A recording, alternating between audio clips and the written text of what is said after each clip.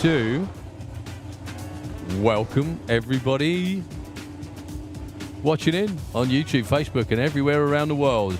I know there's a lot of you that tune in for every single event. Have to say, please don't forget, all this is provided completely free of charge if you're watching at home by Track Back Racing, Sandsport Raceway. I had so many people come up to me last night and say they love the coverage. It's all down to Barney, Alex, everybody, Josie down there on the start line, all the camera guys and girls doing their thing all weekend, putting out this great content for you. So the first run of today, the two-seater. Paul starts with a nice 0.28 light. It'll be a low 8 or a high 7. Let's see what the weather's like. It's an 8.09, 164 miles an hour. And he pulls the chute today.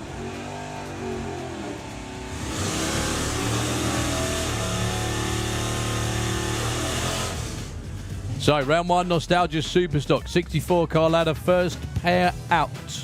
The reason he's not here is because he's down there. Mr. Colin Theobald with Bruce in the Slick Tricks lane. Dials 11.37 this morning, taking on Pete Walton, 13.43. So, Colin's actually going to be in chase mode here. Couple of seconds to wait on the start line before the tree runs. You're going to see the stagger on the tree. So the times you see on the boards up there are their predicted times. The tree will be set accordingly, so they both leave at different times, and then it's who does the best job of cutting the light and running their number. And nobody goes red. So it is a heads-up drag race. Let's see if Colin can run him down. Come on, Bruce, you're too far behind. Get a wriggle on or a fish on or whatever it might be. Very close at the finish line. Colin takes the win. Lesser of the two breakouts. Wow, that's a new experience for him. He's going to see the win light on the wall past the finish line. He was also 0.45 on the tree. That's the one thing that made the difference. Well done, buddy. Commiserations to Jim Walton. Okay, we move on to our next pair. Dan Sanderson, Alan Huckle.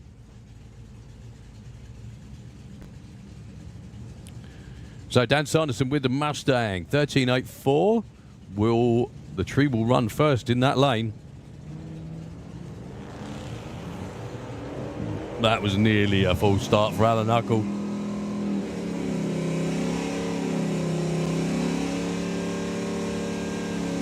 Absolutely nothing. Look at that at the stripe. Nothing in it whatsoever. Win light comes on again in the Slick Tricks lane. 12.92 on a 12.80. Beats a 13.97. They were both really, really good on the tree.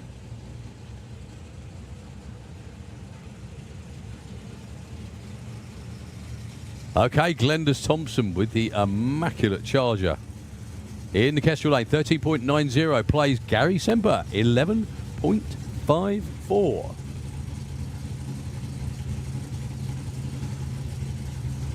Once again, you're going to see a big advantage on the tree in the Kestrel lane.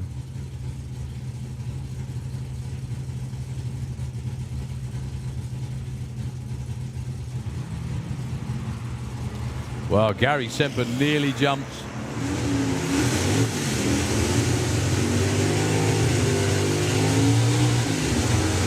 Gary Semper's got some work to do at the top end. He's coming, but it's not in time. Oh, yes, it is. I beg your pardon. He runs bang on his... No, he doesn't. 10th off. But he runs the right side of his number. That was the word I was looking for. So, Gary Semper moves on to round two. That's still 32 cars that's going to be left. Stu Thompson, previous winner of this event with the Duster. Kestrel side of the racetrack, 9.79. 10.80 for Spencer Tidswell. If you've been around drag racing as long as a lot of us, you'll know the name Tidswell very, very well and affectionately as well.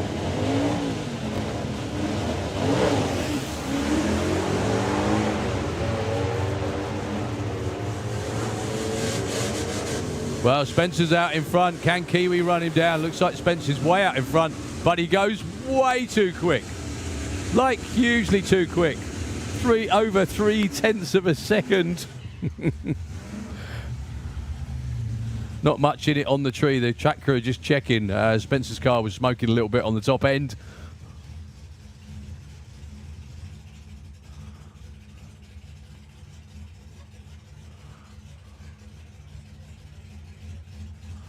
Yeah, it's a lot cooler and a lot less breezy this morning. Yeah, they've been told to click it off. The track crew out there in the slick tricks lane taking a good look at things. And Dave is sadly running for the tractor. So we were underway and doing really well till that point. We've still got, again, the rest of the 64-car ladder to go for Nostalgia Superstop. It is going to be one hell of a day. I'm not sure quite how long that one's going to be, but it does look like it's from about 3:30, maybe just past the 8th mile, all the way to the finish line through the shutdown area. Anytime you can see our track crew with legs astride, that's not a good thing, because it means that's where we need to aim for. Okay, apologies, folks. Loads of stuff going on today. Don't forget the Vintage Hub opens in a little while as well. There's even bands on today as well, I think. We've also got the Nostalgia marquee over there behind the main spectator grandstand. Absolutely packed with incredible stuff. Tudor Rose, Commuter, one of Don Garlett's Swamp Rat that he brought over here as well. Absolutely amazing stuff for your viewing pleasure. Also, we've got the Dragstalgia Cannonball, round number 3 in a couple of hours' time to set the final rounds. So, I'm going to hand back to Nitro FM. Hopefully not for too long. I'm sure Colin will be up here to join me for the rest of Nostalgia Superstock pretty soon, once he's calmed down from actually taking a round win. Yeah, I said that right. He took a round win. Back to you downstairs. Thank you very much indeed.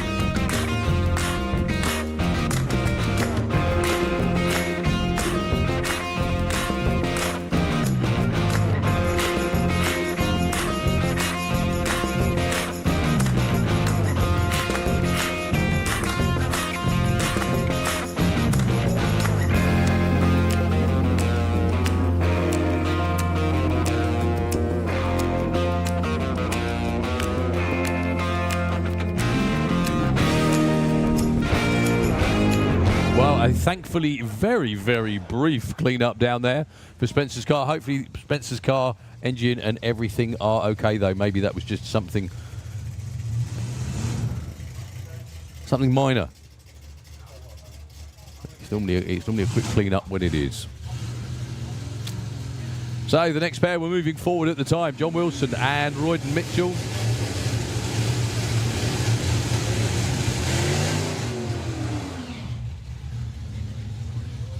So John Wilson in the Kestrel lane, 11.55 plays. Two of the quicker cars we've seen today, actually. For Royden Mitchell, 10.73, the Cuda. He's going to get the head start. How cool is this? Cuda against Valiant. Yeah, Nostalgia Superstock really is one of the best car shows on the planet. Well, both absolutely on time on the tree. I can't say any more than that, just in case they're listening. Good looking race. 11.70 on a 55 for John Wilson. He was 087 on the tree to an 09 for Royden in the other lane. Okay, Rick Denny taking on Glim Dunford. White versus Matt Black. Glyn with a 10.30 will be leaving second. Well, the tree will be running second for him. Rick Denny, though, an absolute master at bracket racing over many years, running in Pro ET in the National Championship. Got lots of practice at this. However, it doesn't mean anything. You don't get an automatic pass through to further rounds just because you've done it for a while. But it just means you've probably got a better chance because you've had more practice. Rick is way out in front, absolutely miles out in front. Does he lift? He does, and perfectly judged as well. 11.30 on a 23. He was 09 on the tree to a 0.12. Rick Denny moves to the round of 32. Adrian Portelli takes on Stu Arthur. Adrian Portelli, another one that's been in Pro ET National Championship a number of times as well, along with Nostalgia Superstock.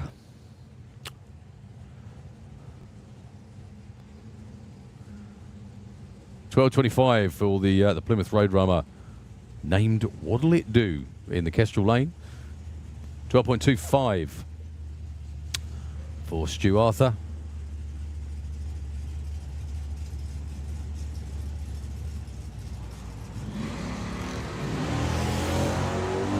That was definitely one of those I thought he red lit, but he actually didn't. Just incredibly well timed. Finish line, nothing in it. It's going to be the number 32 qualifier takes down the number 4. Closer to dial-in. Big hole shot advantage for Stu Arthur by 0.6, but closer to the dial-in was Adrian Portelli. John Pratt, Paul Singer, the next two. 12.19 for the very, very cool looking Demon. The lime green Demon in the Slick Tricks lane, who is off and running. And John Pratt's going to try and run him down. So he's putting alongside. They're both slowing down. They're shadowing each other at the finish line. The Cuda's out in front and takes a really well judged 10.97 on a 90 win. They were both not great on the tree, but it didn't matter because they were still even. Gary Cork and Chris Goodell. What a pairing. If you like muscle cars, where else would you be? Goodness me, look at this. So Gary Cork was number 36. Chris was 8.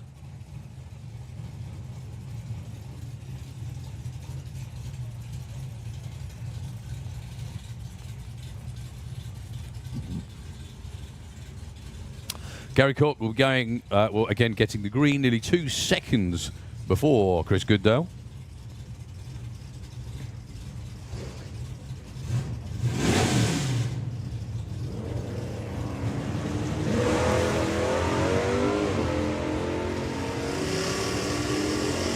That's the difference. 2 seconds is on the quarter mile. Here comes Russo's Rat. Will it be in time? I don't think it will be. And it isn't. The number 8 qualifier gets squashed by the number 36, Gary Cork. Bang on his dial-in. 11.71 on a 70 and an 05 light. There was no way, unfortunately for Chris Goodell, once he'd left the line with a 0.17, he was going to win that. Just a much better job overall than the guy in the other lane. Mike Deakin, and again, previous winner, Lee Charles with the nodding dog in the back of the Valiant. Just over 2 seconds once again in favour of the Nova in the Kestrel lane.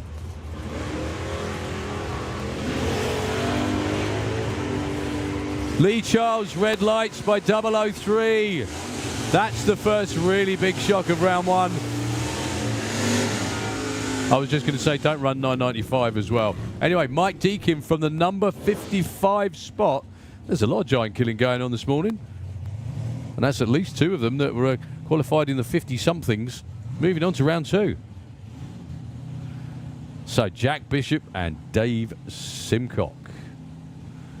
Pretty evenly matched on ET, actually. There's not going to be much in it on the tree, just 0.3. Dave with the Star Spangled Challenger in the Slick Tricks lane, excuse me. Well, Jack Bishop thought about it a little while on the start line there. That might be the difference at the finish line. Checking with the finish line cam. Dave Simcock is way out in front as long as he doesn't break out, which he does. 9.93. Takes the win for Jack Bishop. Goodness me, he did really well to pull that back because he was late. It was an 07 for Dave Simcock, and all he really had to do was not break out, and he did. 200's too quick for Dave Simcock. Jack Bishop moving on. Wow, look at this. Pair of Furies. Neil Francis, Mark Huxley. Can Mark keep the streak of the 50-plus qualifiers moving on through round number 1? We're about to find out. He does 11.80 with Spud's Fury. That's not what it's called, but sounds good.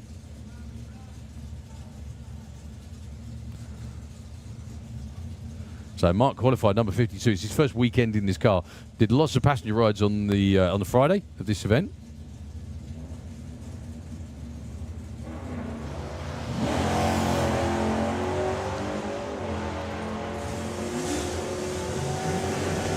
So Mark was very close to his dial-in. It's going to be Mark Huxley.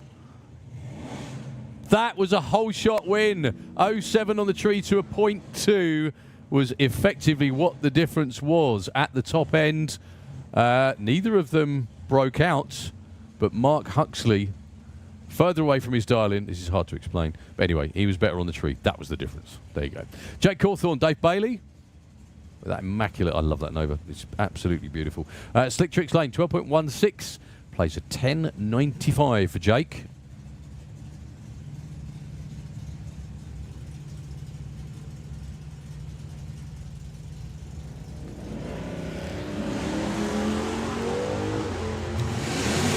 Well, this is one we're going to sort out at the finish line. Nothing on the tree.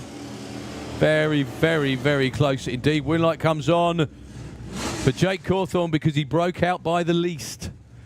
Dave Bailey got there first, but it was just that much too quick. If we could, a breakout is when they go under their dial-in, but if they both do it, then it's whoever does it by the least takes the win. A pair of Dusters, Pete Christmas with the Fallen Angel and Nick Martin with the Downtown Duster. 11.20 for the car in the Slick Tricks lane. We'll be getting the tree first. We've still got loads of cars to go. Someone by the looks of it is going to be getting a buy run as well because, oh, maybe not. Is he strapped back in the car? Sorry, one of our competitors was pushed out the way, but it looks like they're back in again.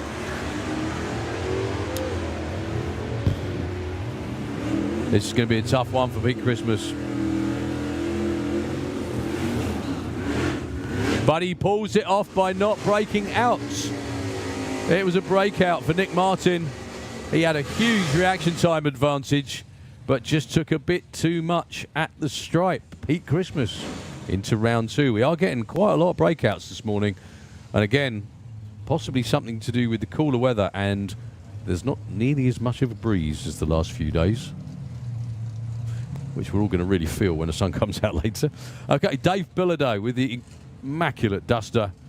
983. They both dial 983.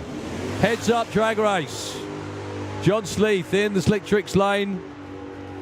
They will be door handle to door handle all the way down. Who's going to be ahead at the finish line? Dave Bilodeau. But it is John Sleeth who takes it on a whole shot. John Sleeth was nowhere in qualifying.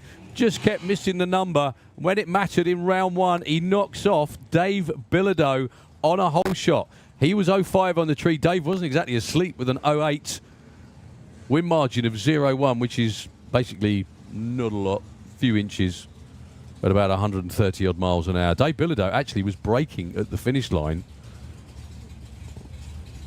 He only went 119. Steve Lloyd with the blue Paul and Bob Gallagher. Pearl, not Paul. So again, we've had loads of 50 number qualified racers move on. But Bob Gallagher isn't going to continue that because he goes red. So Steve Lloyd takes it easy. A victory lap, if you will, goes 10.23 and breaks out as well, but doesn't matter because the guy in the other lane went red. We have had a lot of breakouts this morning, and not a huge surprise really, with the again with the weather slightly being more on our side today. Not as hot, not as breezy. Paul Smale with the thirsty work, who should be back in 10.12. Don Scott, who's right there up there at number 6 with the big Richard Petty blue Plymouth in the slick tricks lane.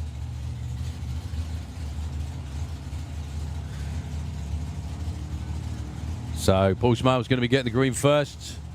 Tree will run on the left-hand side. And he goes red. It's an 0-2 red for Paul Smale. Doesn't matter what he runs. It's a freebie for Don Scott. And it's a 9.76 and a 72. Don Scott would have been tough to get around anyway. Really good light and only really close to his number. So we're moving through really well. Roger Bannister, again, another 50-something qualifier in the Kestrel lane with the Camaro against Harvey Turner with the wagon, who's up at number 26. I think we've had at least 4 of our 50-plus qualified races move on through, which goes to prove, as if we ever needed to, doesn't really matter where you qualified, as long as you're in. You always have a chance.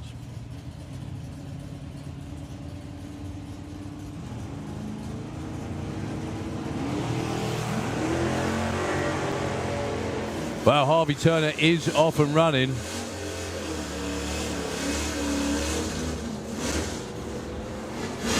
He's got a lot of wriggle room and uses it perfectly. They both break out massively. Check out Ronald Bannister's breakout. 0.7 of a second. Harvey, though, was 0-2 on the tree. There's not a lot Roger could have done about that one.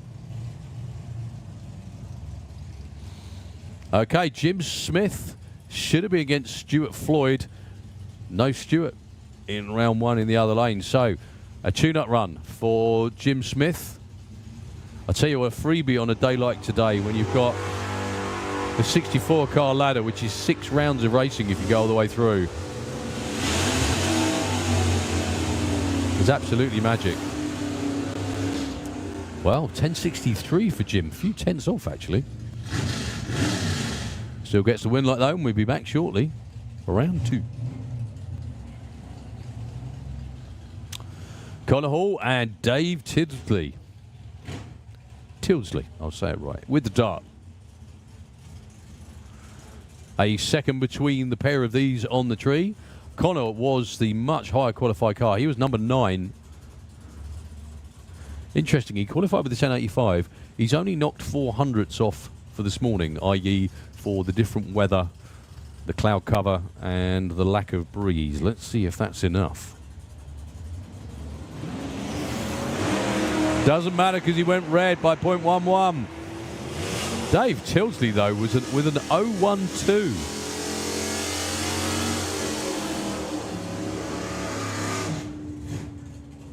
Well, Dave actually breaks out, but it doesn't matter because the guy in the other lane went red. So your number 1 qualifier, due to the only slightly odd lot field, gets a bye. This is Guy King with the absolutely immaculate Chevelle.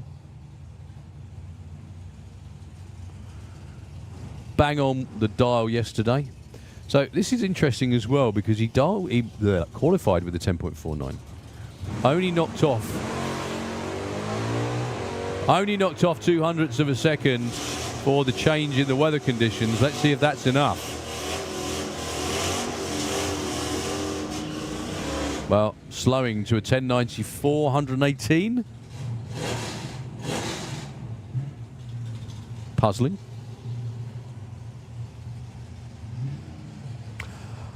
Adam Novak, James Ellis. Adam with that incredible Roadrunner. We love that car. We love all of them, frankly. And James Ellis, 1095, 1076. Only a couple of tenths stagger on the tree for this one.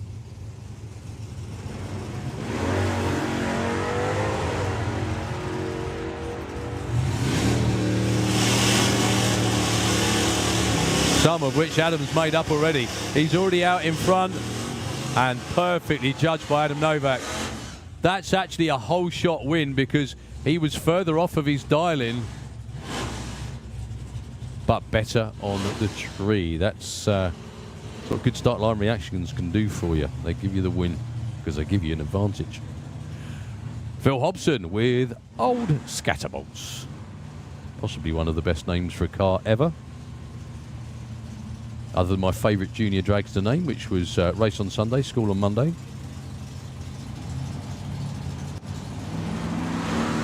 Phil Hobson goes red by 0-1. That's going to hurt. Glyn Boardman gets a freebie, effectively. See whether he can nail a 10 flat. 10:31. Well, Phil Hobson not only went red, he was at about a tenth under his dial as well.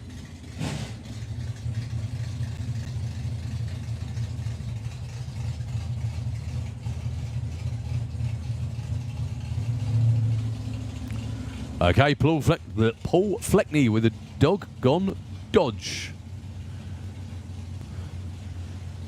Taking on Dan Williams. So Paul Fleckney is in the 50s in qualifying. We've had a number of the 50-plus qualifiers moving on through today. However, he has got a tough one with Dan Williams in the other lane. Pretty much as close as you can get as a professional racer in the UK. Races here, races in the States, all over Europe as well. But it's never a given. And Dan goes red out by 0.3.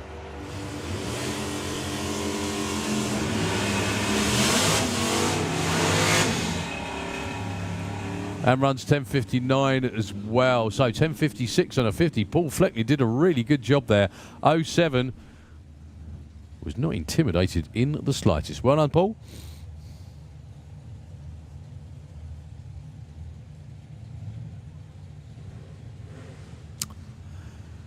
Paul Dodd against Chris Tyhurst. We are just a few pairs away from Gasser Circus.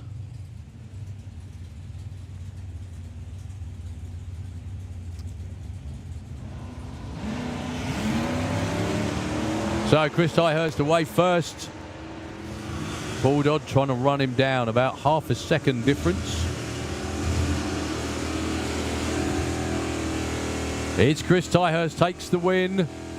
Huge breakout for Paul Dodd by 0.8, but Chris Tyhurst had him by a sizable margin on the tree, and that was really what made the difference at the top end.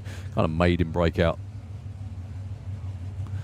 Two show quality cars and show stopping cars as well down there. Richard Granger with that incredible Roadrunner. This is a 10-second car, as is Duncan Watts in the Slick Tricks lane. Both of these 10-second cars. Rich Granger is going to go first by nearly a second because Duncan Watts dialing is a 10.01. However, as we've seen through just about every round this morning, where you qualified means zilch. Rich Granger, who is your number 10 in qualifier, goes 008 red. Duncan Watts marching on. And he goes 10.04 as well. Oh my goodness me, Richard Granger. 4 thou too quick as well. Yeah, the last thing you want to do when you go red is run absolutely bang on your dialing, just to compound the misery, so to speak. Ty Trevitt taking on the number 2 qualifier. Well, again, this class this morning has been absolutely no respecter of qualified position whatsoever. And we've got a couple more pairs to go.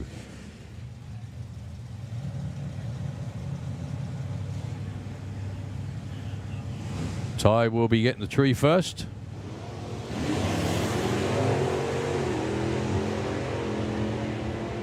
However, Spencer is already out in front. Going to be looking over his shoulder and backing off a little bit to make sure he doesn't break out. Perfectly oh, that was a little too close, possibly. He was backing right off. But yeah, 100th off his dial. They both had 06 lights, actually, so that was closer than probably Spencer would have liked at the finish line.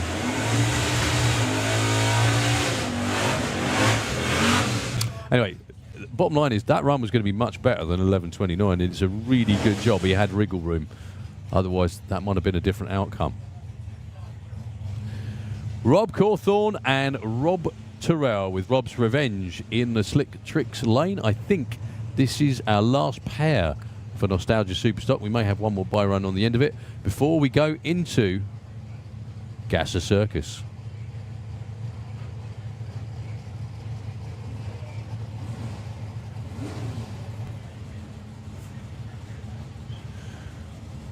So Rob Terrell was the higher qualified car. Again, that means zilch in this round of racing. However, Rob Cawthorne gives him a gift, an 03 red. Doesn't matter what Rob Terrell runs. Just taking it easy and cruising through. The wind light's the most important thing. Well, Rob Cawthorne is trickling off the top end of the track. Not even sure he's actually going to make the turn off.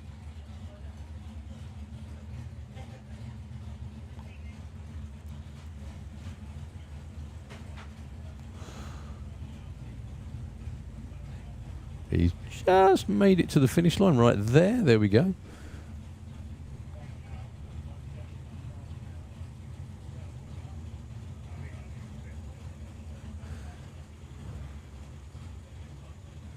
So this is Chris Chell. He should be taking on Dan Tuttle, but Dan is broken.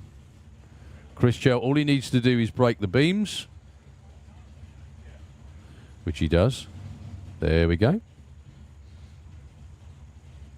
So job done. If you're wondering what that was about, if you like, not all, with a buy run, you only have to take the green light. That's it, under your own power. You don't have to take it all the way through if you don't want to. So that's what Chris Chell very handily did for us as well, because it gives us time to retrieve from the top end. And we are through with round number one of Nostalgia Superstock. I'm not sure what the run order looks like today. I'm sure they will be out again, or round again I should say, quite quickly, because there is a 32 car elimination ladder to get through. Up next we got the Gasser Circus. Spent some time with the guys and girls from Gasser Circus last night. It was really cool. Warm summer evenings with a bunch of your friends and a whole bunch of your friends you haven't met yet. It's just always the way to go in the summer. So Steve Matthews coming round with Honky Tonkin. Should have been alongside Graham Barton, but there is no Graham Barton in the other lane by the looks of it, sadly.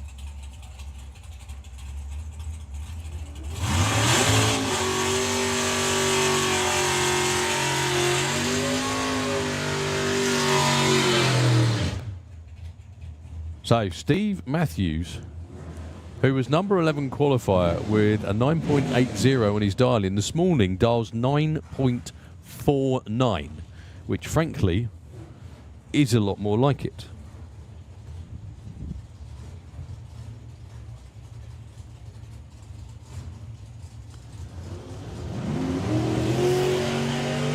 Wow, beautiful wheelie, hung for a long time. Past 60 foot as well, that looked like. That was nice. And he goes 9.57 to boot.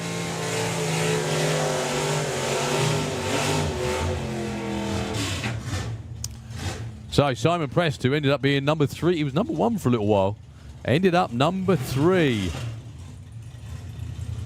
with the Rockets, sponsored by the lovely little toy shop.co.uk. Taking on Neve Smith. Be nice to the young lady, Simon. Come on. We know you're champ, but be nice. Be nice, be nice. Simon is off to the Drag Festival at Mantorp Park at the end of next month. Taking the Rocket out there to go and have some fun with our friends in Scandinavia. So Neve will be leaving first. There we go. Followed by Simon.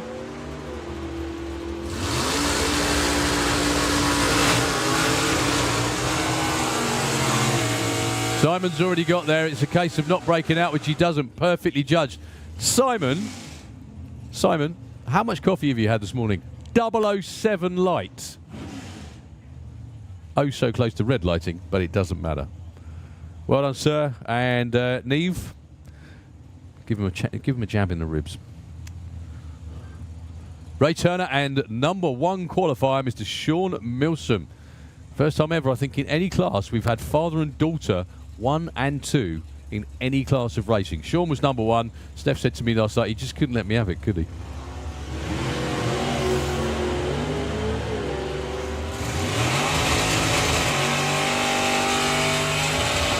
So Ray Turner's out there in front. Sean's trying to run him down. Doesn't look like he's going to get there, but he takes the win with a 10.08 breakout for Ray Turner. They were both really good on the tree, but Shawnee with a 0.2. Ray Turner did a pretty good job of trying to knock out the number 1 qualifier, and that was what we call a 2-for-1 round, actually, because whoever won that one gets a bye in round number 2. Well done, Sean. Could we have Willis Wars into the pairing lanes, please? Willis Wars into the lanes. Brian Gibson, Adam Krasinski. Brian with the identity crisis, 12.25. And Adam, 10.88.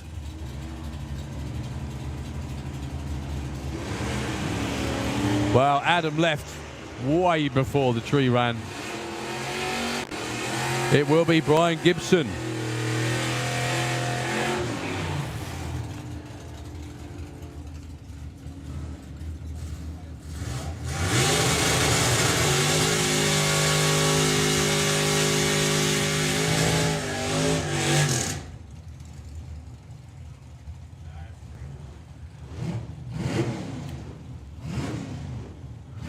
How cool is this? An Anglia and a Dorset.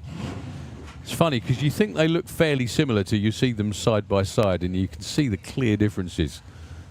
A couple of incredibly cool cars. Gary Nash, Kestrel side of the track, 11.14 with the Anglia. Taking on Tom Margison with the brand new, it doesn't look it, but it is, Dorset. Tom had a great time in qualifying. He was number 1 for a little while as well. Ended up at 5.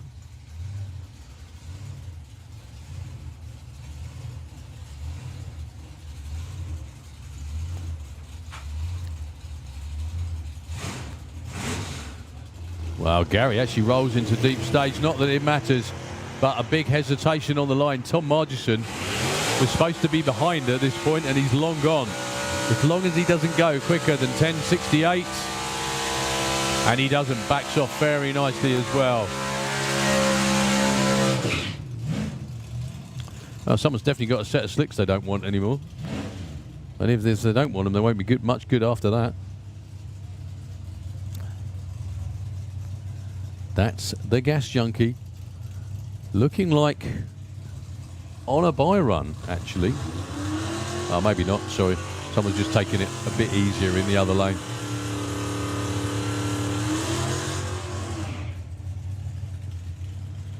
Okay, these are number 8 and 19 qualifier. Ray Irish with the Gas Junkie against Paul Dominey with this 640.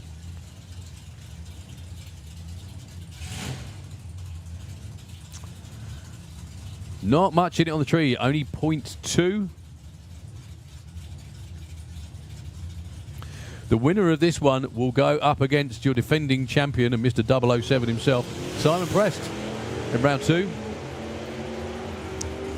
So, how did Ray Irish get the jump when the tree ran the other way? Anyway, as long as he doesn't break out, which he doesn't, Ray Irish.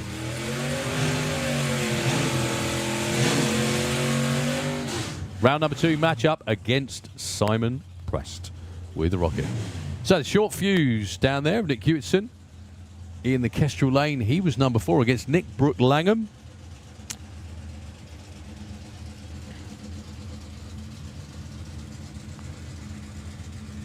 Well, the flags are barely fluttering this morning. 2 of the windmills have stopped,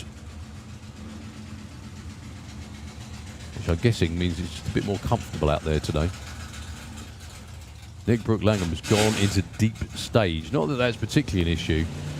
Well, he didn't red light anyway because he made sure of it.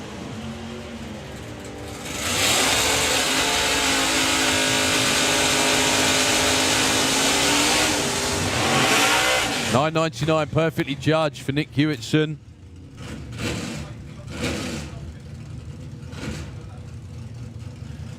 Moves on to round number 2. Yeah, Nick Brook-Langham kind of hesitated because he deep staged just to make sure.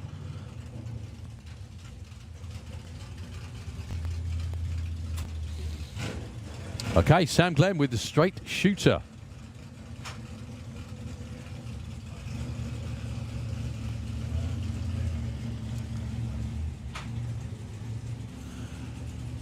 Looking at a 10.47 up against the one and only Jason Pickett with the cherry bomb. Where are they in the order? The winner of this one gets Nick Hewitson in round number 2.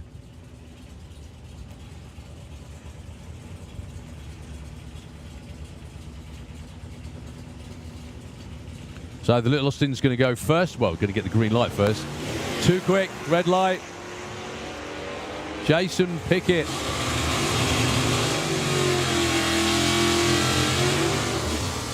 Going to get there with a 10.02. Doesn't matter, he breaks out. So far we've got Nick Hewitson against Jason Pickett in round number 2. Simon Prest against Ray Irish. We've still got a few more matchups to sort out as well. This will just decide another one. Stacey Nash with the Falcon against the Blunderbuss Model A, Steph Milsom.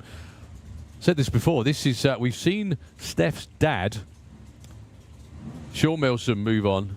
She was number 1 qualifier literally till the last run last night, and then her dad beat her to number 1. Can you believe that? It's great, isn't it? Number one and 2, father and daughter. That's pretty cool. Oh, Steph went way too soon, unfortunately. So it's going to be Sean, the only Milsom in round number 2. Patrick Hobbs. I beg your pardon, sorry.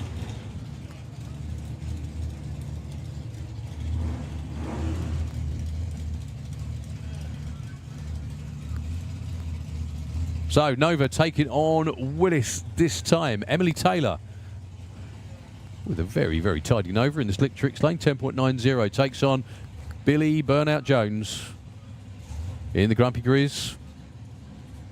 He's looking for 10.19. Race day always brings its own extra jitters.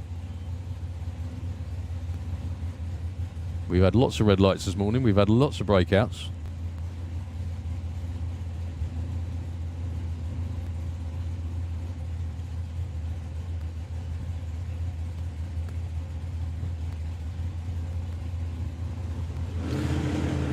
Three runs for the Nova. Goodness me. I thought that was close, and it was. So Emily's way out in front, but she breaks out by, sadly, a mile. She had loads to spare. She was 007 on the tree, but it's Billy Jones that takes the win, literally by virtue of not breaking out, unfortunately.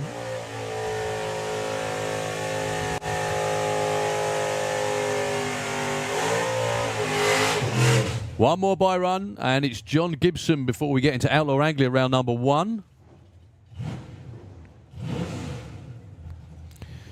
10.82 for John with the high roller. This car's been, I think this is one of Nick and Dan's original builds, and it actually took, when it was in Nick and Dan's hands, took the award for the best wheelie at one of the original Dragstalgias 14, 15 years ago, something like that. Carried the wheels a long, long way. Now found a very nice home in Gasser Circus.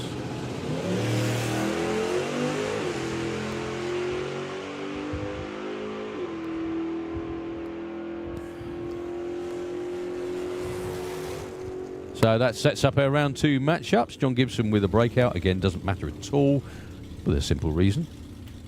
He had a bye run. Okay. Outlaw Anglia round number 1. I'm impressed because my eyes can see that. I normally need these and, you know, big binoculars to try and see anything. So we've got a little bit of track prep before we go there, which gives us a perfect opportunity to have a very quick chat, if that's okay. Very good morning, Colin Miller. How are you feeling on a Sunday? Good. Yeah. Well behaved last night, so woke up fresh and ready for another day.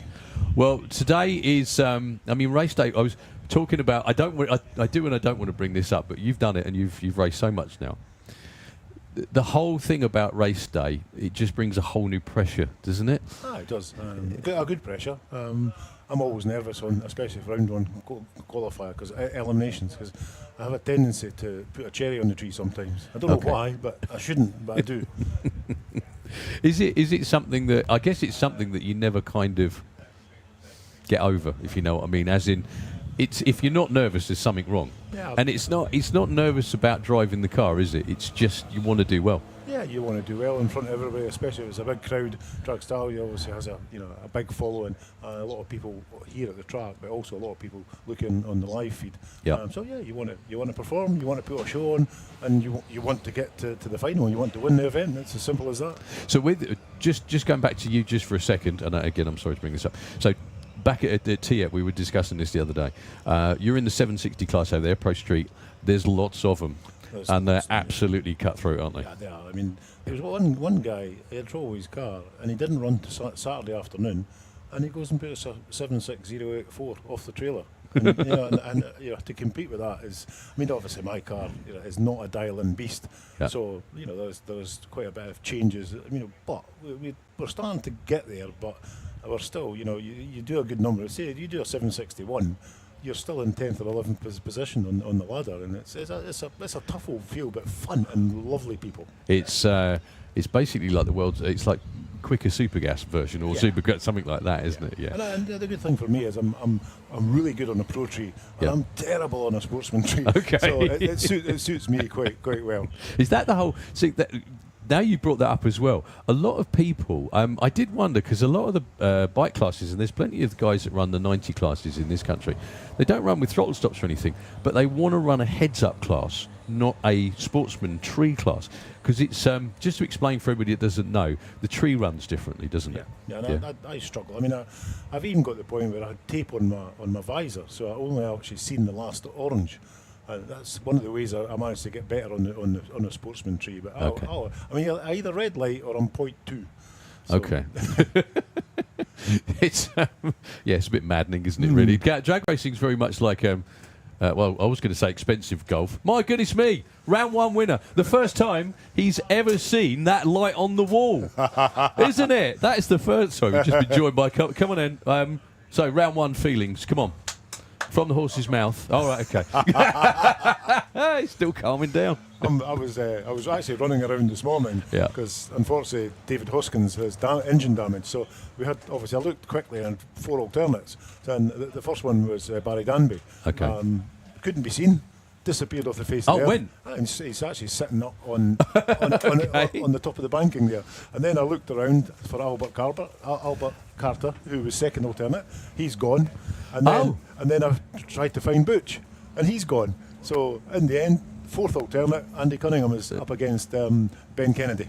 Always worth hanging around. Well, I saw Albert Carter watching the last session yesterday, so I guess they must have had trouble. But anyway, round number 1 of Outlaw Anglia coming your way.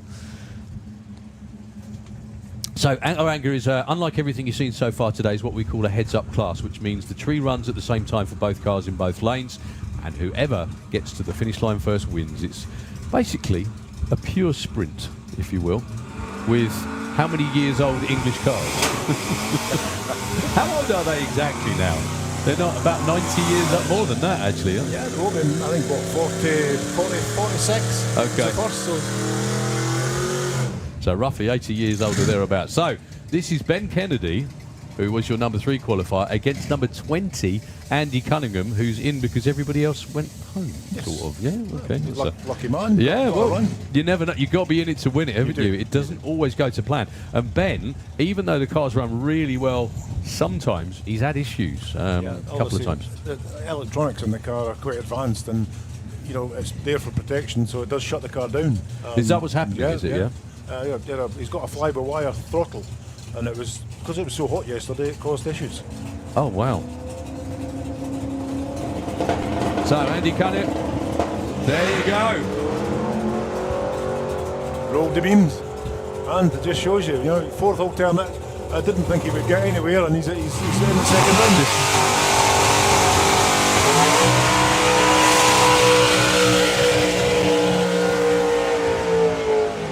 on, Jenna. Put our show for them, boys. That is Phil Middleton going to back up at a speed Fast Freddy would be jealous of. Big news from that though. Number 1 qualifier out round 1. This is what we just said. What we were just discussing. Round number 1 racing. Anything can happen. You've got to be. I hate the phrase, but you've got to be in it to win it. And Ben Kennedy, because of the staging process with the turbo, spooled the turbo up and bumped it in, but bumped it all the way through. Yeah. And then the trouble is there's no way back from then. You can't back up and stage again. Yeah. End of story, because the guy in the other lane staged. So well done to Andy Cunningham. I bet everyone else that went home was either kicking themselves at the moment. I would think so, yeah. Could have been them, could have been them. Okay, Richard Hooper and Ginner. Phil Middleton. Your very good buddy, Phil Middleton, who you always accuse each other of getting in trouble. Well, we both behaved ourselves last night. Yeah, there's something wrong with the world when both of you say that, I think, really. I think he was on a written warning for Friday night, so he had to behave last night. Sorry. Okay. So, for a place in round 2. Well, it wasn't supposed to be a bracket race, but it looked like one. Can Ginner run down with the Hooper?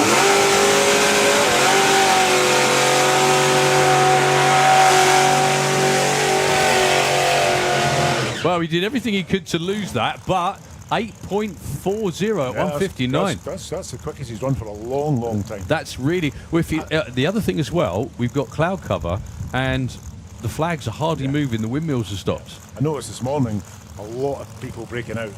Loads. Yeah, they tuned their cars in for yesterday.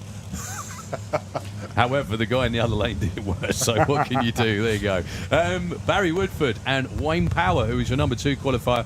Really hope Wayne can nail it to go A to B. You've just worked out a pairing, haven't you? Yeah, I thought so. All right, tell us in a minute. So, Barry Woodford seriously outgunned, but we've seen already that means zilch when it comes to round 1. Wayne's keen. That's it. Well, he's going to stay in front and he will take the win. It's not quite the strong run he was looking for. 9.09 at 129. Gets to pull both chutes at least. Best of the weekend for Barry Woodford.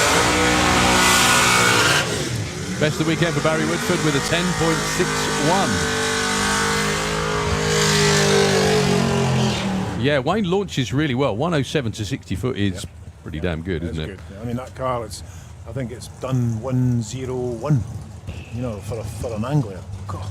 That's just something else.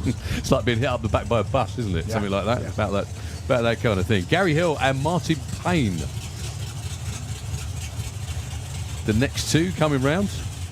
And Gary qualified with a 970. Martin with an 852. But as we've seen from the ETs and the breakouts, like you said, Colin, everybody finding that extra tenth, half a tenth, a couple of tenths this morning. Yeah, but if Martin keeps the foot in, the car goes really well. Just sometimes he has tendency to offload slightly, and it upsets the car. So if he can get a full run, he'll do really well. Is that all motor? Is that there's no nitrous? All motor. All motor. Okay. That's a strong car, and he's got the right team behind him. There's a couple on there that really know what they're doing with anglers. Yeah. Well, almost dead even on the tree, but it is Martin Payne. That's a good run. Solid run. Maybe an 8.3.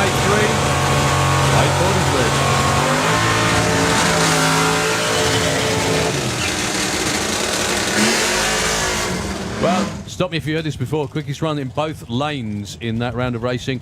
8.43 though. But Martin takes the win. So Nigel Green.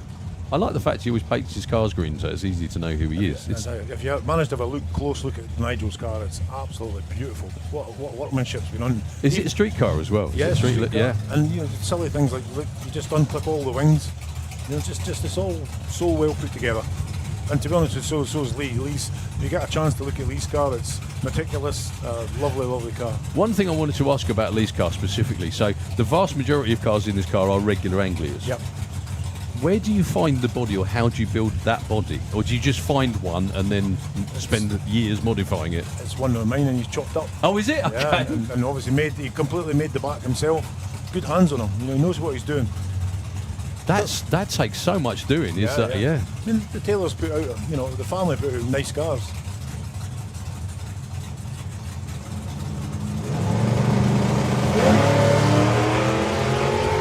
So, Nice. Lee Taylor with the best of 8:58 in qualifying. He's going to run away with this one. 8:46 again, another 10th in the right direction. 9:18 at 1:42 for Nigel Green. Chops another couple of tenths off. He's going to run in the 8th shortly, yeah. That's He's going to find that terrific. tune.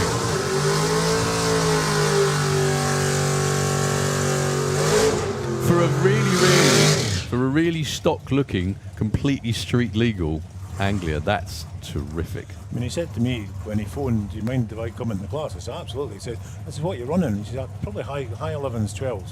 That's what he said to me. Don't believe racers, I think. They fib a lot, don't they? Definitely. Alan O'Connor, the one and only, the original, I think we can say that, can't we? Yeah. Outlaw Anglia racer. Absolutely, yeah. Yeah, in the Kestrel lane. Taking on Rob Brindle. Oh, I don't know if there's problems around where he just staged up just in case. Rob went 8:46, goes 8:42. Oh no. He's had a wee issue there, unfortunately. Yeah, It's Sorry. not like that. No, not at all. Let's see what he can run this time. He's in the 10s, 9:89. There we go. Best run of the weekend again. Everyone are running there. Everyone seems to be running.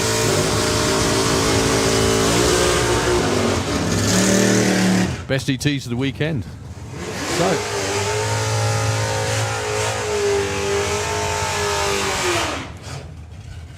So last couple of pairs, Rob Stone and Luke Hoskins. It's a fantastic car. I mean, I cut my teeth on that car. And The one Luke's got down there, was it? It's Yeah. absolutely fantastic car. It just went. It didn't give me trouble. It just went straight, and I learned so much. Started running 11s, then 10s, and then I think I eventually got to 928. Wow. And I used to drive it on the street exactly like that. Wheelie bars. The lot, Yeah, the lot. Yeah. Never ever got trouble from police, or just enjoyed the car. Good Or fun. speed, when you know when you go over a speed bump and you can't, you're not getting hung up on the wheelie bars. Wow, Rob Stone's running away with this one. He went 8:47 in qualifying. What's he got today? 8:50.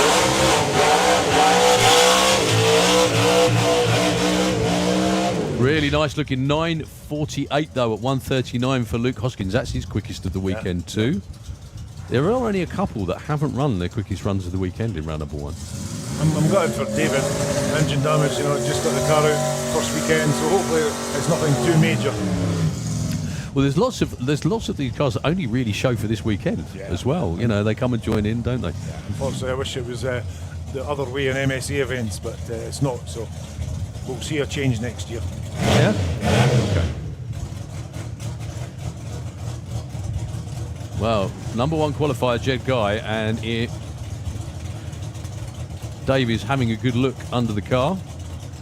Probably just checking out his workmanship. Probably got absolutely nothing, or he's lost a pound. Yeah, good, all good to go.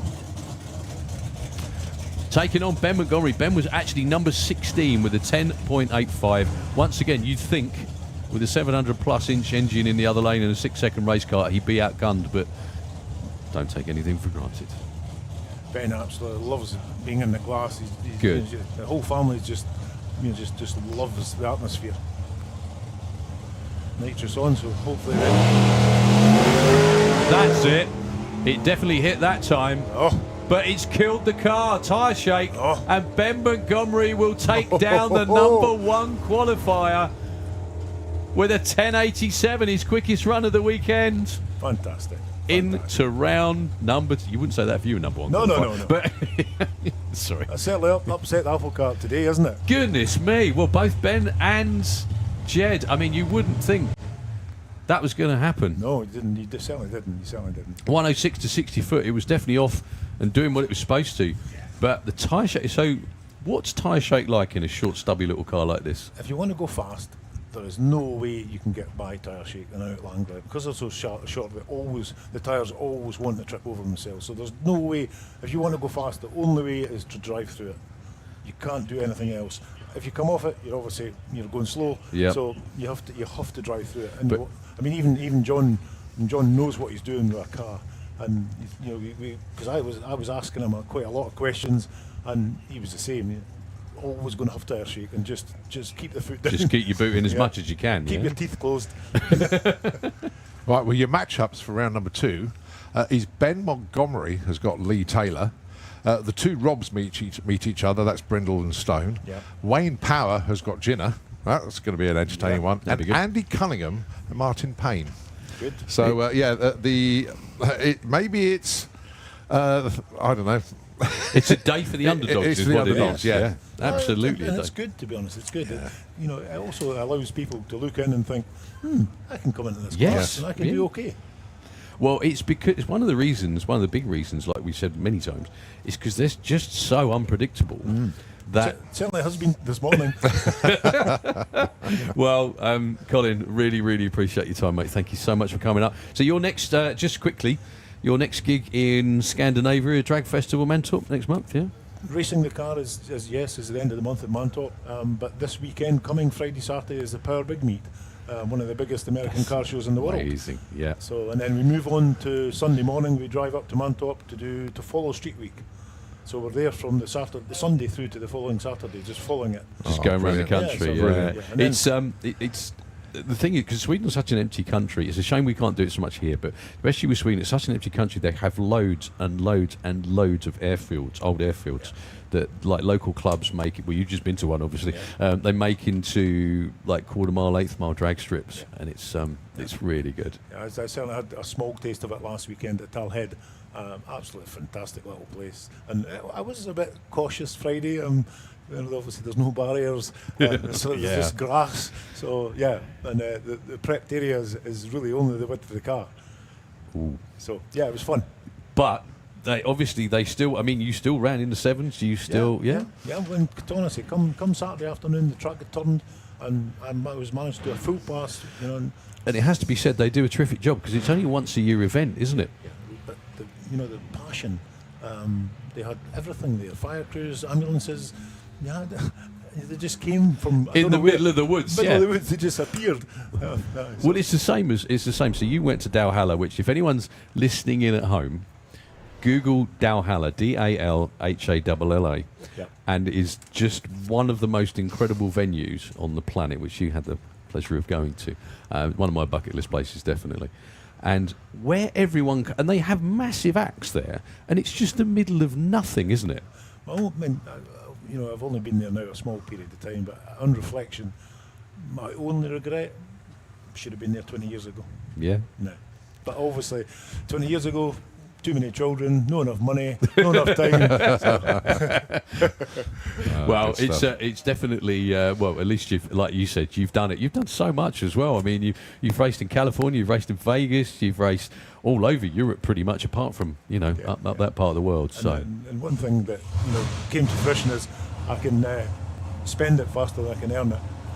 I'm sure Lynn's impressed. Thank you very much, gentlemen. Colin, pleasure. Before you shoot, I hope you've put November the 15th in your diary.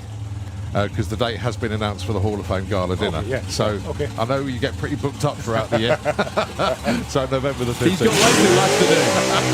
Way too much to do. Colin, Well, I know he came last year, so I know you want to come again this year. So Hopefully without the stress that's of right. last year. Yeah. Oh my goodness me, I forgot about that. I did, yes. Yeah, you did. And actually, it went to a good home. Yeah, because that Tony Betts. Tony grandson. Betts' land. Yeah, I remember that. That was really good. Really good. Well, we'll see you again Super. throughout Larangia next Yeah. round. hopefully, yeah. Thank you, gentlemen. Cheers, All Colin. right. Thank you Cheers, so much, Cole. mate. Thank you, mate. Right, so round one win. How did that happen? It wasn't supposed to happen. What do you mean supposed to happen? A racer says it wasn't supposed Joking to aside, happen. Yeah. Pete and I were like in the pairing lanes. We were discussing it and saying, look, Pete wants to go home. I need to get into the tower.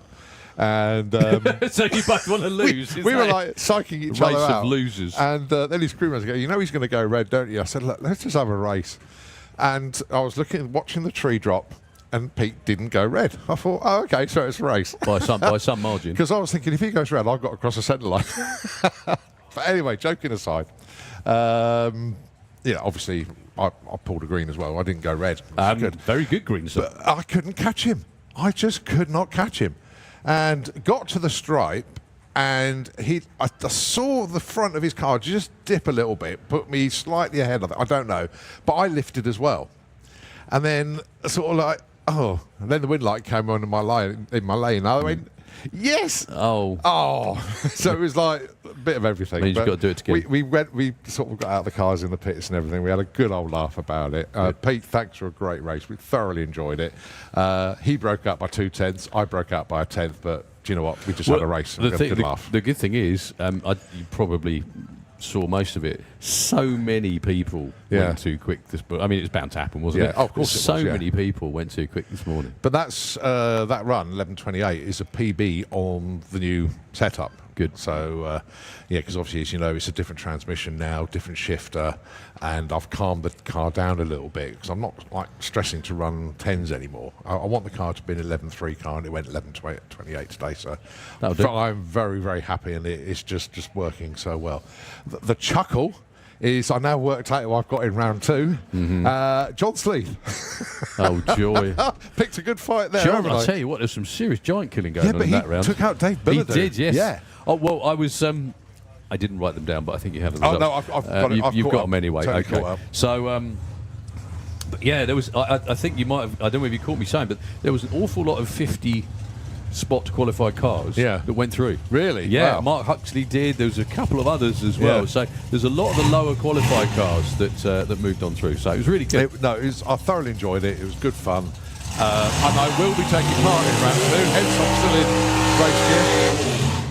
And I've got to say thanks to the Williams brothers, because what they're going to do is they're literally, I'm just going to be ride and drive. You're just going to go bring down the there, car down into the lanes. I'll just hop down, put my crash on, put a jacket on, take the car for the run, and drop win it again back in the pits. But that'd be a miracle. I mean, John Sleeth, come on.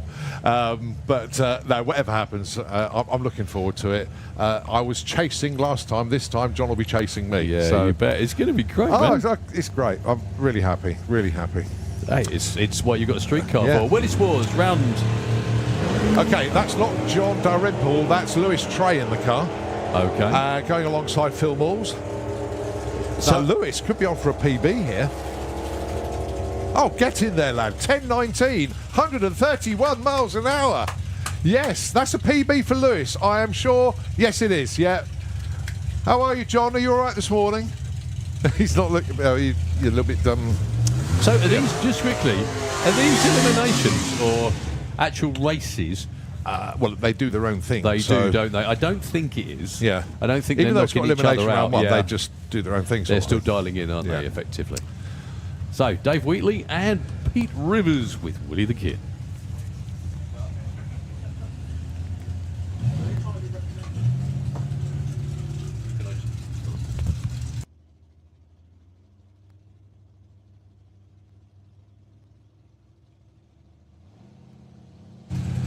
So there goes Pete Rivers with Willie the Kid. And Dave Wheatley lifts the front wheels off the line. They're actually having dial-ins here. This is almost like a QE combo type race, but it is an elimination if you like. Dave Wheatley goes 10.67. Well, he tried to dial 10.90. It went way quicker than that. But he won't mind that at all. Right. Let's see who we got up next. That's Guy Davenport with a 38 Willis. He is in the Slick Tricks lane. He's put a number on the board of 15 flat. Won't be surprised if he breaks out on that. Going alongside Steve Warnes with the grey Willis.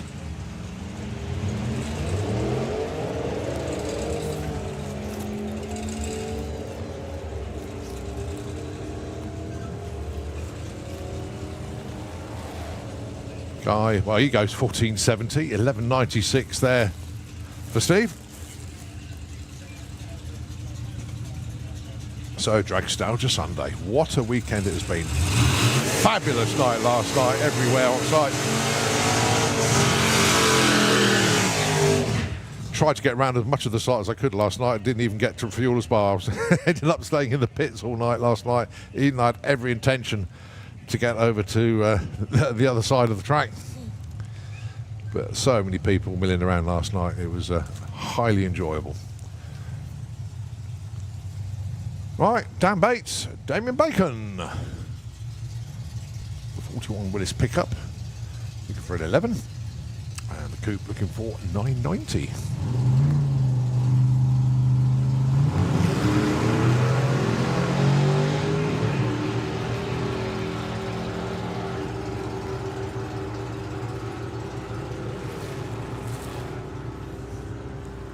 .10.02 and 11.69. As we look down at Alan Rimmel with 37 Willis. Beautiful looking car. I've had a chance to have a good look at that car over the years, and it really is a little work of art. It is. Steve Roberts with the flat pack 40. Again, stunning looking car. Period correct as well. Got the right stance as well. Not too low, not too high. Just like it. Very cool indeed. Numbers 1405 and 1588. That's where they'd like to try and run the cars.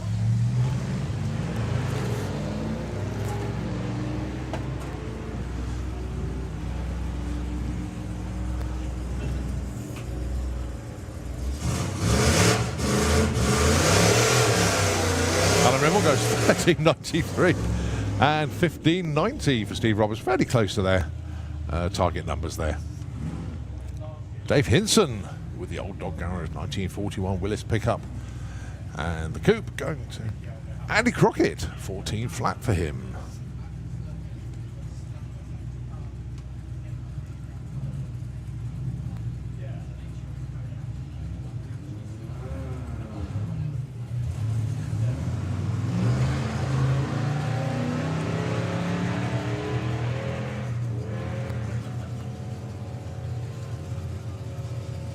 Well, two super cool cars.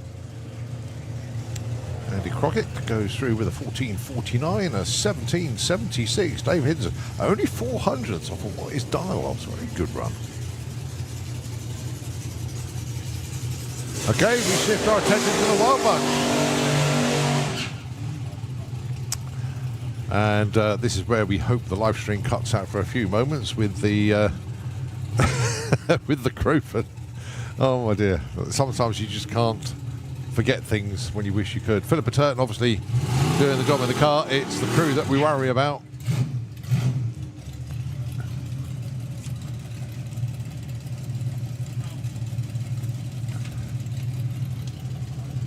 Now then, 1073 for Philippa yesterday. A PB of 1070. Car is working so well for her at the moment.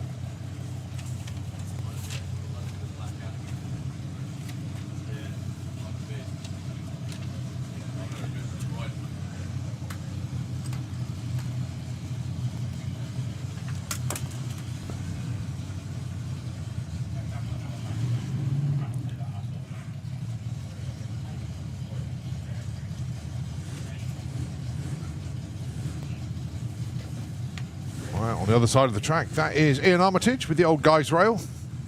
Set a new PB on speed this weekend, 145 miles an hour. Car going very well. Now then, conditions, as we know, so different to yesterday. Nostalgia Superstock was breakout central, and wouldn't surprise me if some of the Wild Bunch set new numbers today that they've never seen before. Let's see.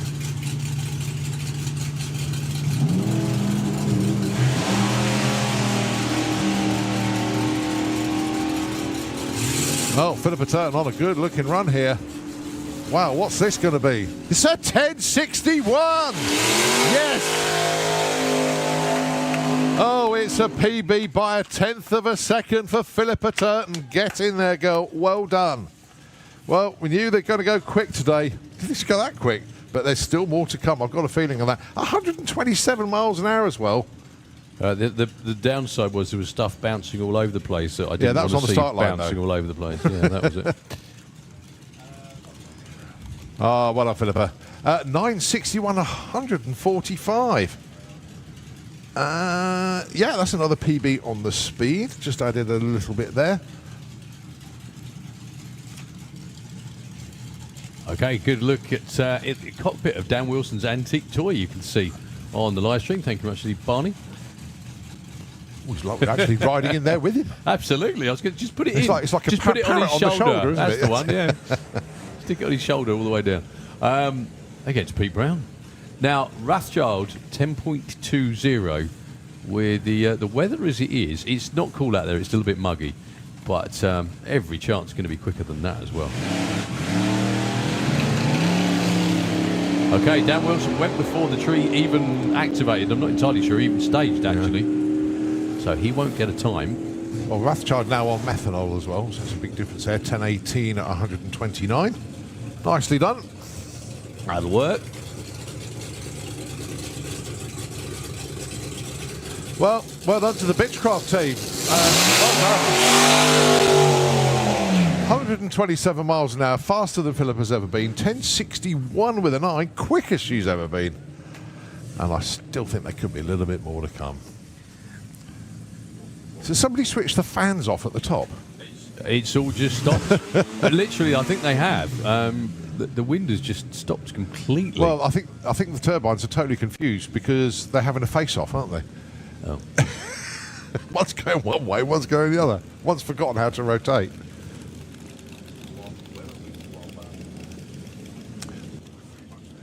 Okay.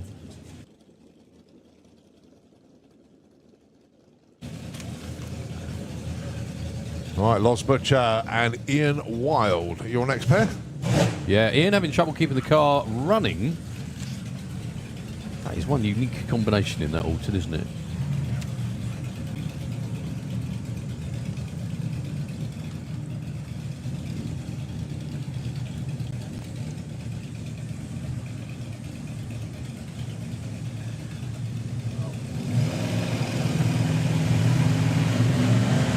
Well, Loz with a bit of a hesitation off the starting line and still with a bit of a hesitation. Yeah. Actually, he's not really going anywhere, unfortunately. Ian Wild will get there first. 11.86, 11.79.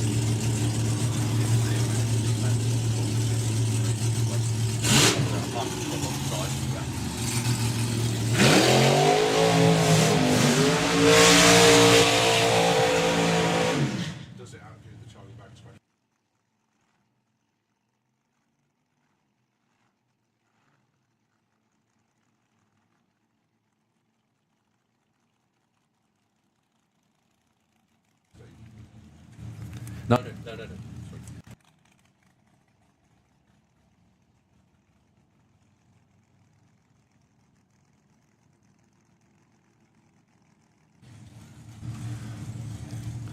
Right, now then, I had a chat with Alan Skip last night, and, well, apart from him taking half an hour to tell me about an 8-second run, I didn't think it was possible. He's excited.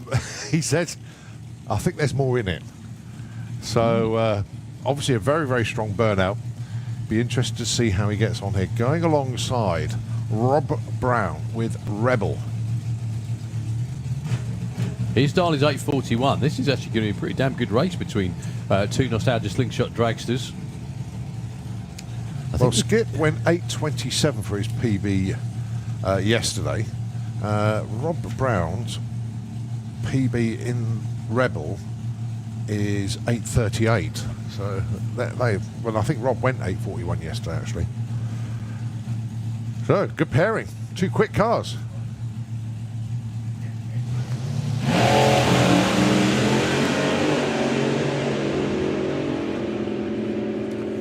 Rob's way out in front, Yeah. actually. Here comes Mr. Skip, though. 8.41 with a 0. In the world of perfect ETs, he's hit it That's bang it. on. Absolutely bang on. 8.410 on an 8.41. Harley, did you choose that one? Oh, it was a joint. It's a committee decision. Okay. Oh, I thought he was bound to say yes, but didn't. Yeah, but unfortunately, the perfect ET money has gone. That went yesterday to Guy King. But well done, Rob Brown.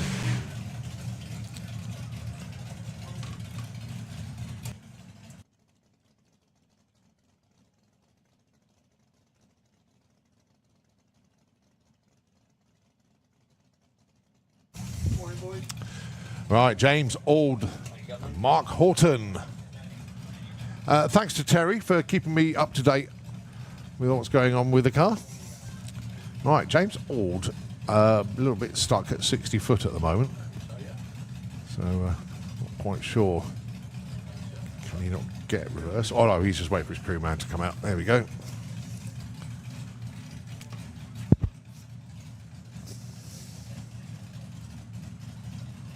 So Dave Lizarak just doing the backing up duties there for James.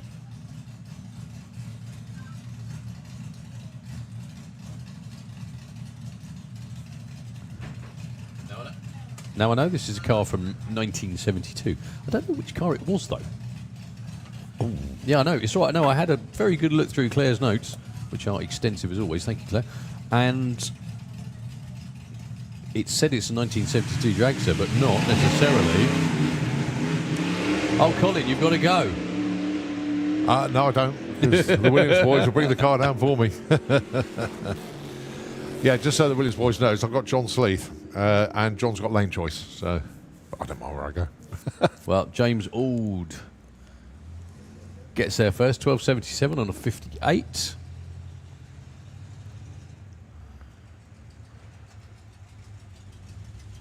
Well done to Rebel Team. A perfect ET. It's a shame that money already went, but well done. So, Nostalgia Superstock into the pairing lanes, please, for Eliminations Round 2. Nostalgia Superstock, can we have you into the pairing lanes, please?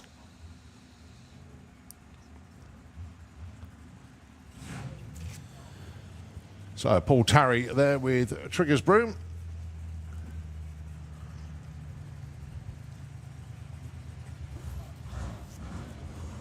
Just on a buy run.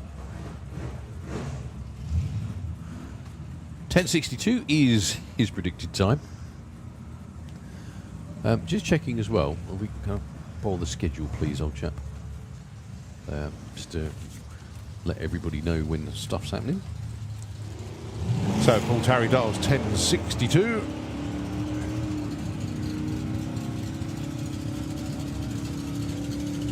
Let's see what he can run here. 10.59, 120 miles an hour, just 2.5 hundredths off.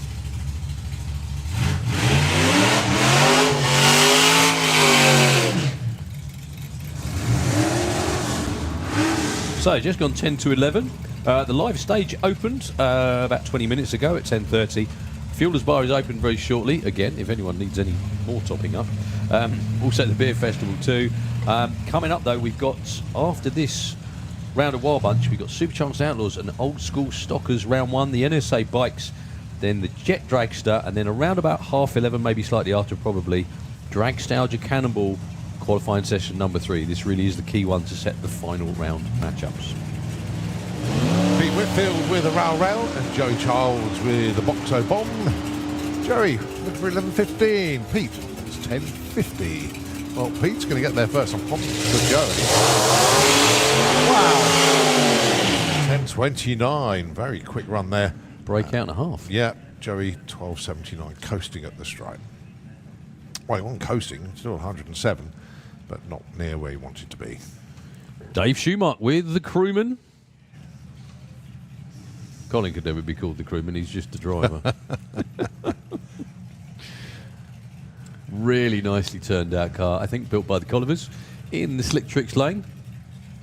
Up against Andy Roy, again another superb recreation. I think it's a recreation, I don't think it's an original car, but just looks absolutely the part, doesn't it? Whole idea of the Wild Bunch. Race cars from days gone by. Some of them are from days gone by. Others are new cars to look like older cars, which I think is what Dave Schumacher's is.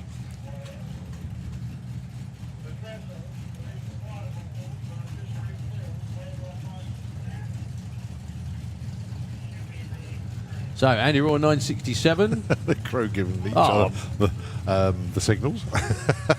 Yeah, that wasn't the signal. I'm going to go first. That wasn't the signal to go to the state, was it? Competitive, friendly race, or not. That's very close at the finish line. I think Dave Schumacher's going to take it with the 10.14. Well, one was 400 off, one was 500 off.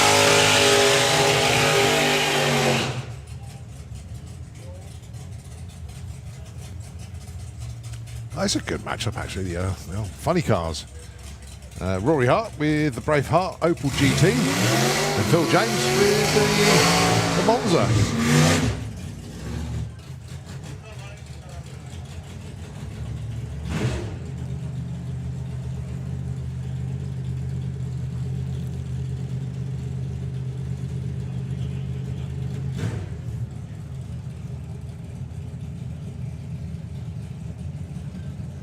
So Rory dials at 9.43. Wow. Well, this could be a great race, actually, between these two little funny cars. The Rampage funny car was originally a... Oh, no, been told to click off. It won't be. It's going to be a solo. Curses for Phil. So, going to be a solo then for Rory. Now then, he's dialed 43 because if he runs it, it'll be a PB. If he breaks out, it'll be even a bigger PB. His PB is 9.44. That's looking good. Sounding strong. 41! Yes! It's a PB. Okay, it's a breakout for 200s, but it's a PB. Well done, Rory.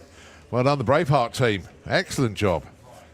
100 and a little bit down on their PB on speed, but they got there too quick to build up any more. Quoting Eddie Hill. Yes, of course.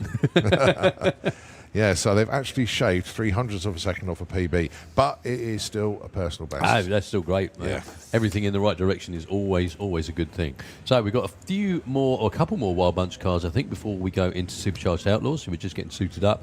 John Sharrod with the Altered is there. And Bradley Cooper's rolling around right now. Oh, actually, it's going to be two tractors. Sorry, beg your pardon.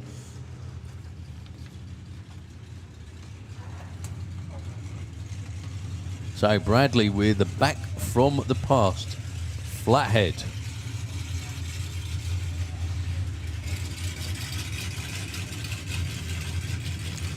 Up against the Charles Banks Special.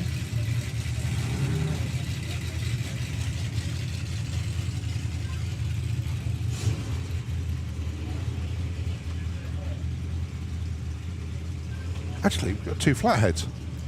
Is that right? Very often see that.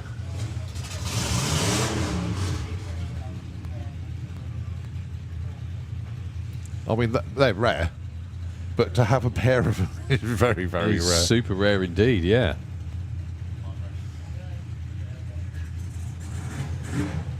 Well, just waiting for the dial-ins, I think, is what it is.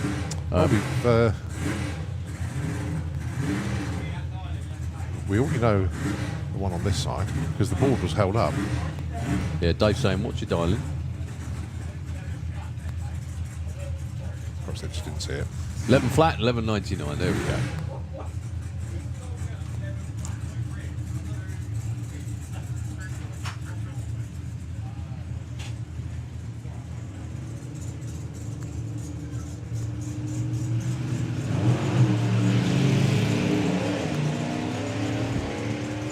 Well, not much in it on the tree, even though there was a stagger on the tree. Bradley goes 10.92 into the 10s for the first time this weekend, and 11.97 for Gavin Meanley. How are you, sir? Flying visit. Flying? Yeah.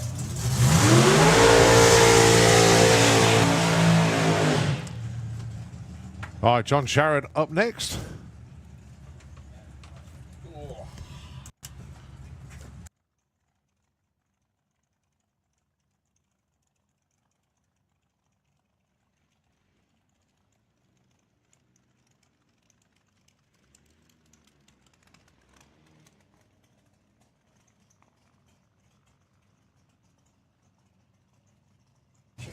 Okay, so John Sharrod, never say never. The Altered 8.56 is where we would like to get this car to run to now.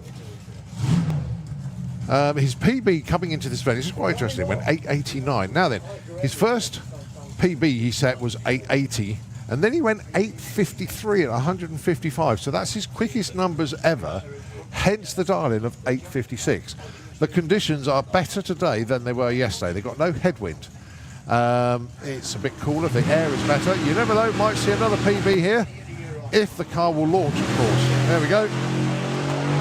If he can keep his foot buried all the way through, could see another PB here.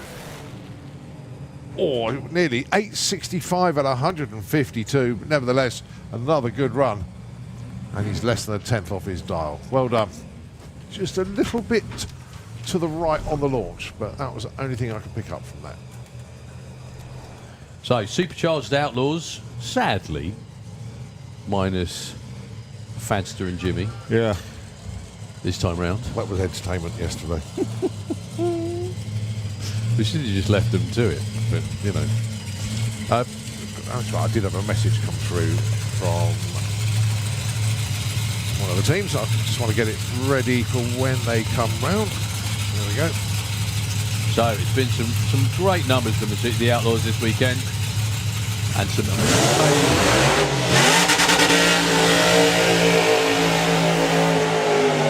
some amazing burnouts as well. I was about to say, and they did it for me. Thank you, Brian Watson and Ian Merriweather. Brian is the quickest of the bunch this weekend.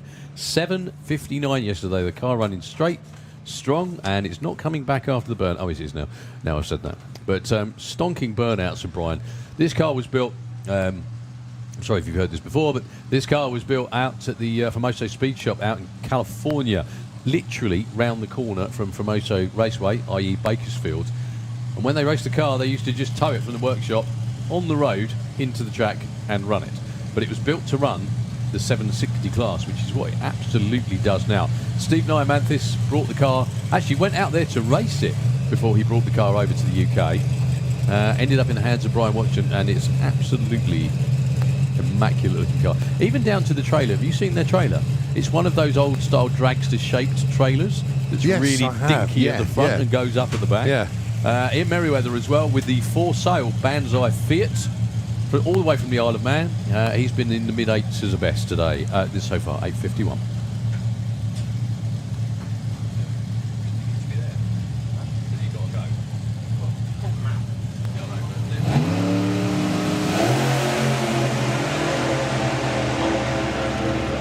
Well, where's Brian going? This is looking good. 7:53. Whoa. And yeah, it's quickest again. 8:58 for Ian at 161 miles an hour.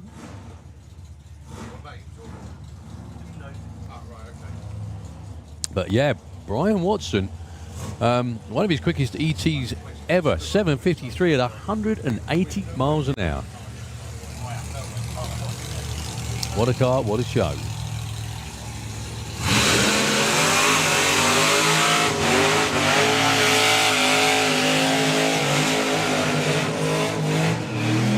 Andy Park from up north in Scotland with the twin screw U Model Y with the tyre on the back, just to keep the authentic look, in the Kestrel lane. And Luke Watts from the Isle of Wight with the Agamemnon 57 Chevy built by Andy Robinson, looking as good as ever.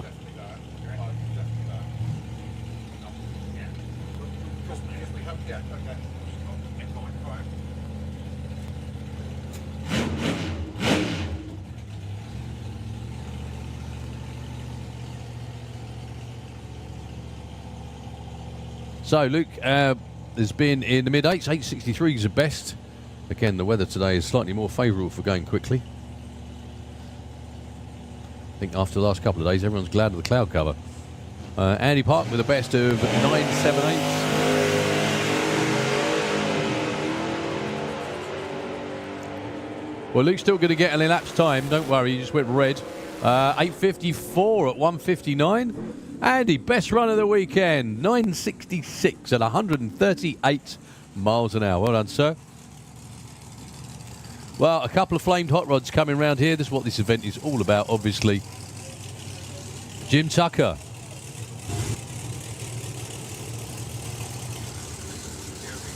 With the Hellfire Hemi. And Elaine Hancock. With the Flame Zephyr.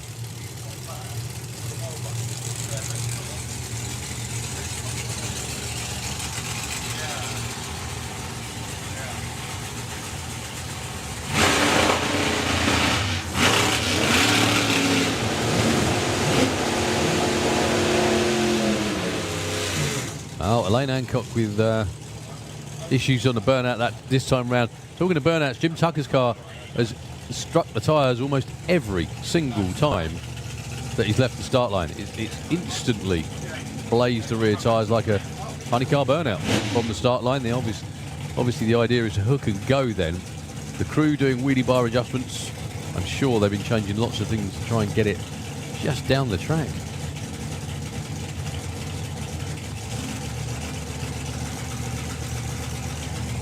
So in lane yesterday, an 8.10, almost a full pass.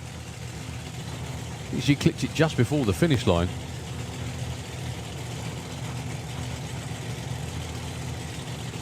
Just hope for a strong run from Jim Tucker. The car is lively, shall we say.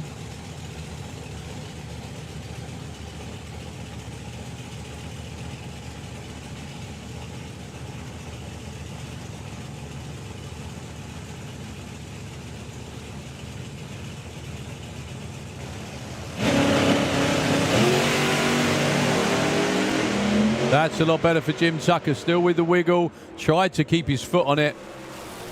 What's Elaine got this time? 8:30 at 1:52. Nice and consistent. Jim Tucker was a lot better off the start line that time, but the car just wags its tail and the wag just got a little bit too big, unfortunately.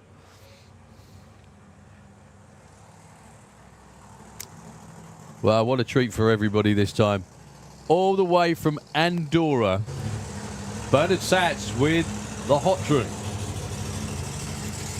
Big block Chevy supercharged Citroen. Yeah, you heard that right. It's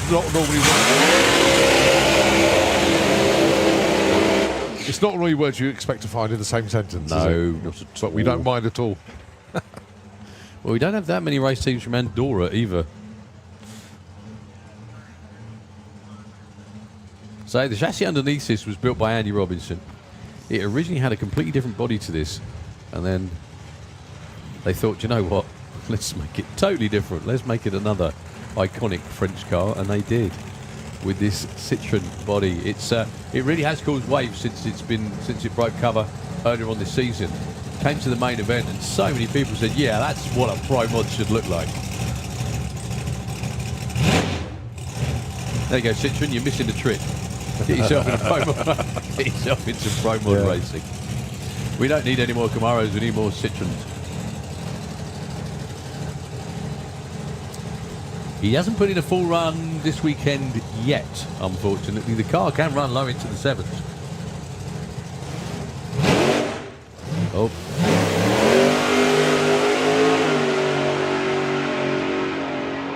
He's not going to get an elapsed time, unfortunately. It's wagging its tail. Oh, he does, sorry. 9:24 at 1:58. The 60 foot was 2.65. That's probably where that went. Can we have the Cannonball into the pairing lanes, please? Cannonball. Yeah, let's have you into the pairing lanes, please. For queue number 3, the all-important queue number 3.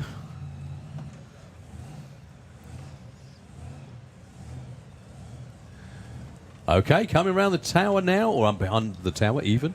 Mark Luton at the wheel. I think I need to go.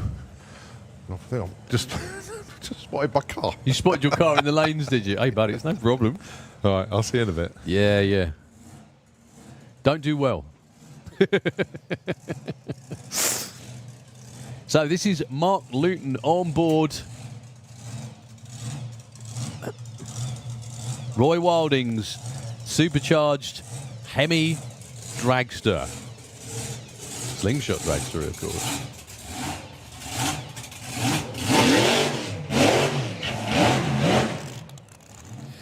Now, Roy very kindly came up to see me yesterday, and Mark has been on his team literally since the day one, since he was a kid. And Roy's out of action driving this season, so gave Mark the opportunity to drive the car. Now, Mark, I don't know whether anyone knows this or not. Apologies if it's not common knowledge, but I think it is. Actually has purchased a Nostalgia Nitro funny car. So this is kind of a step before it, if you will. Learning experience, if you like, for driving the funny car. However, this car is an alcohol car. It's a front-engine dragster. It's a lot longer, a lot more stable. But great car to cut your teeth in. And Mark has found out pretty damn quick that watching and crewing is wholly different to sitting in one and running it.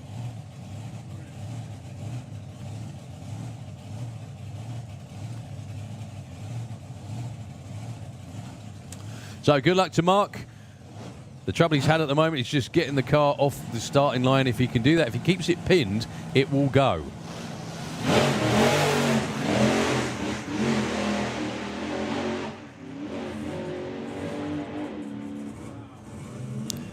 Well, good job hanging on to it, Mark. Well done. That's a 9. That's an incremental again. That's a 971. Fiddler's elbow is the phrase, isn't it? On and off the throttle like that, like a fiddler's elbow. There we go. Well done, Mark. He's chipping away at it, though. Getting quicker every run.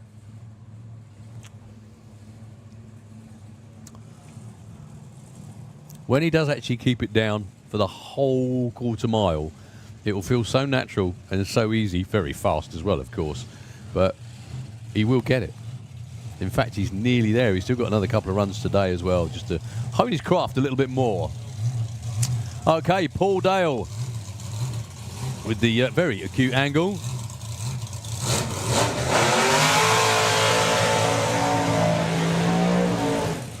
And Mr. Keith Freeman.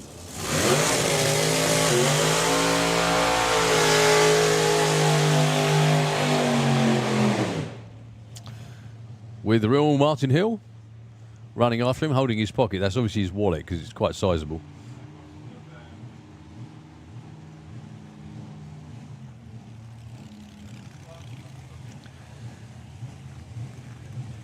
So the quickest El Loco has been this weekend. That's the absolutely beautiful 32 in the Kestrel lane. He's 9.15. He's been in the 8s in numerous occasions. Hopefully this will be another 8-second run. Up against Paul Dale with the little Anglia. That's a 7-second car. Quickest so far this weekend, 8:36.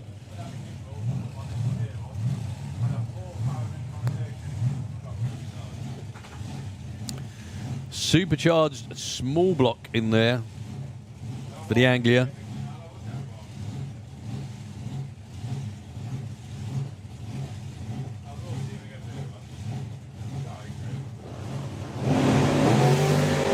Well, Keith actually rolls through stage. He's going to get an elapsed time, but it's not going to be one that he wants, unfortunately. Paul Dale is long gone, though.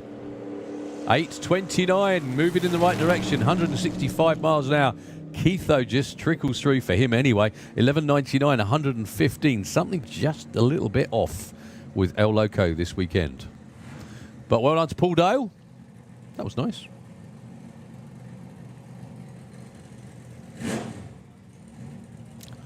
Okay, the original maniac himself coming round the back of the tower. That is Aaron Windridge with the blown small block altered. He's going to be going alongside Nigel Rigdon with the good guys. Check out Aaron's burnout. Well, yesterday's was quite lively anyway.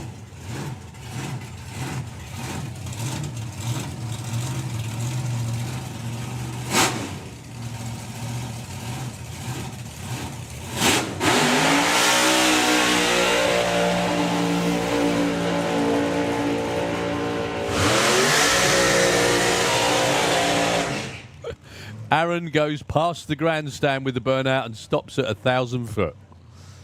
Absolutely outstanding. That was a bit straight for him, though. That must have been quite boring, to be honest with you. He's normally a lot more all over the place than that. Nigel Rigdon backing up. The Topolino in the other lane. As Aaron comes back, ladies and gentlemen, please give him and the team a massive round of applause. That's what proper showmanship looks like. They don't have to do that, but they love doing it because it's so entertaining for everybody watching. Give him a big cheer as he comes back behind the start line. Well done, Aaron. In a car that basically looks like it's standing on tiptoes.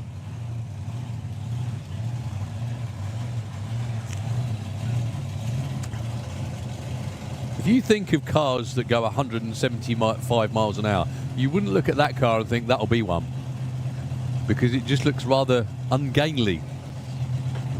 But that's the idea.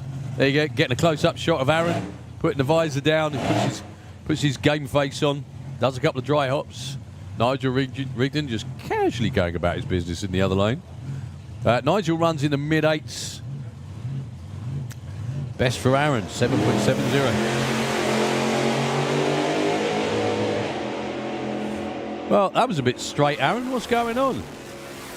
7.59, 176 miles an hour, quickest run of the weekend for Aaron. What did you give him for breakfast? Straight burnouts, straight runs. That's just not on. That's just not on. Fantastic, though. Well done, Aaron. They look absolutely delighted. 8.46 for Nigel Rigdon at 157 miles an hour. Another great, consistent run for the good guys. So we're just a couple of cars away from round number 2 of Nostalgia Superstock. As Colin said, I think I better go because I can see my car in the lanes, and I'm not in it.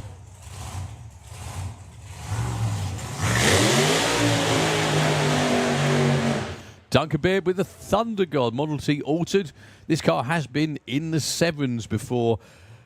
Duncan owns it, but not with Duncan at the wheel. That's the goal. Try to get the car running right and get it back into the 7s with Duncan doing the steering. He went 8.87 yesterday. Well done to everybody on the Windridge team. That was awesome. It's a bit straight, but still awesome.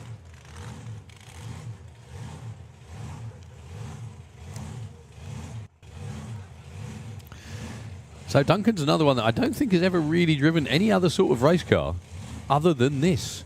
Des Taylor drove this for him for a number of years and did an absolutely great job. Now Duncan's in the hot seat, literally.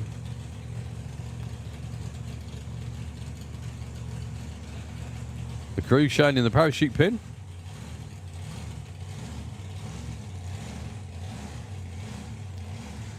So, good luck, Duncan, in your quest for a 7-second run. I think the phrase is send it, sir.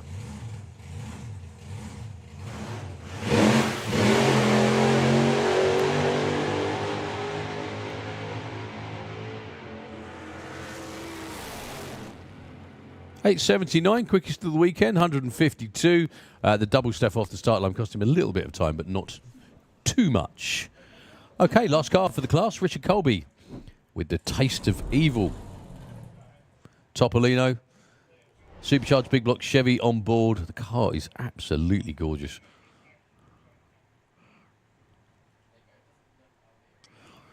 Big shout out as well to the Cooper brothers, who we are missing sadly this weekend from the Supercharged Outlaws. Matt did actually come along on Friday, putting a run in another one of his cars. But we hope to see you guys back out sometime soon, because that car is immaculate, and it would look really good matching up against this, what's coming round now.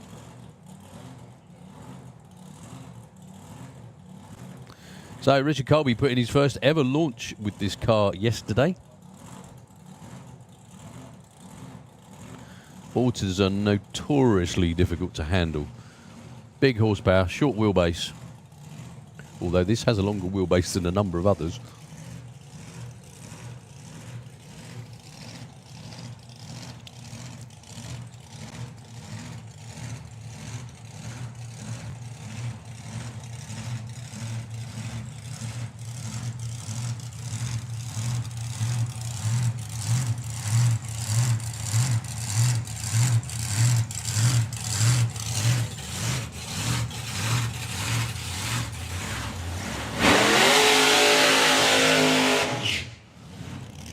Very strong looking burnout from Richard. The learning curve or the learning phase with these cars is huge. As Mark Luton's found out with the Dragster,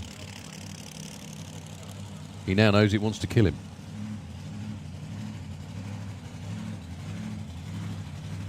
They are very angry cars. Hence the name, I should think, Taste of Evil. But Richard Colby, the whole team, done an incredible job. I don't know where the car came from, as in I don't know who built it, and I do apologise. I don't know that. Richard Colby's been around for a number of years now in drag racing. Used to have an Outlaw Anglia. And thought, what can I scare myself with? Now I don't have that anymore. So, good luck to Richard. Went an 11.71 yesterday. That's the other thing with alters, is seeing where the tree is. Because you're so low down in the car and you've got the body in the way.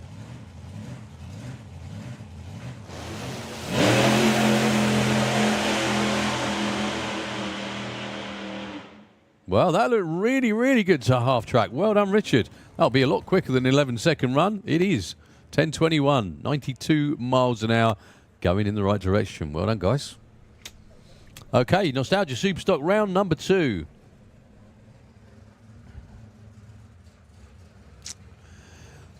Coming underneath the tower, by run to start with for Spencer Tram, the man who almost had to have a word with himself after round number 1 because he nearly broke out. Excellent reaction time. He did lift. It worked out in his favour, but he was on a much better run than he dialed.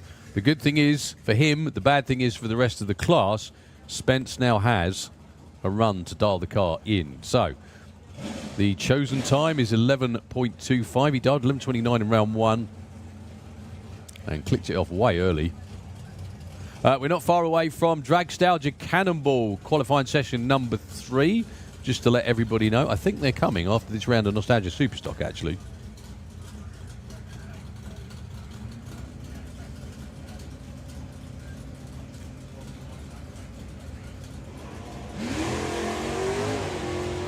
You don't want to give Spencer too many freebies. However, he did earn it. He was number 1 qualifier. So he'll keep it pinned all the way through this time. And he goes 11.20. Wow, that was quicker than they thought it would be. And that's what nearly happened in round 1. But he's through to round number 3 of the 64-car ladder. Jack Bishop and Chris Tyhurst, your next pair. Again, where they qualified now means nothing. Jack was in the bottom half. Chris was just in the top. Doesn't matter. 12.02, 9.90. They've all learnt a lot from round number 1 where the wind had dropped with the cloud cover as well, the cool conditions. There goes Chris. And there goes Jack.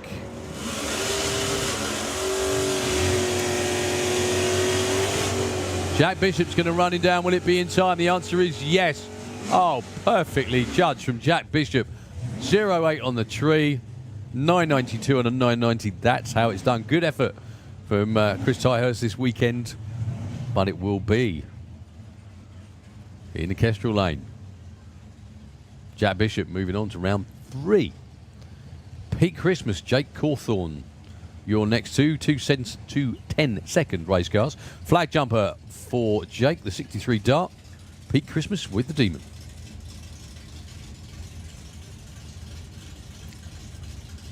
Actually, the Cannonball isn't next. We've got the bikes first, then we've got the Cannonball. My mistake. Well, they've certainly sharpened up their act on the tree from round 1.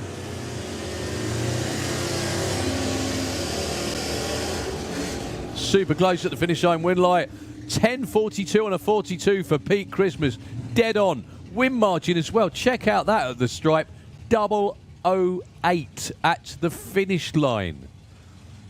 Goodness me, Jake nearly did that. So nearly. He was right on his dialing as well. Proper close cutthroat stuff in Nostalgia Superstock. Paul Fleckney, 51st qualifier up against Dave Tildesley, number 37. Again, 2 bottom half guys. One of them will be going to round 3. And it won't be Dave Tildesley because he goes red by 0.1.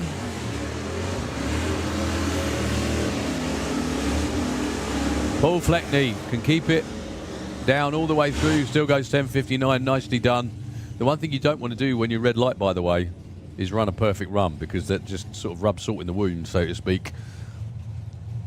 A run that should have won, didn't on a red light. Jim Smith, Adrian Porte, Portelli, your next two. 32 and 18 matching up. It's amazing. There's still 5 more rounds of racing to go. 5.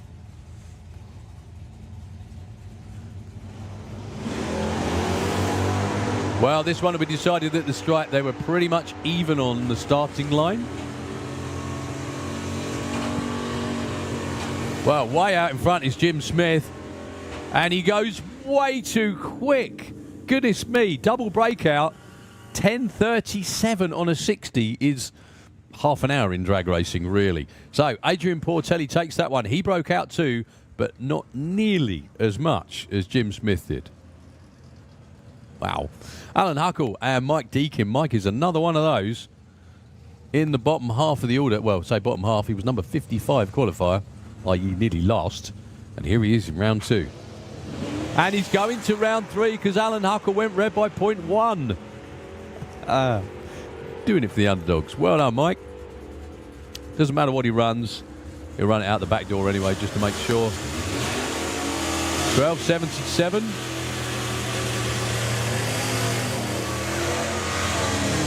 That doesn't matter. It's the win light that matters. Okay, Steve Lloyd with the Blue Pearl. That amazing Impala. Built by the Williams brothers. Against John Pratt. John was number 42. Steve 28. But racing is no respecter of qualifying position, as we've ascertained many times already. It's another red light. There's a few of them in this round. John Pratt goes red. It will be Steve Lloyd moving on with the Blue Pearl. Again, he can run it all the way through just to see what it'll do. 10:30. John Pratt bad on both ends. Red light. Red light and a breakout as well. Adam Novak with the Roadrunner. 10:73. Take it on Chris Cho, who had the bye run. All he did was take the green earlier on today.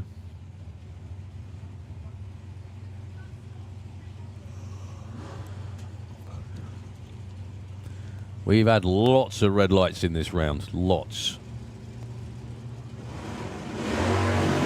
This one's a green light race. Chris Cho is going to do well to run down Adam. He's not going to do it by the looks of it, as long as Adam doesn't break out, which he doesn't perfectly judge, sir. 0.6 on the tree to a 0.3. That's what made the difference. He had a lot of wriggle room at the top end and made the most of it.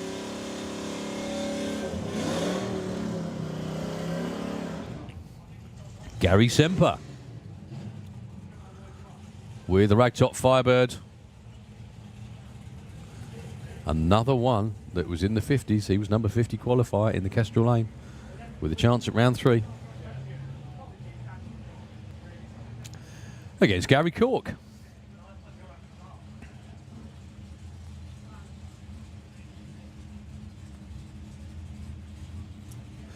Not much in it on the tree, actually. Only 0.16. It will be visible. It's just whether they move.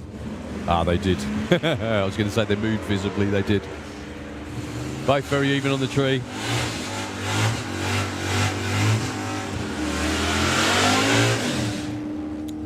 Gary Semper, because Gary Cork broke out.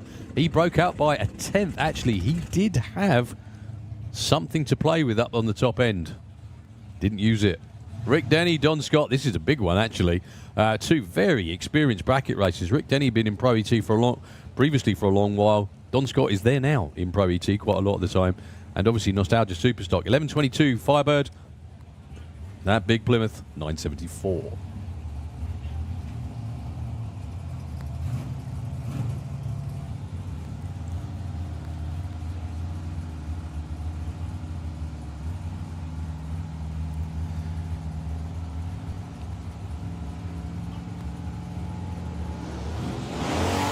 Don Scott goes red by 0-1. Oh, so close.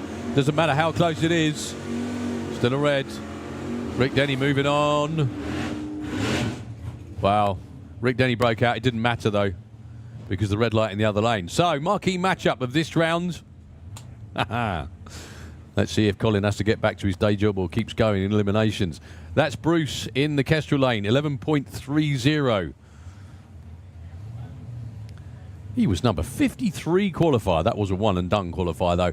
Up against the one and only John Sleeth, who took out Dave Bilodeau in round number 1. Bruce will be going first.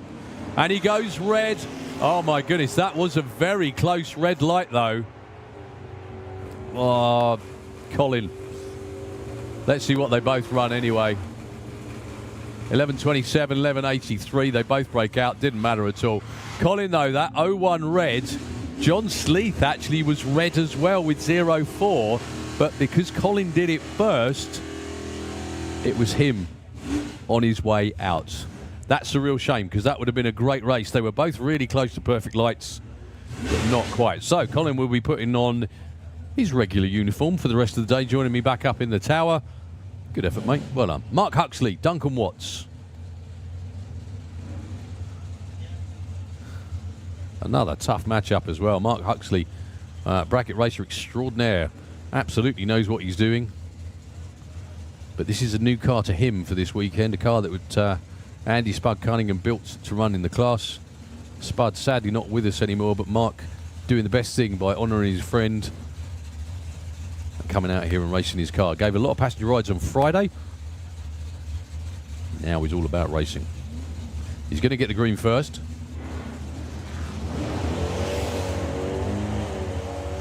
My goodness me. Duncan Watts went red by 0-4. Pin your ears back. Mark Huxley was, well, he was way too quick. Mark Huxley was 0007 on the tree. You heard that right. 0007. Duncan Watts, 04 red. Didn't matter though. Mark Huxley though, way too quick. But moving on to round 3, that was a bit of a gift, because I think Duncan Watts had gone red. He would have been a lot closer to his dialing than Mark. But then Mark's canny enough to know if the car was on a good run, lift. John Wilson and Harvey Turner. Harvey with a wagon, the Nova wagon. Slick Tricks Lane 12.24 will be getting the green light first.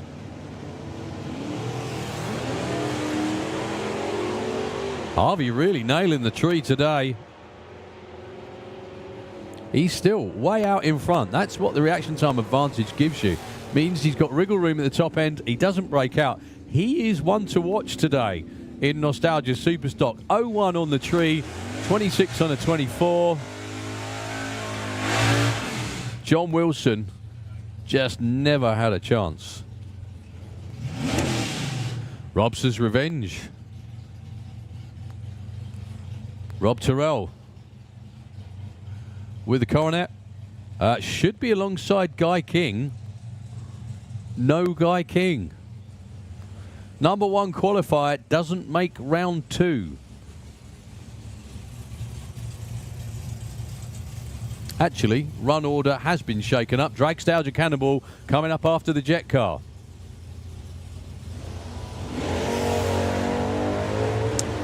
So Rob Terrell will be in round number 3.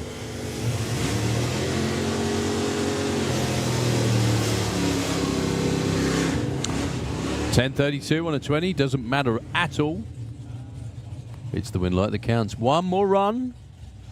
We have Jet Car and we have Dragstalgia Cannonball. So if you're not in the viewing area, now is a really good time to put yourself in one, so to speak. So Oldsmobile against Duster. Previous event champ, Stu Thompson, or Kiwi as he's known, in the Kestrel lane, 9.73. He's not the only Kiwi we've got here this weekend as well. Well, very, very polite reaction time from Glyn Boardman.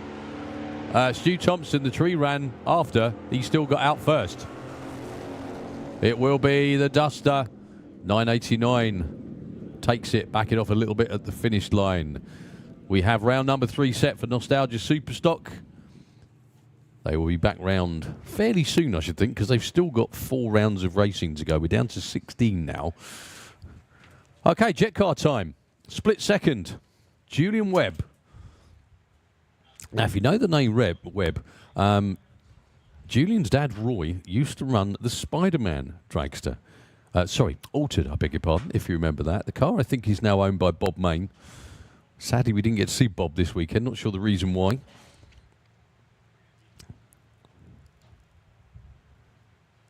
But this car, split second.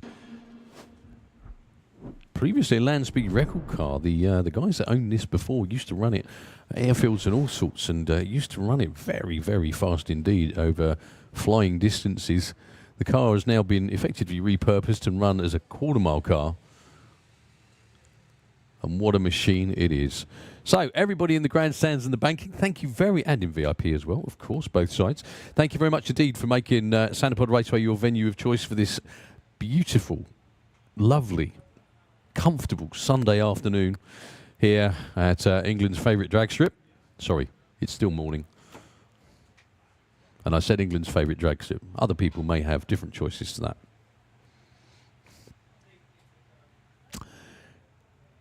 So if you haven't seen the Jet car before, the Jets were first... Arnold, his second name escapes me, way back in the 70s. From Sweden, had one of the original Jet cars. Then Martin Hill, we had the Scorpion Jet car that Andy Hurdle used to run here back in the 80s. We had the match race Jets as well. There's been a lot of them over the years. They have got quicker and faster, but the show has always been absolutely exceptional. Now, if you notice, if you look behind, you can see the tractor's moved out the way as well, because the flame show is about to start. So we're about to see on VIP, if you're in the stands, you can see them. Who's never seen a Jet car before? Because they're either about to jump 20 foot in the air, or not, as the case may be.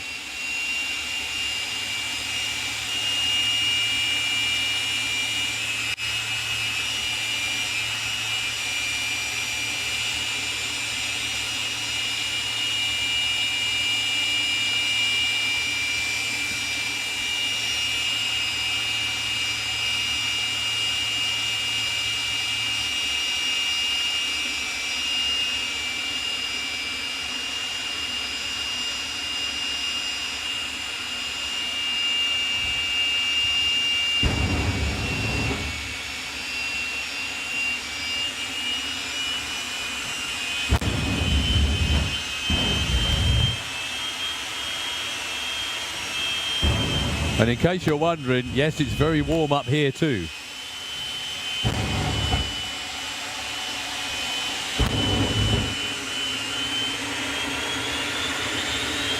I'm actually going to get a hold on to the fan because we need that today. I don't normally hold things on the desk. So Junior builds up the boost.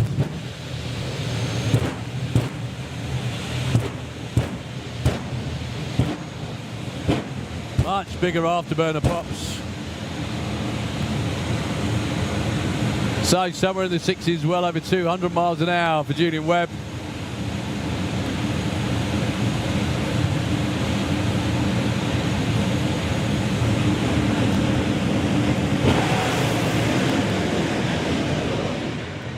Another great, strong-looking run for the split-second car. 6.70, 233 miles an hour. Well, that certainly livened things up a bit. Excellent stuff. So, a quick track sweep, and we'll be on with the Dragstalgia Cannonball. Ladies and gentlemen, give them a big round of applause, please. Off up to get their driver.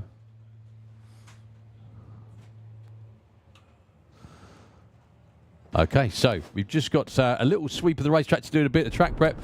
Ladies and gentlemen, if you're not in a viewing area, now is a really good time to get there because we have funny cars, we have altereds, we have dragsters coming up, and we've got loads of them for you as well. So just for a couple of moments, Nitro FM, as soon as we hear engines once again, I'll be back, straight back with you.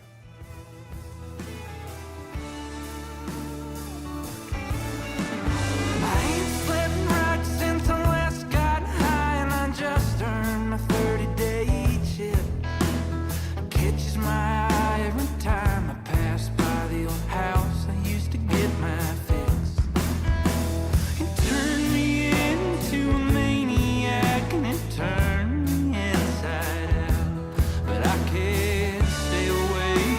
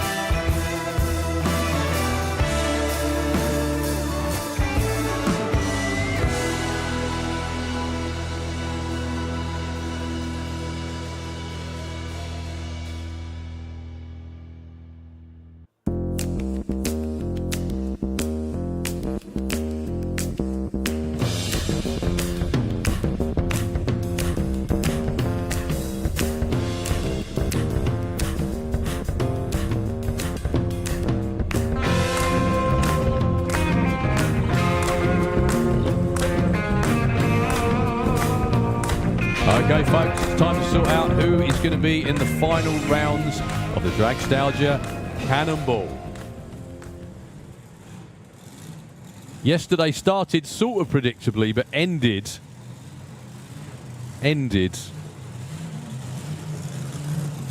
very differently.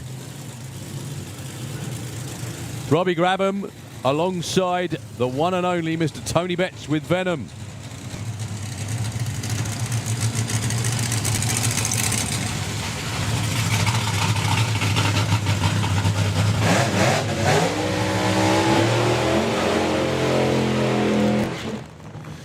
So the way it shakes out at the moment, Tony is currently in the #1 spot. The way that we do this with the Cannonball is they all make 3 runs, and then we accumulate the times from those 3 runs. Whoever is the quickest goes into the final. Whoever is second goes into the final round, and then so on down. Now, at the moment, Tony is in the lead. 2 good low 6-second runs. However, not too far behind, in 4th place, is Robbie Grabham with the altered. Now, he's been in the low 7s, which is where he is almost all the time. 1 slip up from either Tony with Venom or the other car that's in front of Freddy's Revenge. That's Apache of Tim Garlick, and Robbie may well be in the final round again. He's always there in the late rounds at this event. So, Crew Chief John Wright making the final adjustments for Tony Betts' car, Venom. And these are completely different conditions that they've run in all the rest of the weekend. It's cooler, it's cloudier, and it's not windy. But they know how to get the car down the track. So Tony needs to stick in another good 6-second run here to be sure of booking his place in the final round.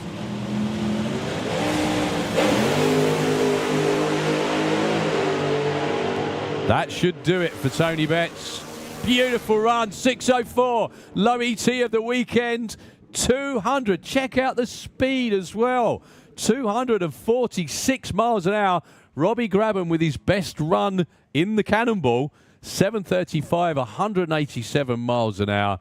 But that books the place in the final round for the Venom team. They look absolutely delighted about that as well. That was a strong run. And that was really good mile an hour as well out the back door. Well done to the whole Venom team.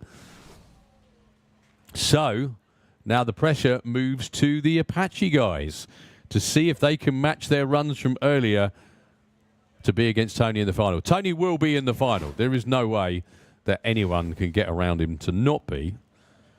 It's just the outcome of that final. Give him a big round of applause, ladies and gentlemen. Come on. They put on a terrific show this weekend. 3 good, consistent runs. Tony nearly rolled the lights as well. That was only a 109.60 foot because he went into deep stage. That was probably, possibly even a 5-second run. Tony just chunked a bit out of it on the start line, and he just held on to it. Just held on to it.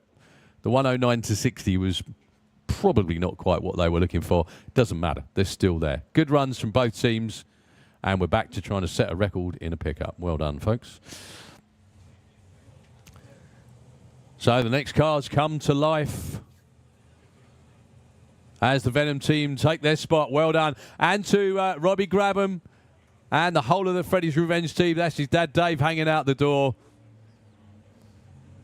Those pesky nitro cars, eh, Dave?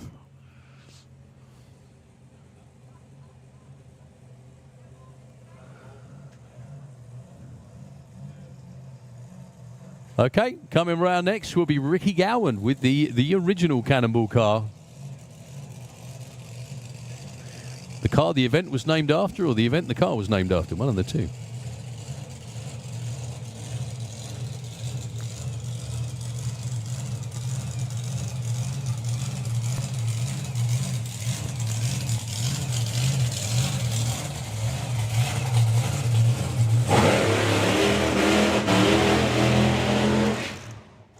Bit more of a burnout from Rick this time. So this is a car we see roughly once a year, but he hasn't been at this event since 2023. Ricky Gowan has been long-time crew member for a lot of guys in the sport. Fuel cars, alcohol cars, all kinds of things. And now he's out here racing, getting a lot of help from a lot of people, as you would imagine.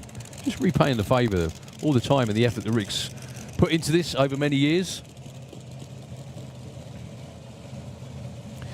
So if you didn't hear it before, the Cannonball, the car and the event, debuted in 1981 here at Sandsbod Raceway. It was the event itself was launched or run to coincide with the new Cannonball Run film, if you remember that. It was originally called the Cannonball Run. The format for drag racing was the fuel cars put in 4 runs, i.e. run a mile, but 4 runs at a time. And like a lot of Cannonballs, it works. It ends up being a war of attrition. So good luck, Ricky. Getting stronger with every run.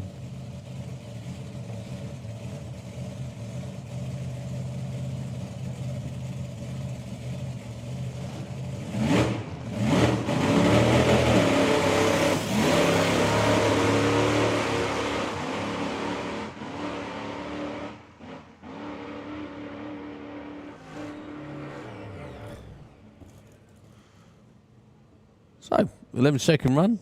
Still some tweaking to be done, and that's only done with track time, which Ricky doesn't have a lot of with the car, unfortunately, because it only runs, like we just said, once a year. But still great to see the Cannonball car out here doing its thing, and out there trying is always a good thing. So, who's going to be next?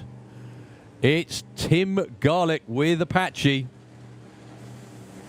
So, Tony Betts is already there. Tim's got to do the same thing. Go A to B.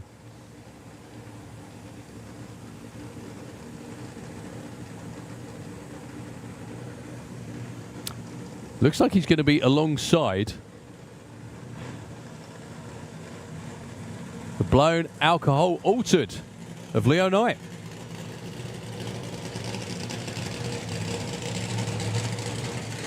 How cool is this, though? Leo with the altered running against the nitro funny car.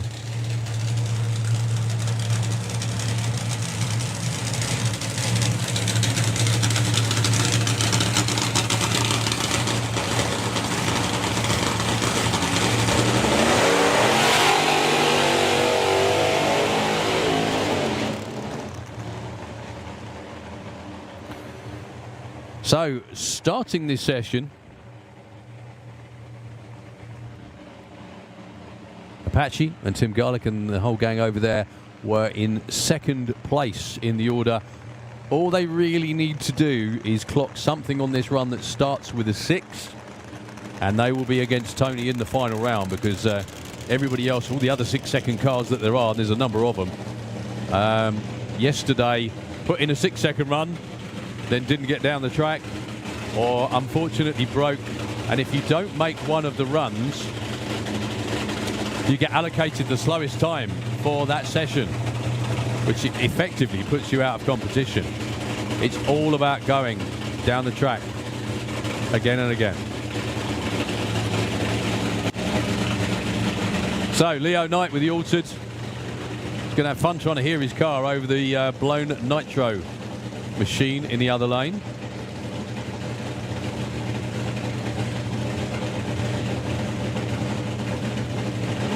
So both cars from the UK. Again, good luck to both of them. Good luck, Leo.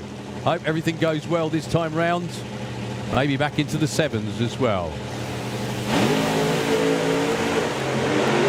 Well, Tim Garlick shook the tyres, but he knows the job in hand.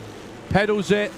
666, 196. I did see a flash of flame on the left-hand bank just before the finish line. That is job done, though, for Tim. They will be in the final round. Not with the run that they wanted. That was 103 to 60 foot, a lot more like it. 1.14 to 60 for Leo. He was really trying, really trying. The quad going out in the shutdown area, I can see cars have stopped, no problem whatsoever, but there was definitely a flash on the left-hand side for Tim just before the finish line. Let's hope they can make that final round. Apache, versus Venom. Give them a round of applause, please. They are in the final against That pesky Venom car.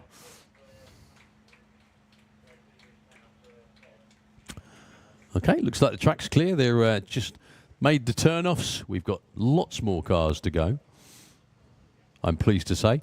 Another couple of fuel-altereds look like they're going to be coming next. Pair of Adams. If you've got a fuel-altered, your name's got to be Adam. Adam Gledo. And Adam Clayton as well. They're just waiting for the thumbs up to fire up. I'm not sure who's... someone actually stopped on the track just by the last turn-off down there. You lot will know this better out there than I do up here, but the wind has completely disappeared. Every single flag is not moving. All the windmills have stopped as well. It's almost like someone designed a great day for racing, i.e. nice and warm with cloud cover.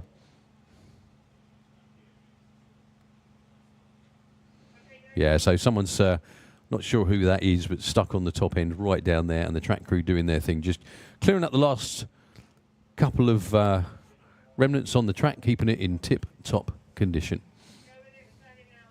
So Adam Clayton gets the thumbs up to fire up the Firecracker fuel-altered. Yesterday, his quickest run ever by some margin, down in the 7.3s.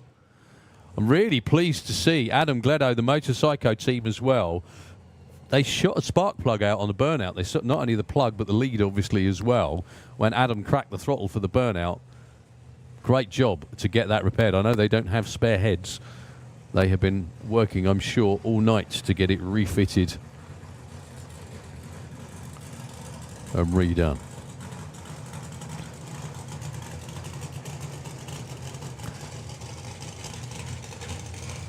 Okay, it's actually altered against Funny Car. My apologies, it's because the two alters were side by side.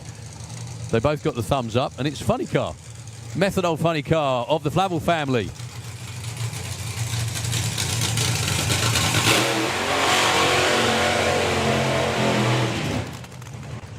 Against the Firecracker of Adam Clayton.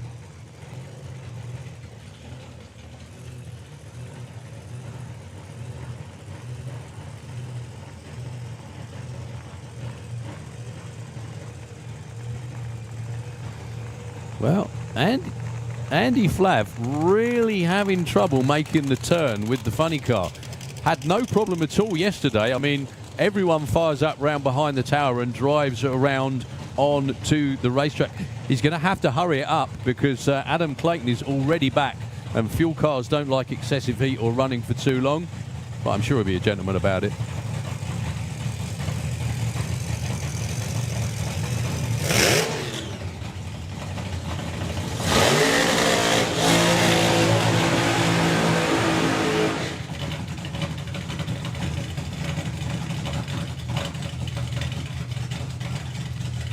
So Adam Clayton will be back and forward. Andy Flav, I'm sure, will be back as quickly as possible to not hold up the fuel altered in the Slick Tricks lane. Both these two yesterday made their quickest runs, I think, ever. Andy Flav went 7:21. Adam Clayton 7.32, and he still clicked it before the finish line.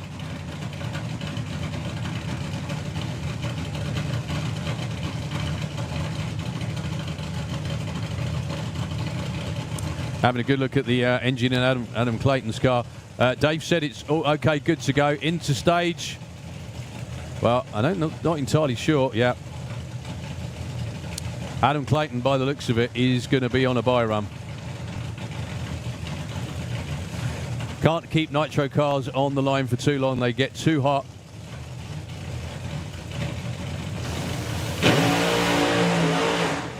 Goodness me, that went. That is a real step up for Adam Clayton. I'll tell everybody when he makes the turn off, before we send Andy Flav down, he's going to be making, hopefully, the scrutineering turn off. Yep, there he goes round the corner in the scrutineering turn off. As soon as he's gone round, we can send Andy Flav down with the Funny Car. It looks like Adam's just stopped. They're going to have to get pushing quickly. There we go. That's what a super top end crew do. They're going to close the gate, and Andy Flav is going to be on his way with the Funny Car.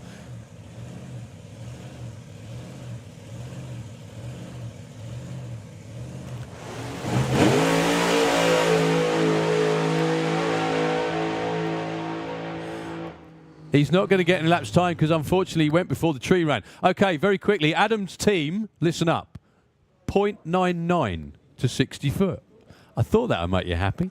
That left like an absolute bandit.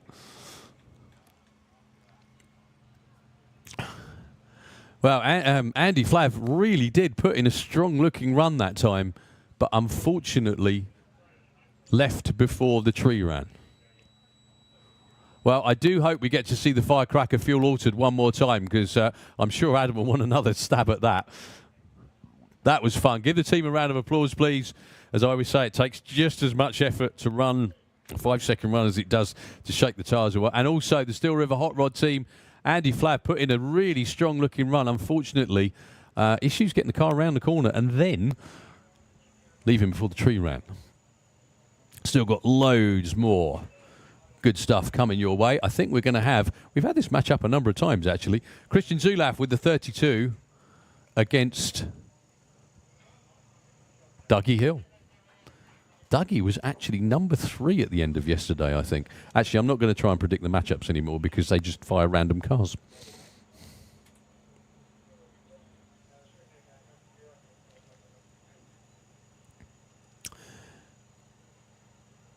So the next pair are being told to spin them over. It's definitely Dougie Hill. And Dougie is going to be against Adam Gledow with a Motorcycle Nitro Fuel Altered. Two very young lads doing what they love. It's funny enough, Graham up in the tower said to me, you know, where's the next generation of fuel racers and everything going to come from? Well, here we go.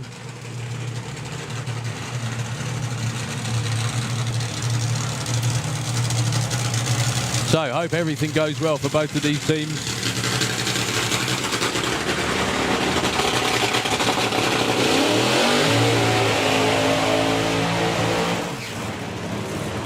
That's what a fuel auto burnout should sound like.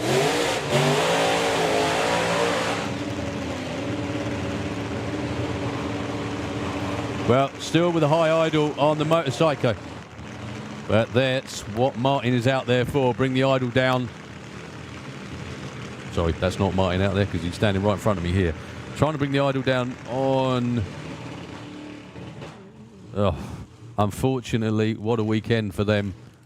I'm not sure whether Adam shut that off or it shut itself off, but they've got to get the car out of the way, and or Adam, at least Adam over the wall to get allow Dougie to run and try and push the car back behind the start line. I'm sure they've got time to do that. Colin's still got his fire suit on. Did you not know what happened?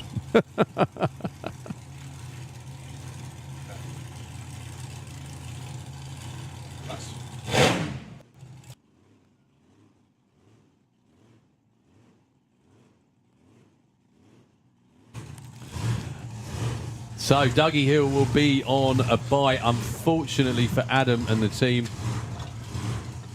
Just had all kinds of niggles and so much work over the weekend. So good luck, Dougie. This could cement his 3rd place, which is why he pedalled it. Good job, Dougie. It's going to be another low 7. 7:09. Check that speed out. 197 miles an hour for Dougie Hill. That could well be his fastest mile an hour. I don't think he's been over 200 in that car yet. But well done, young man. Fantastic stuff. What a fantastic day. Oh, I'm loving this. Well, absolutely loving this. That was interesting. That run against John Sleeth. Have you seen the timing ticket? Yes, I have. You both went red. Yeah, I know. We had a good chuckle about it in the. I mean, we crossed the line together. I mean, hardly anything in it, but no, I broke out. I don't know what John did, but I was happy as Larry, mate. You both, I think you both only just broke out, but you only just both red lit as well. So it was what it was. It just you happened to get the green light first. Okay, up next we've got Al Bates with the Raptor Nitro Fuel Altered. Well, Adam is staying in the motorcycle. Hopefully that means they can have another crack at it. There's Dougie's team. Go to collect him from the top there. Woohoo. Show your appreciation as all the arms waving outside that lovely, lovely sled going up the return road.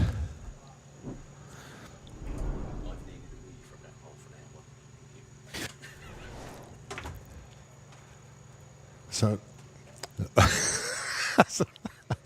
yeah. We had some back chat then, and Nicky, that was a very, very good comment. Shame we can't broadcast that, but that was funny. Really good, actually, to see in the lanes. Bob Hawkins actually melted a piston yesterday. We didn't think he would show up again today, but they got it fixed overnight. And Bob Hawkins back into the lanes today. So well done to the whole Time Traveller team for getting that done.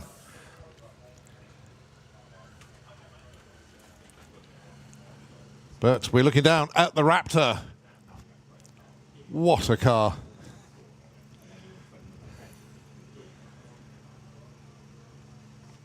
I had a good catch up with the team on Friday night, and they showed me around the car. And fair to say that Alan, who's driving the car at the moment before Lee gets his shot at it, it was his first, well, we think, his first ever sub 1 second 60 foot. Over the course of Dragstalgia. So they've had, this is, I believe, is their third run of the weekend.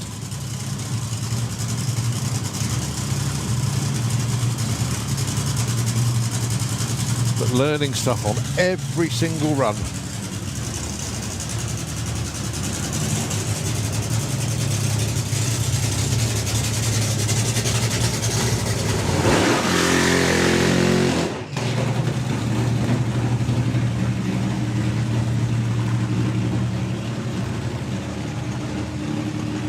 And how about this for a special treat? The backup girl, Jenna Bradbury.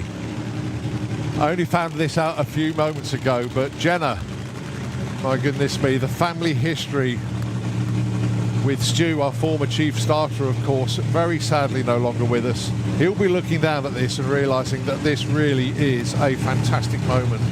Bev, she's up just past the grandstand watching on. She's always followed what Alan Bates has done over the years, and a very, very proud day for Mum Bev. And Jenna doing backup duties there for Raptor, the fuel altered. So it's down to Alan Bates now. What can he do today? The car is working very well. The driver knows exactly what he's doing, is putting them together. Learning a whole new world.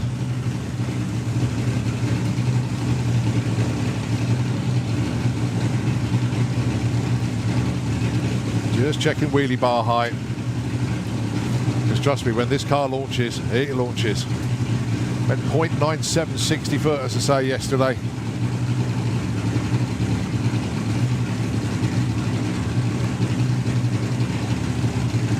Here we go. Alan Bates with the Raptor.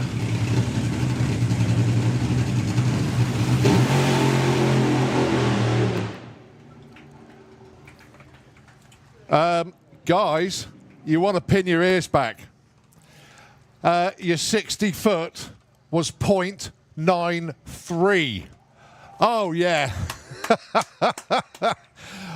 Gee, that left the line like an absolute rocket. 0.93 60 foot, that is seriously quick. Coasted at the stripe, 10.11 at 76 miles an hour.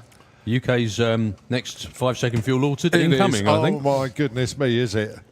But 0.93 to 60 foot. Well done to the team. Jenna, great to see you down there as well doing backup duties. I only found out literally 5 minutes before that you were doing that. So well done to the Raptor team. And I know Bev is just managed to sneak onto the disabled platform just to give you all a cheer. So everybody in that pickup truck, make sure you have a look at the disabled viewing platform right about now. Bev Bradbury is going to be there. There she is waving. Very happy mum indeed. There we go, Bev. Bouncing around like a spring kangaroo. There we go. How about that? Fantastic. Okay, let's have a look, see what we got next. It could be Adam Glenno. I'll tell you what, the fuel altereds have been killing the 60 foots. Do you see Adam Clayton's was 0.99 as well? Wow. Exactly. And have you seen Bob Hawkins is in the lanes? Yeah, that's awesome. Well, good luck to Adam. Good luck to the whole Motorcycle team. It's going to come together, mate. It'll happen. It will happen. A lot of work last night after they shot the spark plug out on the burnout. And Good to see Joe Bond down there as well, actually supporting his good buddy. well, it's actually good to see him supporting Adam. Not good to not see him in the car. But No. there we go. Yeah. One of those things. Well, at least Adam's still going anyway, hopefully, and he'll get another stab at it right now.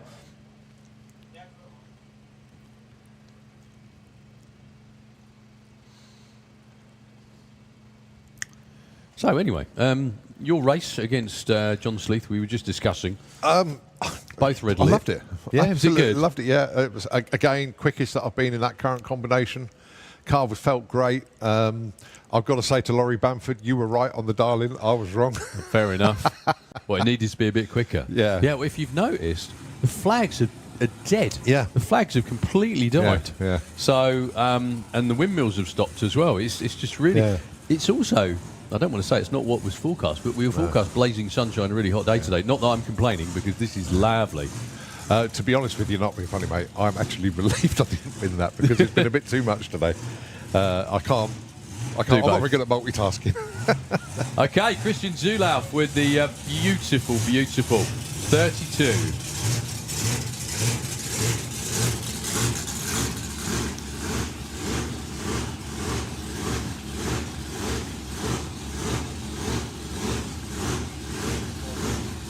Going to be alongside Bob Hawkins by the looks of it. Yep. Bob's just coming around behind the tower. So what did you say happened to Bob yesterday? Hold a piston? Yeah. Okay. Oh, no, melted the piston. Melted? Oh, Yeah. Goodness me. Yeah, melted's not quite the same as hold, is it? But fair enough.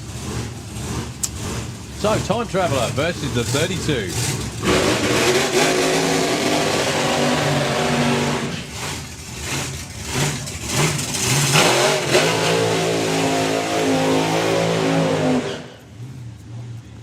So Bob yesterday went 6:51.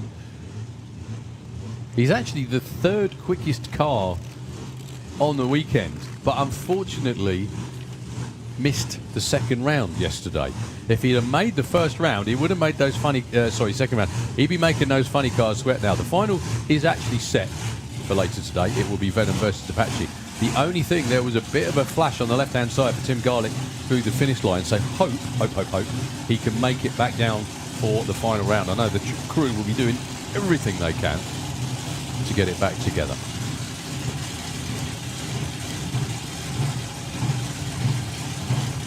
So Bob Hawkins with a bit of nitro in the supercharged Chevy. Yeah, nitro and Chevys are a great combination if you want a loud one. A loud car, but they're can't lean on them quite as much. Let's put it that way.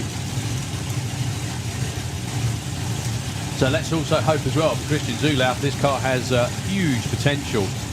A little bit quicker yesterday when 8.5.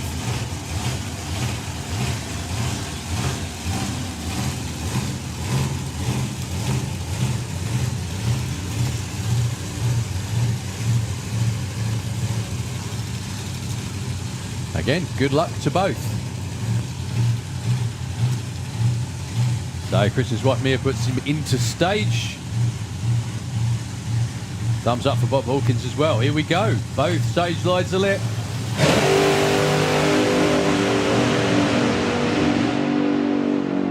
For Bob's, it's going south again before the finish line. 697, 147 miles an hour. Unfortunately for Christian, the engine just didn't sound very crisp. When he went to nail it, the track crew, I've been here for a while, in the Slick Tricks lane, just doing a bit of a check for Bob. But terrific effort by the team to get it back together for that round of racing. Hopefully it's okay. No, don't stand there with your legs apart. No, don't do that. Stop it. Move. No, we are going to have a little bit of a clean to do in the Slick Tricks lane, sadly. Sadly. Okay. We have two more fuel altereds to go. We've got old school stockers. We've got the NSRA bikes as well around the back of the tower. So we've still got loads more fun stuff coming your way.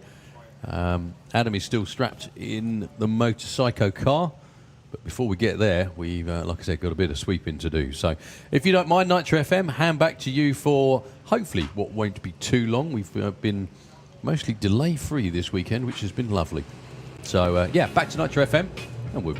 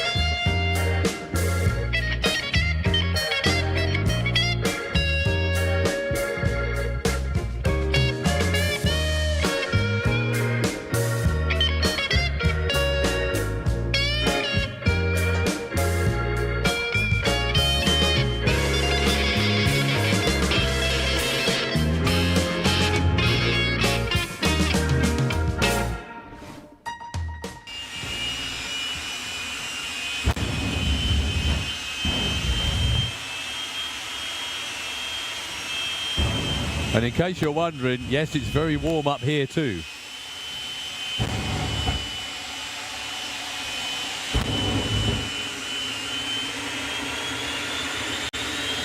I'm actually going to get and hold on to the fan because we need that today. I don't normally hold things on the desk. So Julian builds up the boost.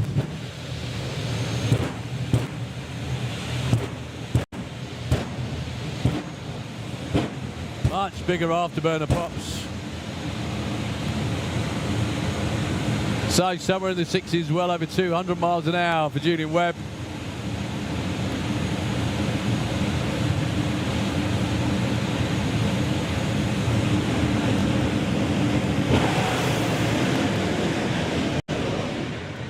Another great, strong-looking run for the split-second car. 6.70, 233 miles an hour in the final round.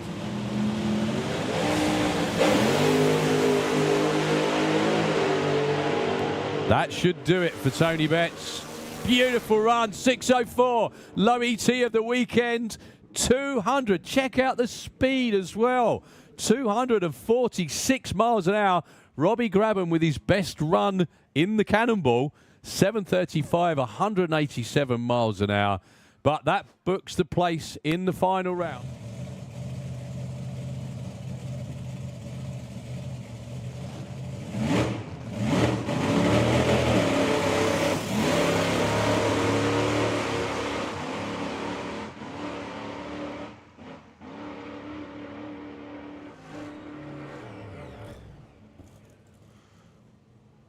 So, 11-second run, still some tweaking. Well, Tim Garlick shook the tyres, but he knows the job in hand, pedals it, 666, 196. I did see a flash of flame on the left-hand bank. Goodness me, that went. That is a real step up for Adam Clayton. I'll tell everybody when he makes the turn off. Before we send Andy Flav down, he's going to be making, hopefully, the scrutineering turn-off.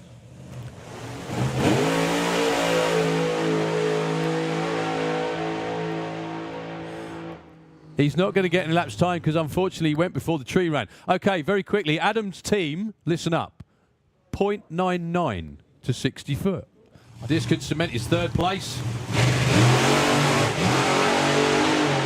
which is why he pedalled it. Good job, Dougie. It's going to be another low 7. 7:09. Check that speed out. 197 miles an hour. With the Raptor.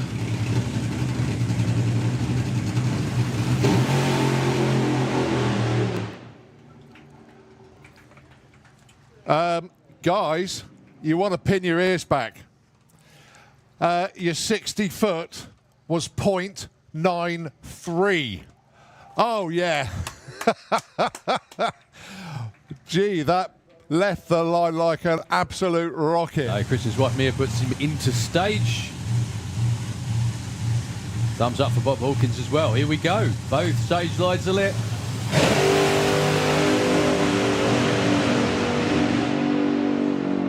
Oh, Bob's it's going south again before the finish line. 697, 147 miles an hour.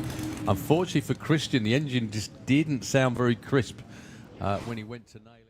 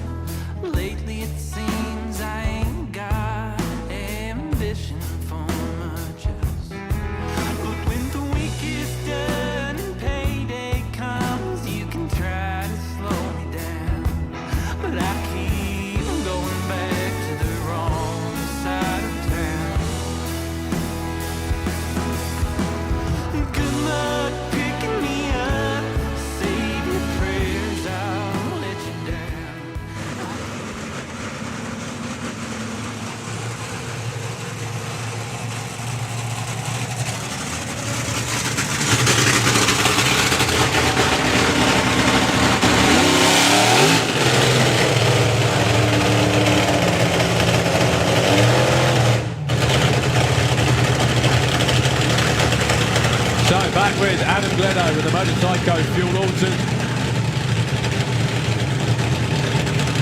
Still having fun with the idol.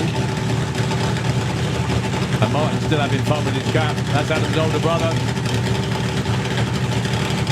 So Chris Ship says, go get him. Good luck, Adam. It's about time it all came together for this team. He went to about 3:30 yesterday.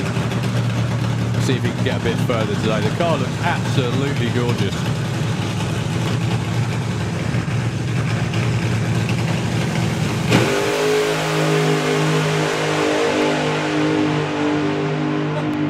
Go on, Adam! All the way through the finish line, 7.70, 144 miles an hour.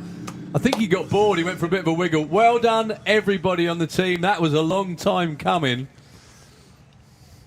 Well, 484, 160 at the 8th. And, as you say, yeah, wiggling like mad at the stripe and just lifted. But, yeah, that's a good reward. That's a lot for all more the like effort. it. Yeah, well, the thing is that you hate to go home after I mean, it's one of the only events of the year they come to. Yeah. That's a lot more like it, though. That's the quickest they've run with that combination. Now they've got something to tune from as well. But well done, everybody. We always knew that boy can drive. Well done, Chris. Well done, Darren. Well done, Martin. Yeah, top man. And he's got his cap back on, too. Give him a big round of applause, please. The amount of effort that goes into doing that, you cannot ever explain it. It's just never ending. So, well done to the whole team. Put your hands together, please. They'll be thrilled with that. I'm sure Adam will absolutely be as well. So, if you notice, everybody strolled out in the shutdown area. We have a whole team of track workers that not only take care of the quarter-mile surface, but the half-mile of shutdown area as well. They are always up there ready to help and spot as well. Spotting is one of the most important jobs. And if any car or bike comes around the corner with any sort of fluid leaking or something missing or anything like that, they radio back down to the start line and all the other guys and girls to tell them to go out and have a look just in case. So good news, looks like everyone's wandering back. And Dave's not sprinting for the tractor, which again is always a good thing. So don't go anywhere at all. We still have the no quarter Oscar fuel altered of Nick Davis, Rob Loring and Mr. Barnes as well coming round here. They're just plugging the starter motor back on. Two absolutely monumental burnouts for this car yesterday. Nick didn't really get to launch it properly, but you are, as I said yesterday, witnessing the birth of another legendary UK fuel altered. There are a number of them as well. If you go and check out the vintage marquee or the historic marquee, there's loads of them coming along these cars. There's already a couple completely built.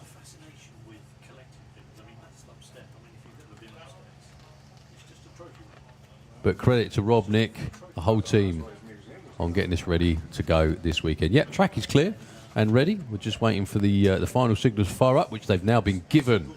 So the next noise you hear will be the Nitro Topolino. Yes, I'm sure they were designed like that out of the factory, weren't they? Colin's having a look in the programme. They're amazing, aren't they? I love them. I absolutely love it. And just say, they are under construction. There's going to be more of them next year. But they're all part-time projects as well. Let's not forget that the people that are putting these together, just doing it evenings, weekends, you know, when they've got a few hours spare, but they're all very busy people in their daily lives. Well, Barry's sitting with us up here as well, and he said he reckons it's got a 98-inch wheelbase or thereabouts. He said he had an altered of 98-inch wheelbase, but it didn't have a fuel Hemi in it, being the big difference. Yeah. Exactly. So, this thing... Yeah, but I used to drive when the track was concrete and so. Okay. Good point.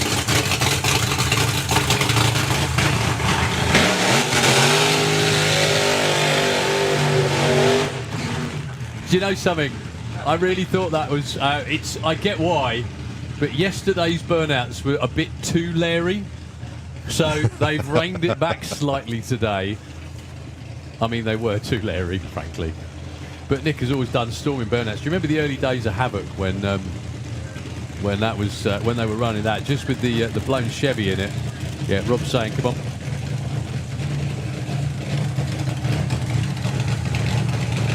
What I love as well about the way Rob does it is that he doesn't like so many other teams, they have backup people all the way out there at 3:30.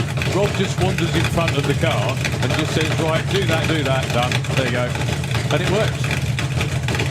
I love the wording on the back there. Barnes, Loring and Davis. Have you spotted that? Right, know where he is on the track at any Yeah. time, really. So, good luck to Nick. The car sounds different today. It doesn't sound quite as angry as it did yesterday, but maybe again that's part of the learning process with this car, taming a nitro Hemi to work in this car. So, hopefully the first launch, maybe even 3:30 for the no quarter fuel altered. And if anyone can do it, Nick can. Whoa. Slightly too much spice. Well, that's what fuel altereds do, isn't it? Yeah, absolutely that. His first ever run is a 12:24. No one cares. What a show. Absolutely. Scott actually had a snigger on his face. I'm convinced of it. Who cares, mate? Who cares? It's going to happen. Loved it. It got... What was that? Actually, it got its own length before it struck the tyres, didn't it? I think being test pilot in something like that has got to be... I mean, there's test pilots and there's test I pilots. suppose he's worked his way down. Yeah. Goodness me. The last one was 100 and Only just over 100, I think, wasn't it? 108, I think. So we're on to the two-seater. So I'm sure Colin has I the haven't, list. no. You haven't? I haven't either today, unfortunately. Now, again, I think Paul Brown saw me in the lanes. I didn't realise I was multitasking today. Duncan. That's Duncan. There is Duncan down there. Is it? Is So it must be some relative. it must be someone related to Duncan. That's Duncan Harris, who's been around UK drag racing forever. He was Yeah, crew chief there he for the was. season, yeah. And Gary Page. Right. If you're going to talk to us, put that on. Now I'm going. There's voices in our head. Exactly, There's that's what I voices. It's from above. It's Barry. Exactly. I won't go from September if there's any fuel cars here. Oh dear. So indeed, it is Paul Brown. That we do know for sure. Yeah. So Duncan Harris down there. Duncan's been on many a fuel team for a long, long time. Low eights, 163 miles an hour ish. 802, 165 this time round. So time for the old school stockers. Right, Steve Howe and Sean Whittaker. This is actually racing now. This is what they come to do. Okay, Steve Howe should be alongside Sean Biddicombe. And indeed he is.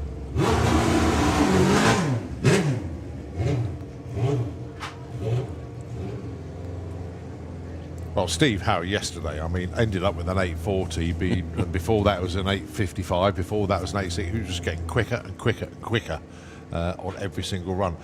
Sean Biddlecombe, 12:33. We note he's signalled that the bike's not going to make the run, unfortunately. So Steve Howe will be on a solo. The bike just hasn't been doing what Sean has wanted it to do pretty much all weekend long. So Steve Howe is going to be on a solo here. I'm gutted for Sean. Really wanted him to get the run in today.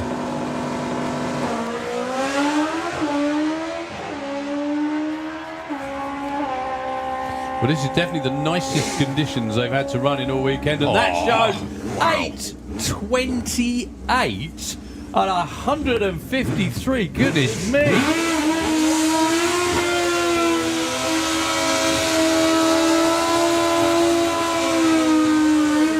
Okay, Chris Reed, otherwise known as Boyce, back on the bike again against Patrick Hotchkiss. Just very quickly, message from Sharon to say, want to say hi to Jerry, Patrick and Mike and wish them good luck. Hope Jerry is wearing his special uniform. No, Sharon, you'll be delighted to know he's wearing the same T-shirt as when I was talking to him last night. Sky and Sharon are watching, sat in the car park where they're shopping. He's put the T-shirt on upside down there. Right, no, that's the correct way. It's just him. Thing is, Patrick needs to win this race because Jerry's got to wear his special clothing tomorrow in the next round. Sharon and Sky are watching, mate. Up against Boyce. the legend that is Boyce. He wasn't here at all yesterday. He was off out with Stace. Well, unfortunately, just a bit of a fluff off the line for Boyce. Patrick goes 9:03 at 1:45. They want that 8-second run. There's every chance it's going to happen today. Jerry, get your frock on. Is the message. Thank you.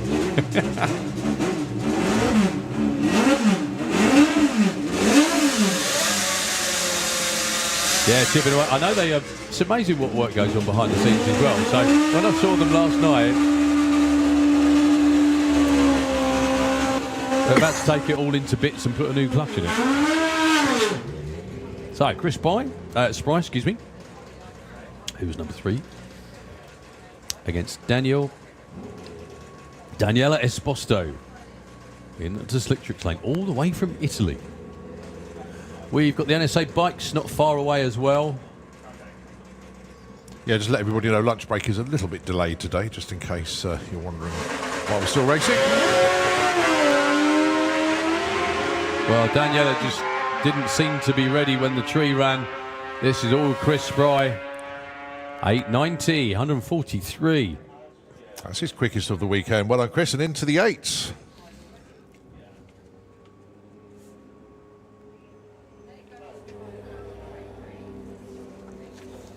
So yeah, the lunch break, as Colin said, when was it scheduled for? It's going to be now. Sorry, just a. Well, let's have a look at the actual time now. 12:36. Yeah, because the thing is, there's announcements and other stuff. That's around right. Yeah, this, isn't there? so that's all just going to be just pushed back just that little bit. So yeah, the lunch break was at 12:30. We do have the Battle of Britain Memorial flight coming in at 12:44. So that's only what 7 or 8 minutes away, and it's the Lancaster today. So 8 minutes time. The Battle of Britain Memorial Flight Lancaster will be joining us.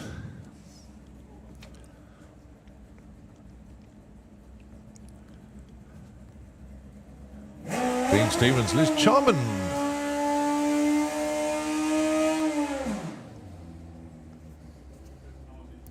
So this is going to be a tough one as well, because in qualifying, Liz went 9.2. But she backed out of it before the finish line. And Dean Stevens, well capable of going into the 8s as well. So this is going to be a great heads-up race between these two. Liz, previous champion in comp bike, if you remember back. It's good to know the bike's going to live on as well with its new owner next year. Hopefully next year anyway. So Kez says, go get him, Liz. It's great to see Liz back on a competitive bike. But Dean Stevens is a tough one to get around, especially tough round 1 matchup. Everybody's going quicker and faster this morning.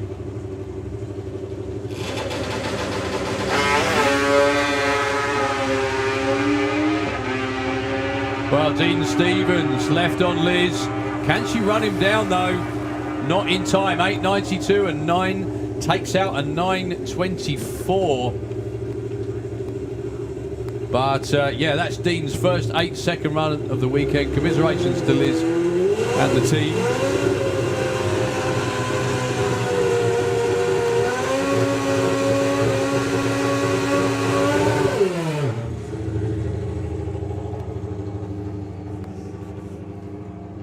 Right, Claire Rule on a predetermined buy here.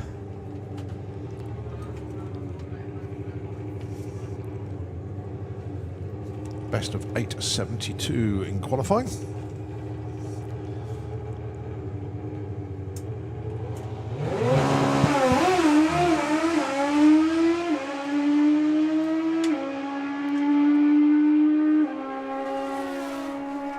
It was 8.50. What a cracking run that one was.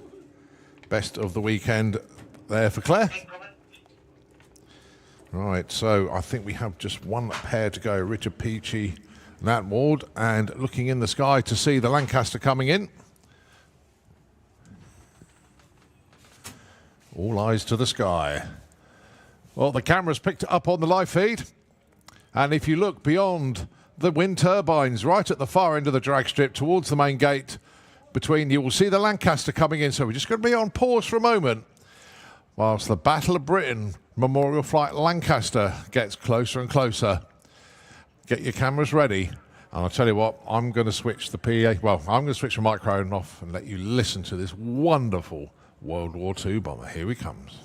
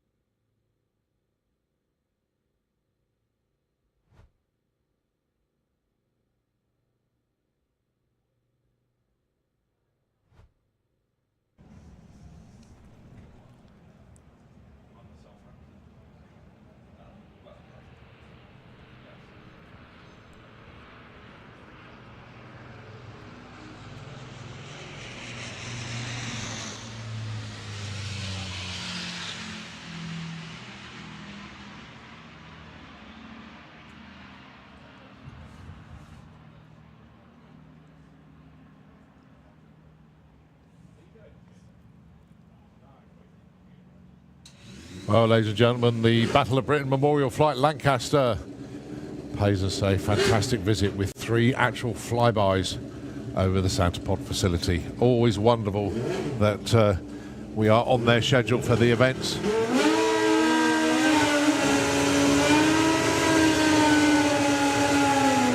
Our last pair then for the old school stockers, Richard Peachy and Alan Ward. Richard had a best yesterday of 9:06. Can he be another one to go into the 8s today?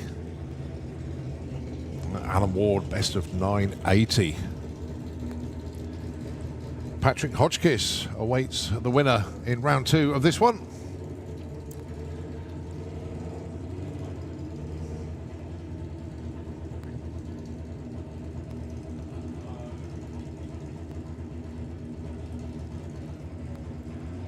So Alan Ward in the Kestrel lane. Richard Peachy in the Slick Tricks lane.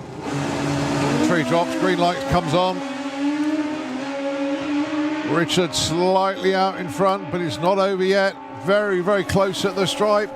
And Richard holds on. He does go into the 8. 8.96. How about Alan Ward? 9.13.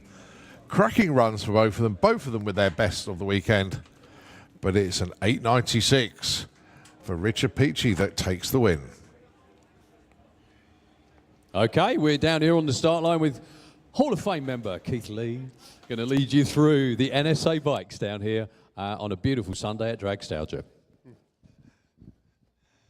Thanks, Darryl. Well, we've got the NSA bikes coming up now. Tremendous show by the old school stockers, I must say. Lots of good 8-second runs. In fact, I saw Steve Howe, I think, running a 8.2. Now, he's an old school guy around in the 80s. But down next to me, Jan Honey. This machine, very touch and go, whether it's going to run. I've had a lot of clutch problems this weekend, and this is the last chance for this clutch. So fingers crossed that Jan can get onto the track and run. 98% in the tank. It's a 500cc.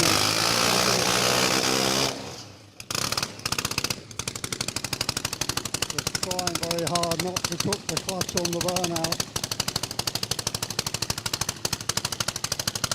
This machine has run 8.19 seconds, but that was back in the 1990s. So let's see what he can do today.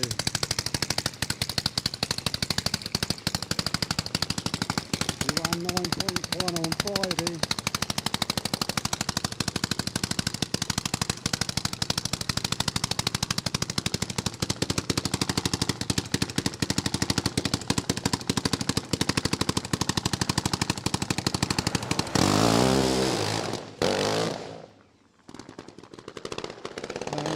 That bike is just almost unrideable. That is so much power from a 500 single. That has to be the noisiest drag bike on the planet. Just think what it'd be like if he did a scaled up version. But he comes here every year. He only wants to run quick, as you can tell. There's certainly no one else in the class who's going to dare to put 98% in one of these bikes, but fabulous to see him here. It's been quite a hard weekend for bikes at Dragstalgia. We've actually lost a lot to attrition. You can see Steve Parrish, well-known bike racer, TV personality and ex-truck racer. He was going to ride Gary Norman's double-engine Norton. Sadly, that's succumbed to gearbox problems, so Gary's out, but Steve's enjoying his time at the drags, see what it's all about. As the next man fires up, Paul Rees on his late father Simon's 750 Triumph. And he's up against Colin Fallows. And he's coming with the twin-engine Norton. 1,000 cc's of double-engine Norton, supercharged, running a low percentage of nitro.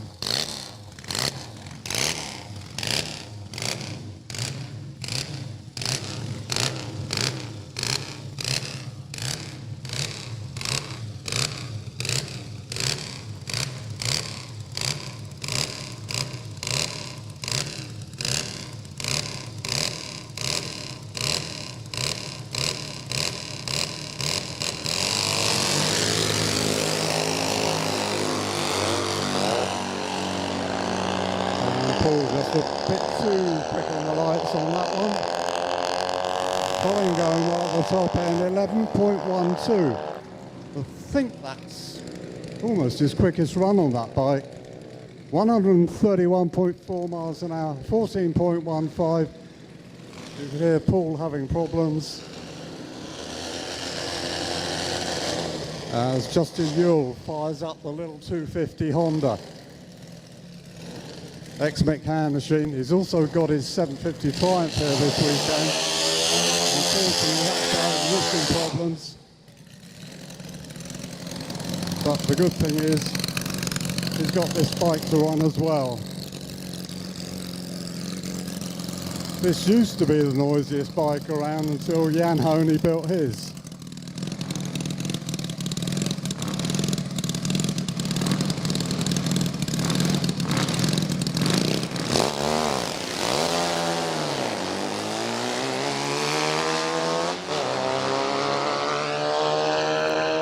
Alongside a good friend of his, Tim Howell. Tim was racing his supercharged BSA, just put back together for this meeting, but that nipped up the motor, so he's riding his special 60 style street machine, but for Justin, 11.34 at 122, so a good one for him. You got her?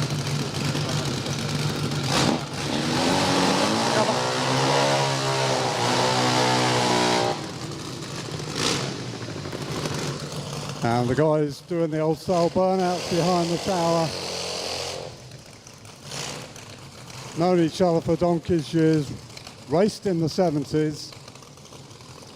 In fact, Ray Law, who would be in the Slick Tricks lane, he was riding this bike in the 1970s, certainly the mid-70s it came out, running the high 8-second bracket.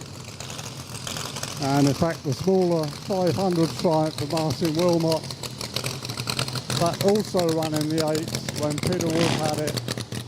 So both using 500 Triumph motors, one engine in the Kestrel lane and the two Triumph units coupled together in the Slick Tricks lane.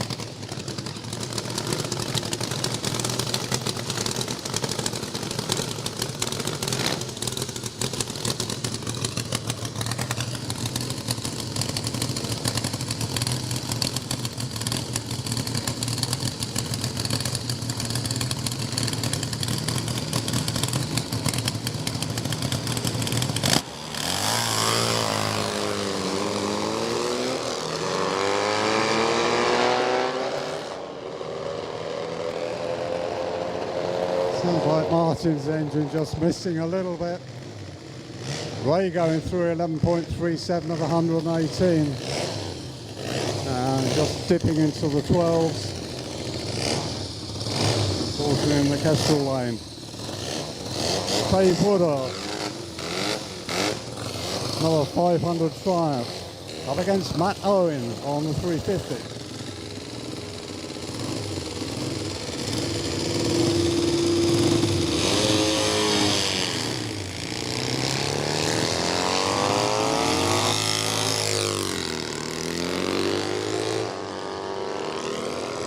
I'm not sure how long it is since Dave last rode a solo machine. For years he's been sprinting his Suzuki sidecar outfit. So 16.9 for him.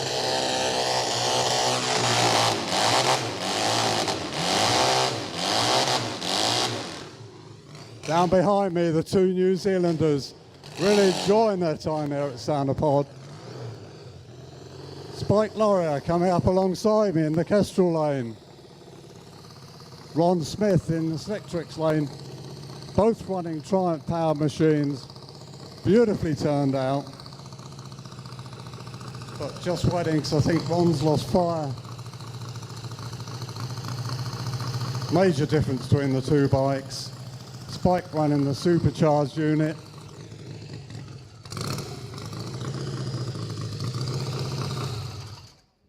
And just being told to cut by the start line crew. Not sure if they just got the track to clear at the top end.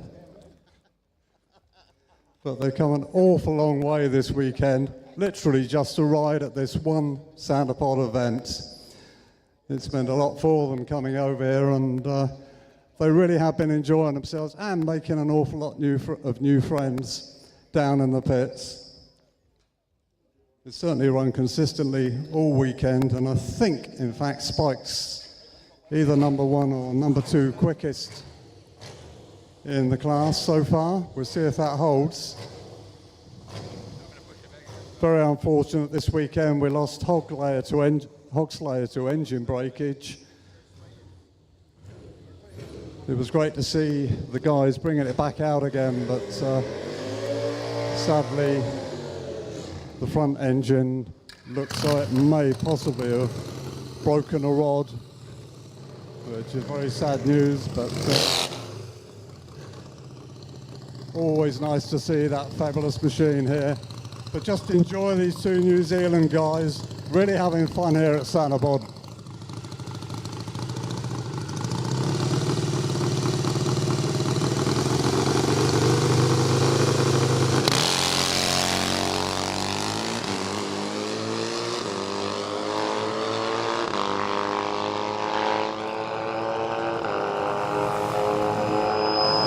And Spike gets there first. I think that's his quickest in the shootout so far. 10.61 at 125.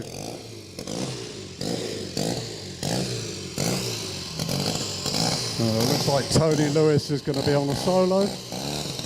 Very unusual, this bike. Triumph Westlake and turbocharged. Used to run in the 9s in the 70s.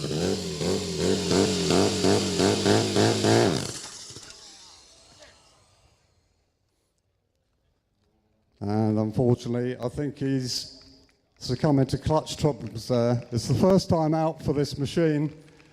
Since Christmas, they've been so busy getting the bike back together, getting it out here. They worked absolutely tirelessly to get the bike out on track. In fact, some of the turnaround on parts being repaired, I just don't believe how they got it done. But wonderful to see Tony back on a drag strip again. And I'm sure we'll see him at quite a few future Dragstalgias.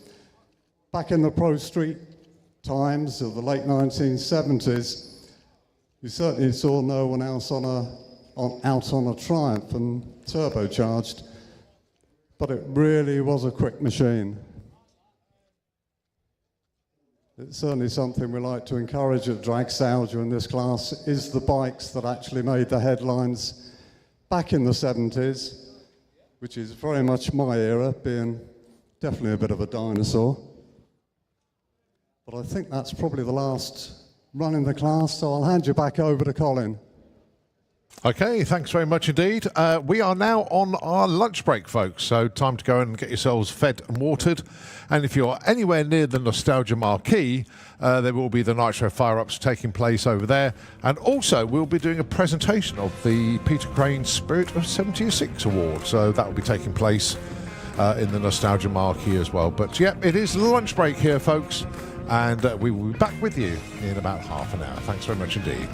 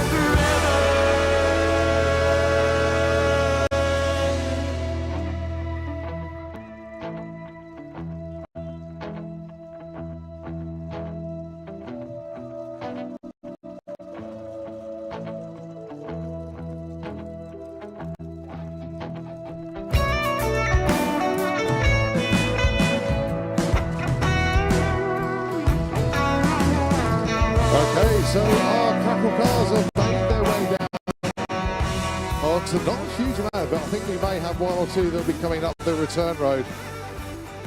But of course, we do have the Yesterday's Dreams car that will always be cackling at the end. Is the way they always do things. But great to see representation from the Gasser Circus here this evening. Yeah, let's hear it for the Gasser Circus. Tom Margerson is here. The Short Fuse, Nick Hewison, Jason Pickett with Cherry Bomb, and of course, Commander Simon Prest with the Rocket. Got the Yesterday's Dreams car here as well. And just looking to see who else is going to be coming. Now, the other thing I need to find out if there's anybody coming down the return road. That's the other part of this. You're being followed for a change, not me. Look, that way. Oh, hello. Wave to everybody. So, everybody watching at home, unfortunately, these are the voices you've been hearing the whole time. Indeed. And, sorry to everyone up there as well, but there you go. Okay, we have everyone in place. There are more cars round there, though. We're just waiting for the thumbs up to bring everybody round as well. And then, of course, we will fire them all up at once. Ladies and gentlemen on the grandstand, a very good evening to you. Have you had a good Dragstalgia? And have you all managed to keep yourself covered in sunblock? Who's looking very red up there? There's a few. A very, very good evening to everybody on the banking. Look at all of you wonderful people sat in your chairs on the top of the banking. That is the way to do it here at Dragstalgia. And that is a fabulous photograph. The silhouette of everybody on the top of the banking there. Once again, as per usual, thank you ever so much indeed for coming along and supporting Santa Pod Raceway and, of course, Dragstalgia as well. As I say, we've got Gasser Circus cars already represented. We've got a few of the Wild Bunch coming to join us as well. And what Cracklefest wouldn't be complete without the Maras. Yep. Wrathchild and Rebel making their way down. Wrathchild It's over like there. pushing uphill, isn't it? It really is. Go on. You can do it. So they're lining up. And also, let's have a look to see who else is there. Things are looking straight into the sun. I can't really see all the cars. That's Rob Brown inside Rebel. And the Soul Town Shaker, absolutely fantastic looking car. Great showmanship this weekend as well. Car looking as good as ever. And how about fast forward the lovely Topolino Altered. Looking very, very smart indeed. Great looking car. Topolino, we talked about Topolino body shells. Have been a very, very popular choice with these cars, as is like the Ford Model T as well. But the Topolino, probably the most popular body used in Alters these days. Different wheelbases, different lengths of chassis, but the body doesn't matter what length of chassis, always seems to fit very, very well indeed. And here comes Rory Hart. You don't often see an opal-bodied funny car, but that's what Rory's got here. New PB this weekend as well. Running in, I thought he had actually. No, he's been in the 9s. He's done very, very well indeed. But never know, might even knock a number out the door tomorrow, as we are a long way from getting this job done this weekend. I've still got another day to go of great entertainment on the quarter mile. Still a few more making their way down. Actually, can't believe it's actually a little bit early on the schedule to bring the cars down. Only a few minutes, but nevertheless, we're still gathering a few cars to come down. Once they are all here, we'll fire them all up together and make a lot of noise. But the car that we all love to hear is the Yesterday's Dreams car. That's one that's been doing the odd cackle at every Dragstalgia Cracklefest that we've ever had. Darryl, anything coming down the return road? I was just checking, actually, and I don't know whether that's the fire crew or someone waiting up there. We haven't been told. It'll be just a nice surprise anyway. We're just waiting for the word to fire them all up. I think everybody is just about in place, just waiting for the crews to make the final checks. We got background music as well. Can you hear that? Drifting over from the vintage hub, I think. Can I please ask, once we actually do start all the engines up, everybody that's along the wall here, if you can crouch down so that our lovely spectators in the grandstand can actually get photos. Not yet, not yet. When the engines have started, it just gives everybody a chance to actually see everything that's going on.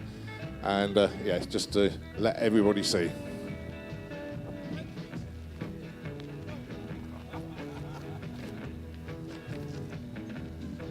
We were missing you today, actually. We were thinking, where were you? And we did see photographs of you in the pits, but we never saw you on the track today. Our favourite bug, I've got to say, a winner 2 years in a row, actually. Yeah.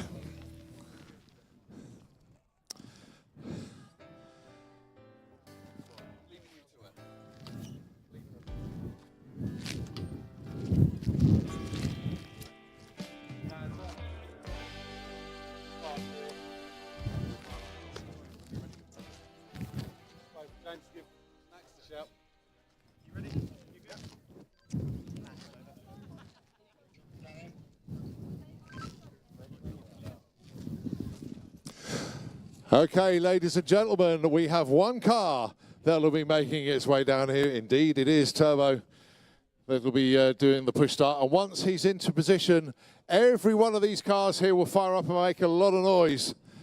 And I guarantee you, it will be the Yesterday's Dreams car that will be running right at the end. And when that car switches off, I want you to raise the roof. Well, really they've actually got an extra big fuel tank on there for it to run even longer as well. Not the best time for a run, mate. Simon out for a run on the racetrack. That could be the stickiest run of the season. Well done, mate. So, yeah, we do have one car which is being push-started down the return road.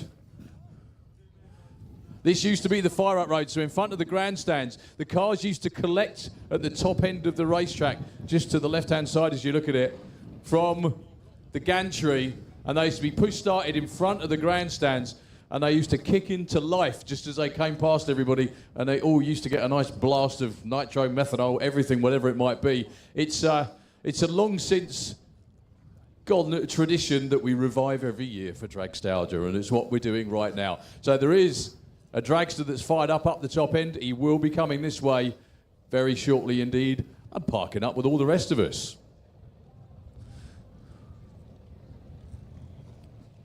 What's a wonderful sound, actually, considering the pipes are pointing the other way, and you can hear it a quarter of a mile away. Fabulous. I think the and it's wind, just on tick over. The wind helps with that, definitely. Oh, yeah. But anyway, it's the great day, and this will be the finale.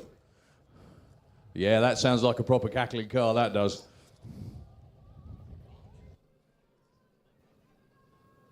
Not is it only is it everybody on the grandstands and on the banking that's going to see him, everybody against the fence in the pit area will get a nice whiff as he comes past as well.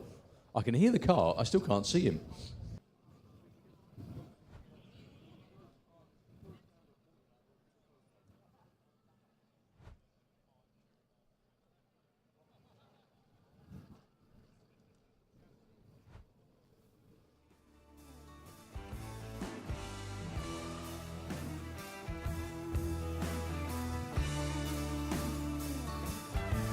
Yeah, it's certainly getting louder, so it's starting to make its way down towards us. So everybody clap and wave as the True Blood fuel car with Dennis Priddle's original Donovan Nitro Hemi on board, piloted by the one and only Mr. Ian Turbeville as well. And it's his birthday today, let's not forget. What so a way many to happy celebrate your returns birthday. indeed to the young man that's piloting this car.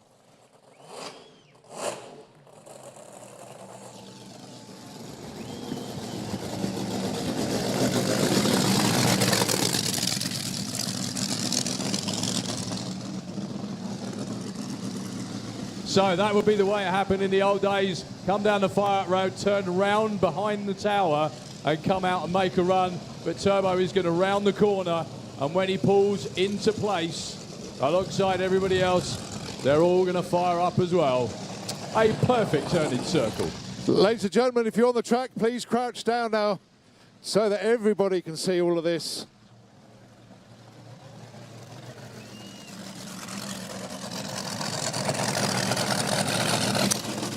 Here we go then. Everybody fire them up now.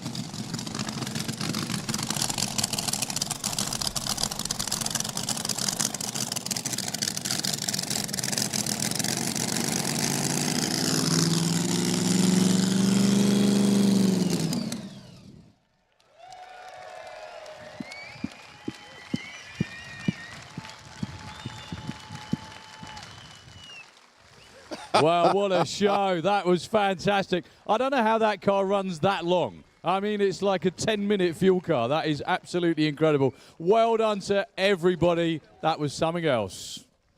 Thank you all for sticking around for that. I think you'll find it was definitely worth it, wasn't it?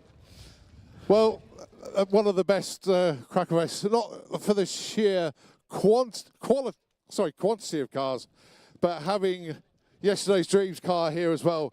And Ian Turbeville, it's his birthday today. It would have been Dennis Priddle's birthday today as well. It's Dennis Priddle's engine inside this car from back in the day. What a fantastic moment to have this car come down the return road and join the Cracklefest. Ian, happy birthday again, mate. Thank you for everything that you're doing to make this show so special. Thank you to all of our Crackle cars this evening as well. You are all absolutely fantastic. But to have the Yesterday's Dreams car doing what it does best is put on a heck of a show. Ladies and gentlemen, have a fantastic evening. Get yourself over to Fuelers Bar, go to the beer festival, have a great time, enjoy the live music, and we will see you tomorrow. Thanks very much indeed.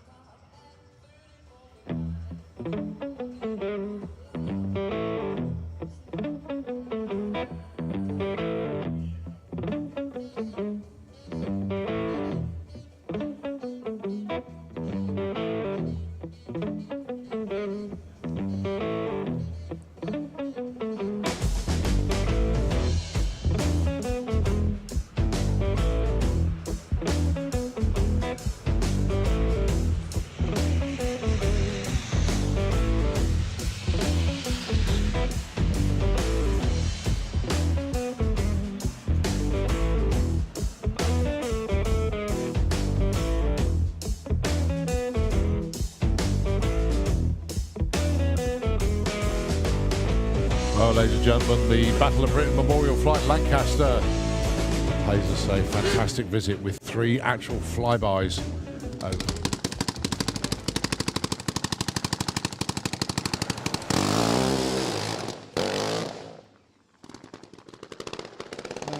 See, that bike is just almost unrideable. That is so much power from a 500 single. That has to be the noisiest drag bike on the planet. And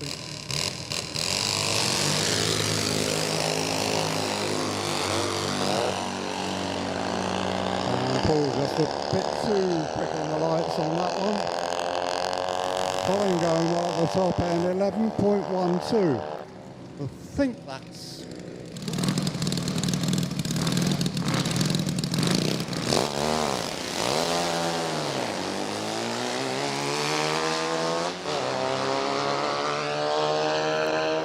Alongside a good friend of his, Tim Howell.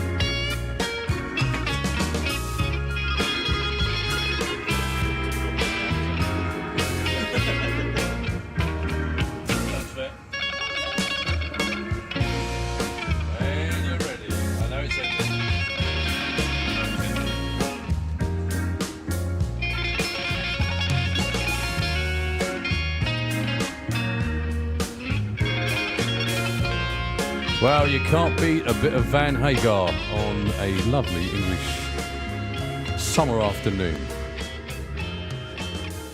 I'm just wondering, is everybody really hot or is there lots of flies up there?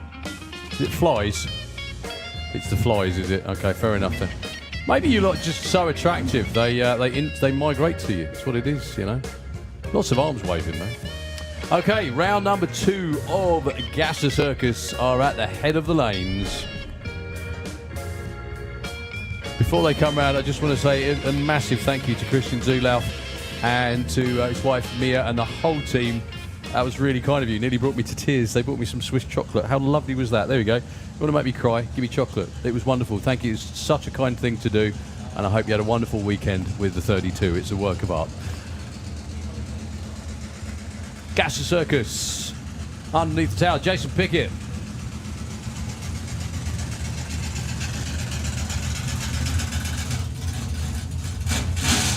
With the cherry bomb.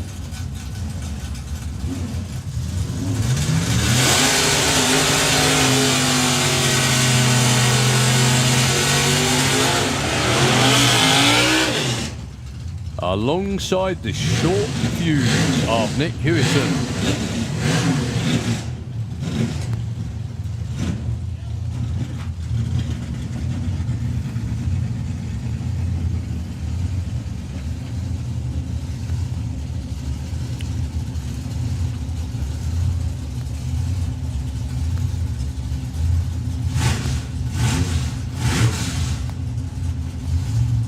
So, the winner of this one will get a date with Sean Milson, provided he comes round and takes his place here.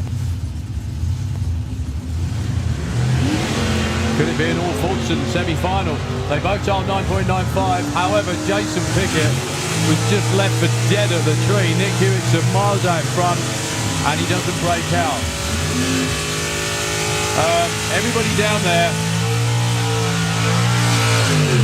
pin your ears back. Nick Hewitson, 0006 on the tree. 0006 to a 0.4 for Jason Pickett. So that was pretty much that. Okay, your defending series champion, Simon Press, taking on Ray Irish. Simon with one of the best sponsors in drag racing, the lovely little toyshop.co.uk. Check them out. 10:22 plays 11:02.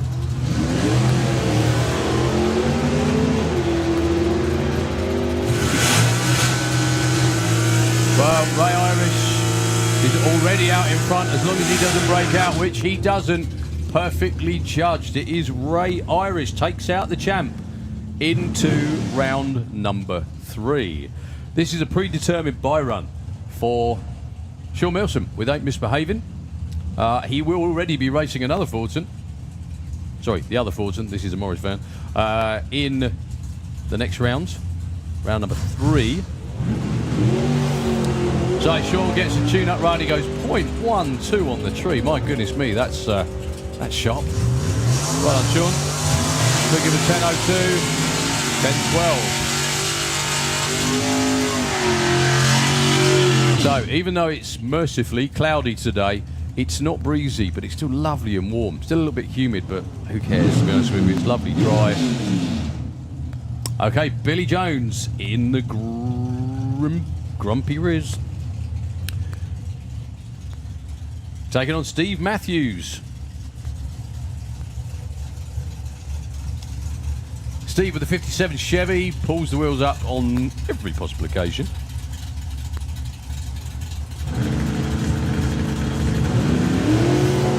And he'll get another chance to do it as well. It is Steve Matthews. Billy Jones goes red by 0.007. Well, it's just a shame about the light, because that would have been a good race. Steve Matthews, though, no slouch at all. He was 0.2 on the tree. Steve Matthews was that time. John Gibson and Tom Margison. Tom debuting the Dorset this weekend, which is in the Slick Tricks lane, 10:62. Whereas John Gibson had this car for a while now. 10:76 plays 10:62.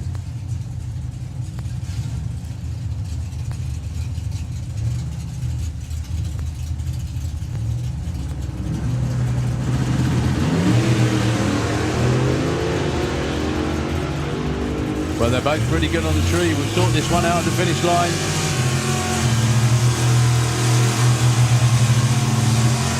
It's John Gibson closer to his dial-in.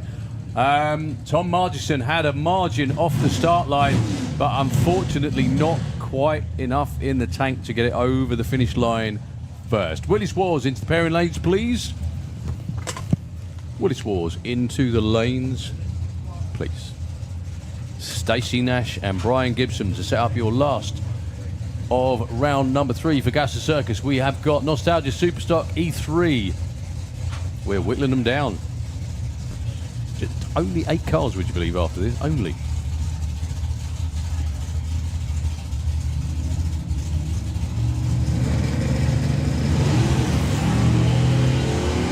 So, Identity Crisis, the 64 dart away and running.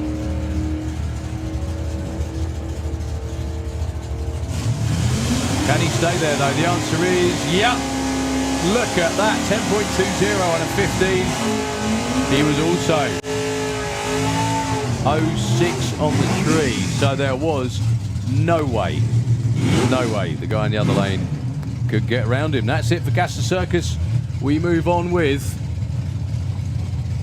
Nostalgia Superstock Elimination round number 3. This is Pete Christmas against Harvey Turner.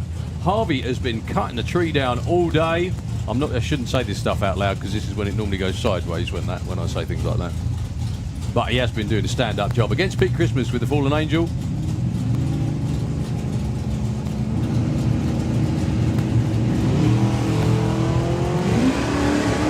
On the money again for Harvey.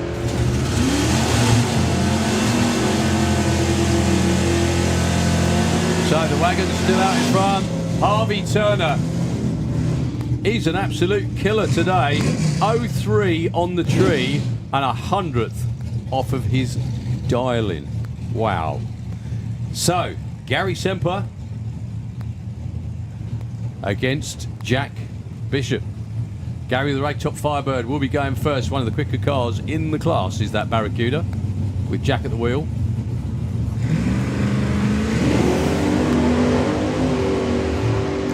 Jack's gonna catch him.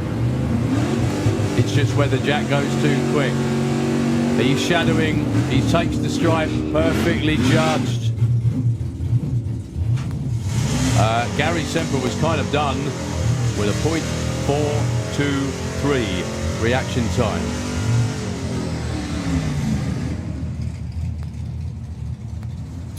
Okay. John Sleeth against Adrian Portelli. John, the victor over Colin Theobald. Ended his day racing, but not ended his day at the drags, obviously.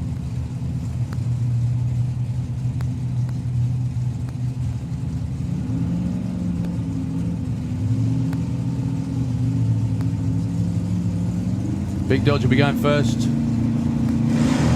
Goes red. John Sleeth with the Camaro.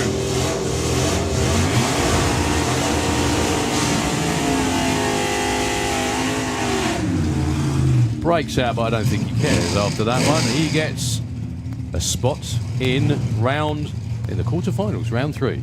Adam Novak and Steve Lloyd.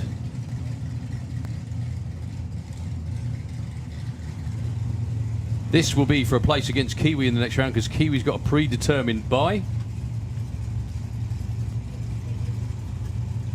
Both 10-second cars.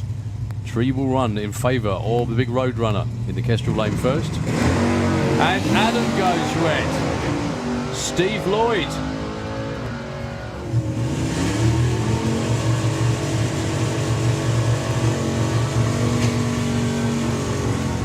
Will be up against Kiwi in the next round. Okay, Rick Denny taking on, I think, the sole surviving 50-plus qualifier.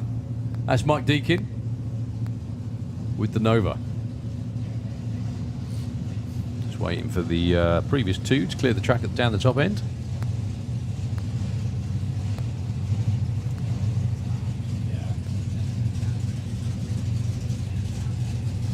Yeah, Adam's car's still coasting. I think he's going to make the turn. So, Rick Denny, 11.22. So, Mike Deakin is the lowest qualified car currently still in eliminations. Can he get to round number 3 at least? Well, he's given himself a really good chance with a good light. But can Rick Denny catch him? The dream ends there for Mike Deakin with a breakout. Unfortunately, actually, they both broke out, but Rick Denny, just by a few measly thousandths, was on the right side. Rob Terrell, Paul Fleckney.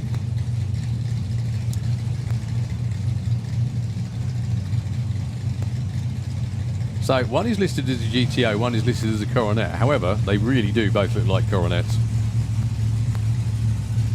10:30, 10:55 for a place against Harvey Turner.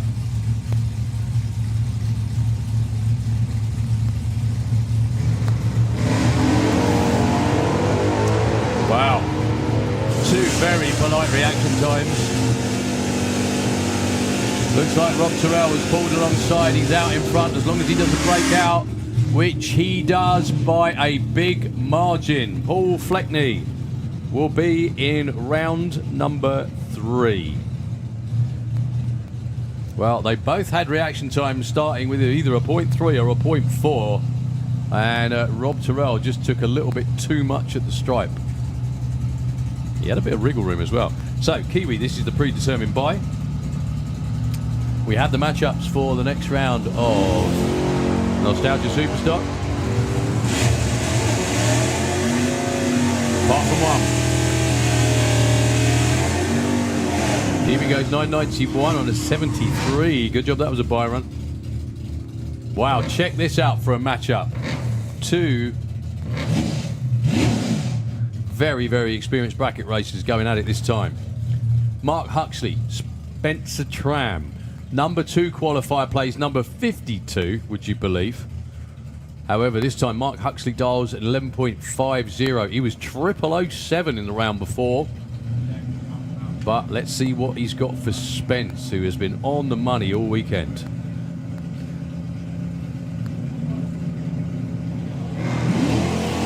Spence goes red. Mark Huxley into round 3. Okay. 11:33 breakout, doesn't matter. If the Huxleys, listen up once again. He's done it again. 007 twice in a row. 007 twice in a row for Mark Huxley. Spencer was 02 red. Very, very close indeed. Yeah, the last thing he wanted to do was run 11:21 though, which he didn't do. He did break out the other end as well. But Mark Huxley having a great day in Nostalgia Superstock. I think he's found his spirit class. Okay, we are awaiting our next class in the lanes. Everybody ran through so quickly and efficiently. It was almost over before it started. So well done everybody in Nostalgia Superstock and Gasser Circus too. We've got the next round of Outlaw Anglia to go. But I think all of our competition classes, the Dragstalgia Cannonball is down to the final rounds. Everyone else is at the round of 8, i.e. 8 cars or bikes left in competition. So we're just waiting for the next of our classes to come round. So while we do that, it won't be too long, folks. Just enjoy the weather, enjoy the cloud and the lack of breeze, which has been really, really nice today. I'll hand to Nitro FM and we'll be back ASAP.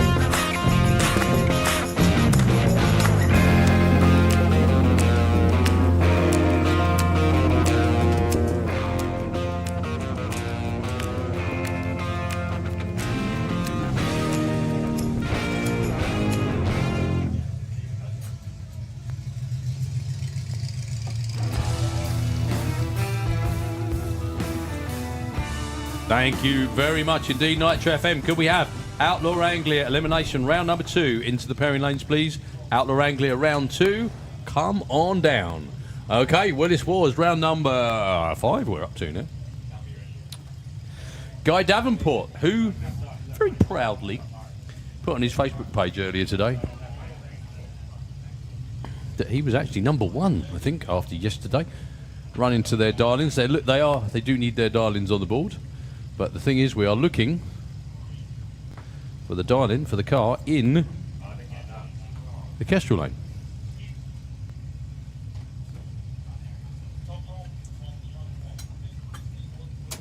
Hello, mate. Lovely. What are we up to? So I'm guessing, so Tim's out. Yeah, is that all that's left, basically? So that's what we know. We've got 2 pairs there. We've got first, second, third, fourth. Okay. The rest of them. Whoever turns up. They're the key ones. The 1, 2, the first, second, third, and fourth. They're the key ones. Okay, mate, no problem. Thank you. So Robbie and Leo managed to get fucking out. Everyone else. Yeah, no, I know. Everyone else has done stuff, haven't they? Well, Guy Davenport stays number 1. Stu Roberts, nice looking run actually. 16.47. We really do appreciate all the guys from the Willis Wars coming along and girls coming along and joining us here at Dragstalgia. They've been a fixture since day 1.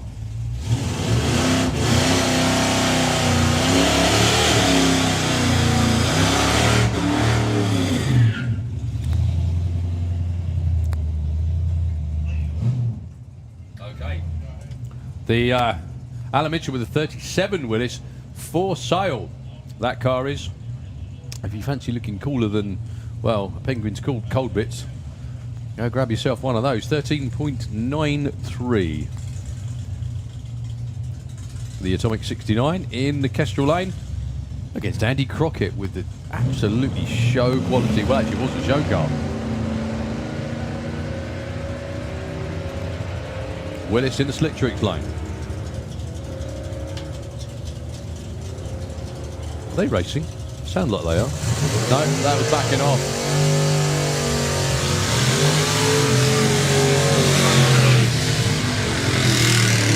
Could we please have the Wild Bunch into the pairing lanes for, I think, which would be your 6th or maybe even 7th run of the weekend by now.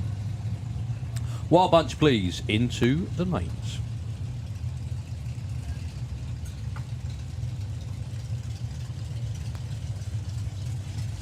Damien Bacon with the Pork Chop Express. Obviously going to be called that, wasn't it? Up against Dan Bates.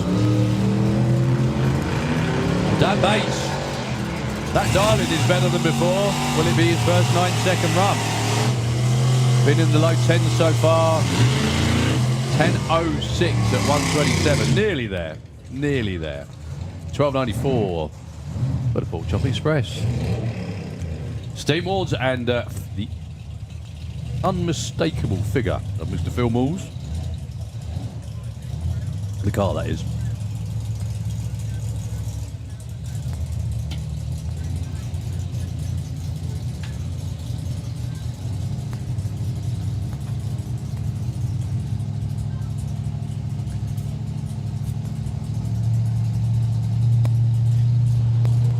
Not only is the car unmistakable, it really goes as well.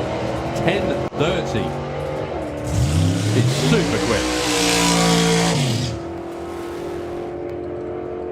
10.25. Plays at 13.70.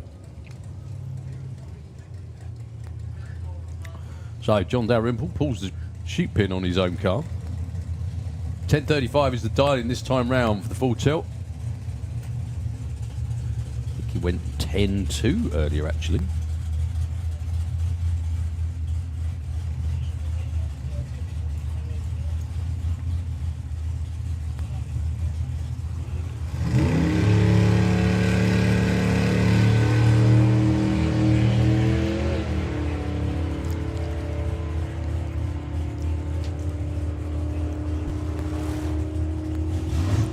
.10.16 at 132. That will be another personal best, quickest run ever. Well done. So, John, how's it watching everyone else? Not bad then, yeah? Not bad. Dave Hinson against Dave Wheatley. We've got Outlaw Anglia in the lanes as well. You don't want to miss that.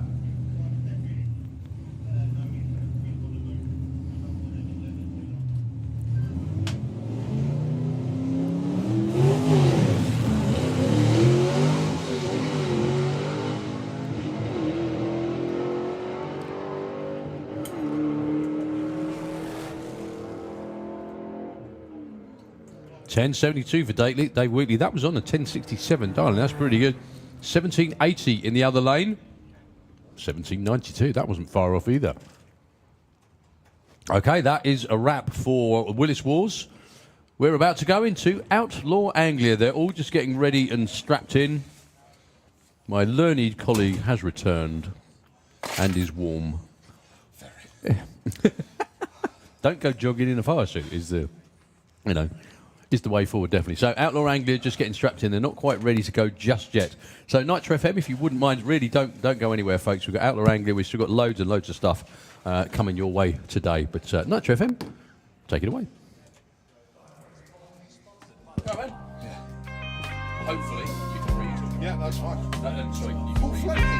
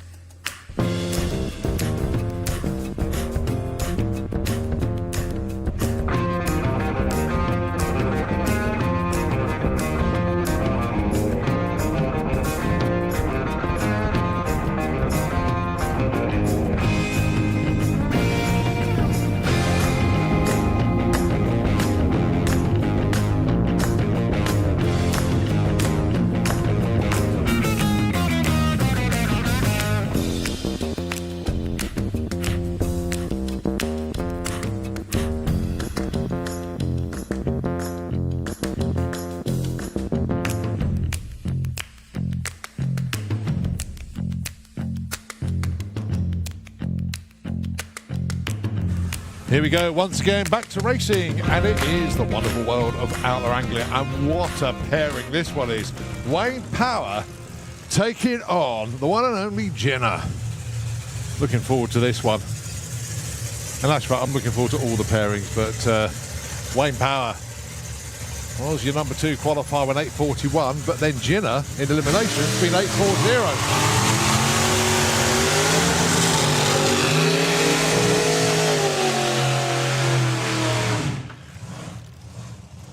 So this is really a pick and choose race. Yes, we know Wayne's car is quicker, but to be fair to Wayne, he's still getting comfortable with the car. Jenner, on the other hand, he's just driving the wheels off it this weekend. It's been a little while since Jenner's been out to play, but he's back here and running in the 8.4s and just putting on one heck of a show. Dave's just arming the parachute and just letting him know that it's all good to go. And just gives him a little bit of a G-up as well. Not that Jenner needs any of that. Wayne Power on the other side of the track. He is in the Kestrel lane with the stressed out 2. blown methanol pop.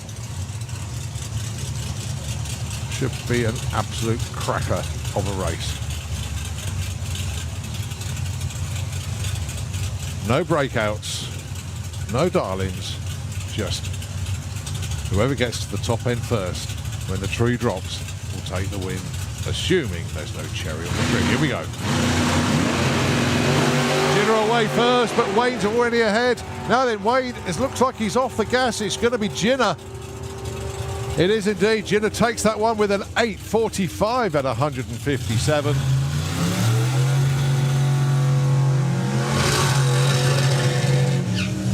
Wayne coasting to a 10:69 at 96.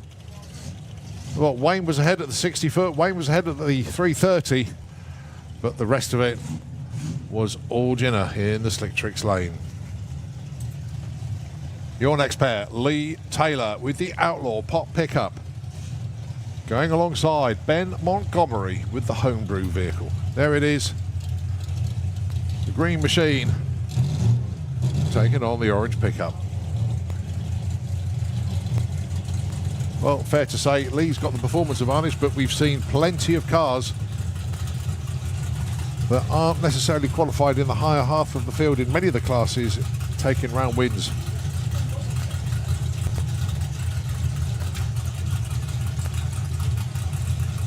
So a big purge of the nitrous then for Lee Taylor.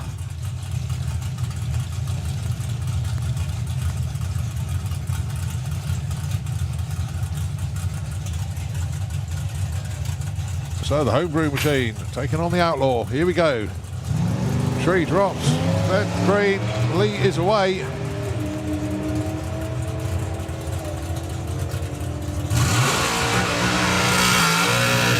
And goes through with an 861.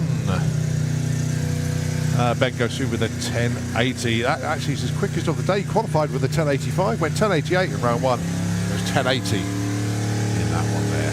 But it is Lee that is through. Third pair, Andy Cunningham. What a story. He was the fourth alternate, but he got in as the other three alternates weren't able to make the call or couldn't make it. So Andy came in, and here he is. He's in round two, going alongside Martin Payne, the great barbarian. Well, as Andy says, he's brought a knife to a gunfight, but it's one of those gunfights. If the gun ain't loaded, then the knife is going to be better. Right, that's enough euphemisms for one year. Thank you.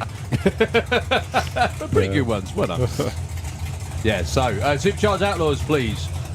For your next run, Supercharged Outlaws, if you'd like to join us. Martin away very nicely indeed. Yeah, keeping it straight in.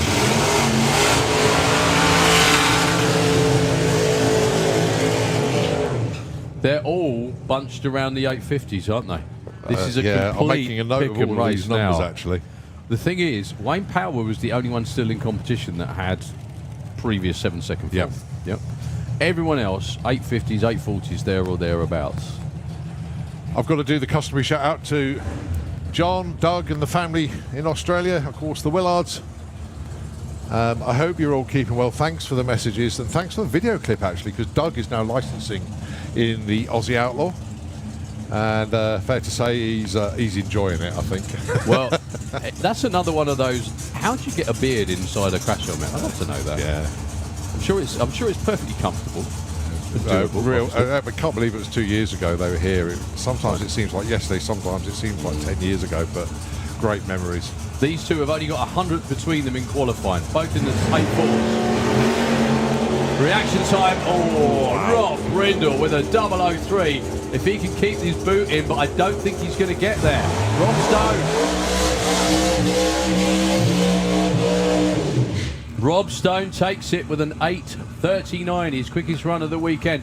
Rob Brindle was 003 on the tree. But unfortunately for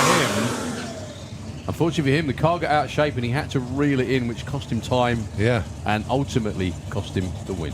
Right, so Rob Stone went 8:39. He's going up against Lee Taylor, who went 8:61.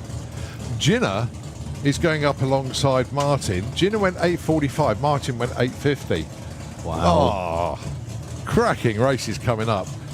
This is it's a match race. Oh, how cool is this? Ben Kennedy against Jed Guy. Well, at least we think it's a match race. We can't see it. Yeah.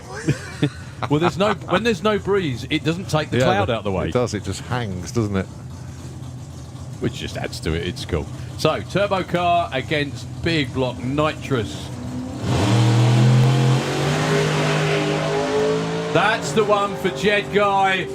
Look for a low 7, maybe even a 6-second run. Yes! 6.94, 197 miles an hour in a Ford Pop. Well, he might not be in competition, but at the moment, I don't think they care. Well done. Back where he was before the layoff. 106 to special. 60 foot, 8 miles, 4.46, 158. It was still running really rich all the way down. That was safe, believe it or not. Wow. That's what he came back for. He To do didn't that. come back just to make the numbers up. He came back to run the car hard. Didn't work out in the racing, so he came down for that run, 6.94. Yep. Fantastic. Just fantastic. Well, problems with Ben Kennedy, but all eyes obviously were fixed on Schulte's hot rod.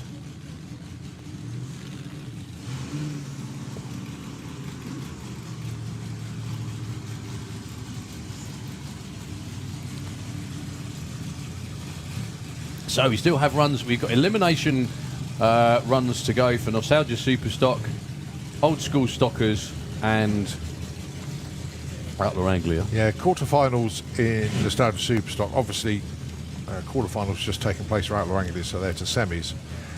Gasser Circus. Of course, yeah. They have got quarterfinals to run, and as have the Old School Stockers. We'll probably see a few time trial runs put in as well. Like that, Yeah. hopefully. So Pete Brown, Ian Armitage, this pairing, 9:20 and 10:20.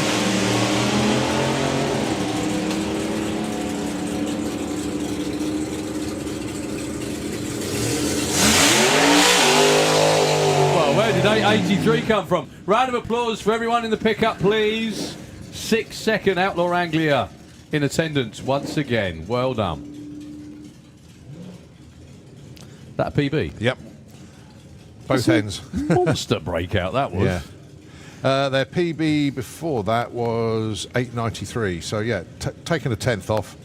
And well, they did set a new PB earlier, 145, but they've now got 146. So well done. All right, Los Butcher and Dan Wilson, next pair.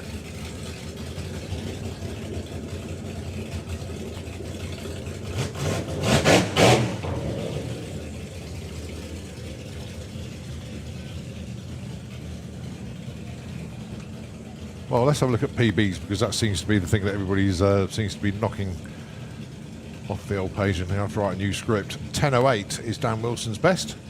Los Butcher, best coming into the event was 9.85, has now been 9.55. Very soft off the line though, so I don't think that's going to be a PB run for Los, unfortunately.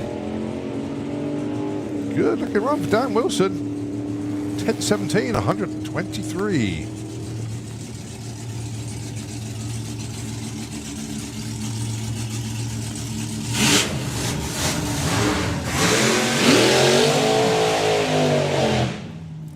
So Rob Brown with Rebel taking on Alan Skip with the Chase in Time Slingshot.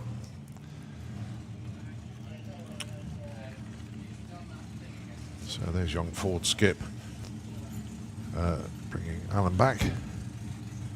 And Haley about to do the same for Rob.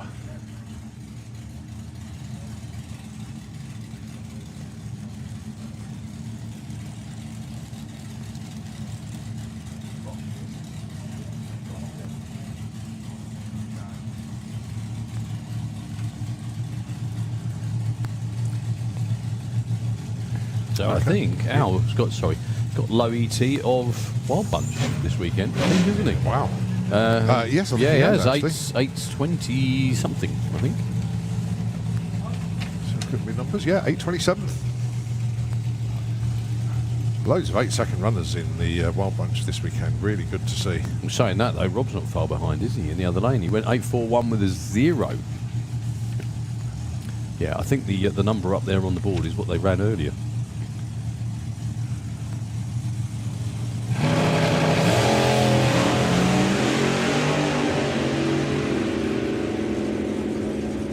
Good looking run for Rob. 8:43. Very, very consistent indeed. 41, 43. That will work. Alan Skip goes 8:72. Get this, though, 164.24. Mr. PB on MPH by 0.02. So the speed was there, just didn't have the run itself. There's a lot of that happening today. Okay, Peter Whitfield with the rail. Say that fast a few times. In the Kestrel Lane, 10:50, and Ian Wild with a Wildcat. Possibly the most obvious name choice ever, especially with a Jag in it.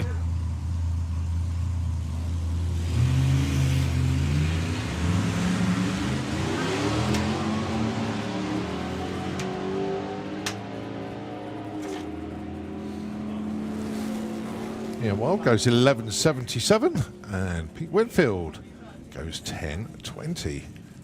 What? 10:20? Seriously? I told you everyone's doing it today. 10:20 at 143 miles an hour. His PB before that run was 10:77. Just found half a second. Wow. Congratulations, Peter. That was outstanding pass. Yeah, anyone. Totally fluffed up his chances in the Wild Bunch this weekend. You get a PB by over half a second. It really doesn't matter at all. Right, it's Terry Robbins in the car this time. Thanks, Terry, for letting me know. Going alongside Dave Schumark. Yeah, we do apologise because we have three names to choose from who might be driving, don't we? No, just two. Oh, sorry, my apologies. Yeah. Well, still two. It could be Terry. Terry. Terry messages me to let me know. I mean, it's easy with Rob and Pete Brown because Rob's got a red crash helmet and Pete's is blue. I've got a way of getting it half right every time. Terry Houghton and Mark Robbins. That's there it. You go. You got it.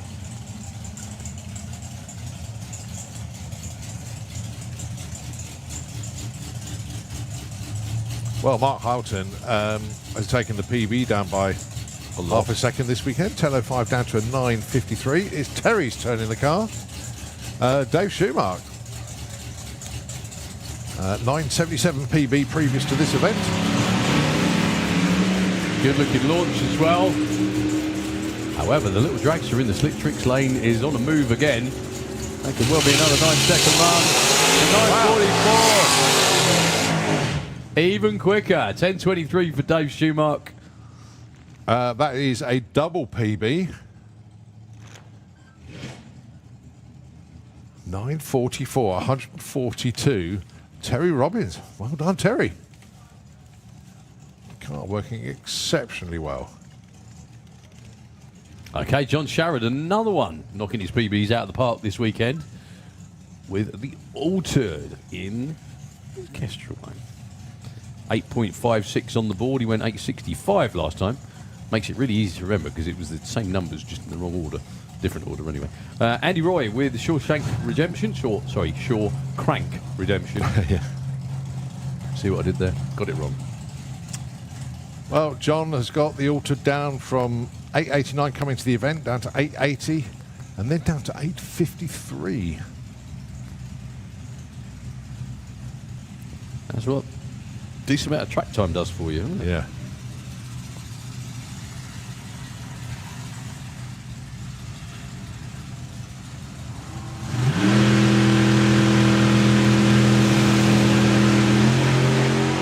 That is a very good launch there for John with the Altered. Andy Roy 977, 856 there for John. With a 1 as well. Look Yeah. at that. On the money. All right, Paul Tarry with Trigger's Broom alongside James Auld with the Little Faust Dragster. James was the Wild Bunch champion last year.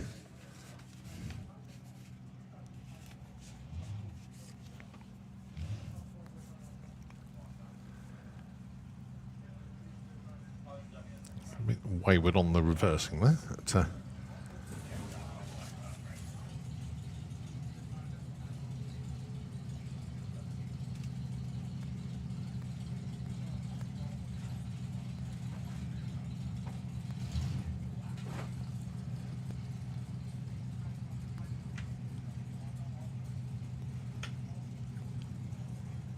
so Paul Tarry then is target number 1062. James is 1258. A little bit of a stagger on the tree. Oh, problems for James. Just rolling very slowly to the 330-foot mark. Something just stopped working. Yeah, literally. 1087 on a 1062.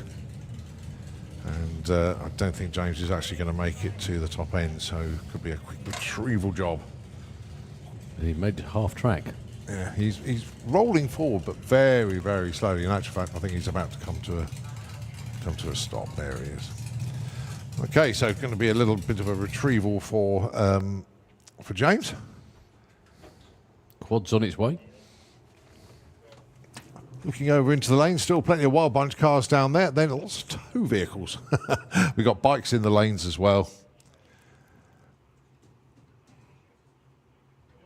All sorts of things still going on site as well. There we go. There's another shot of the pairing lanes.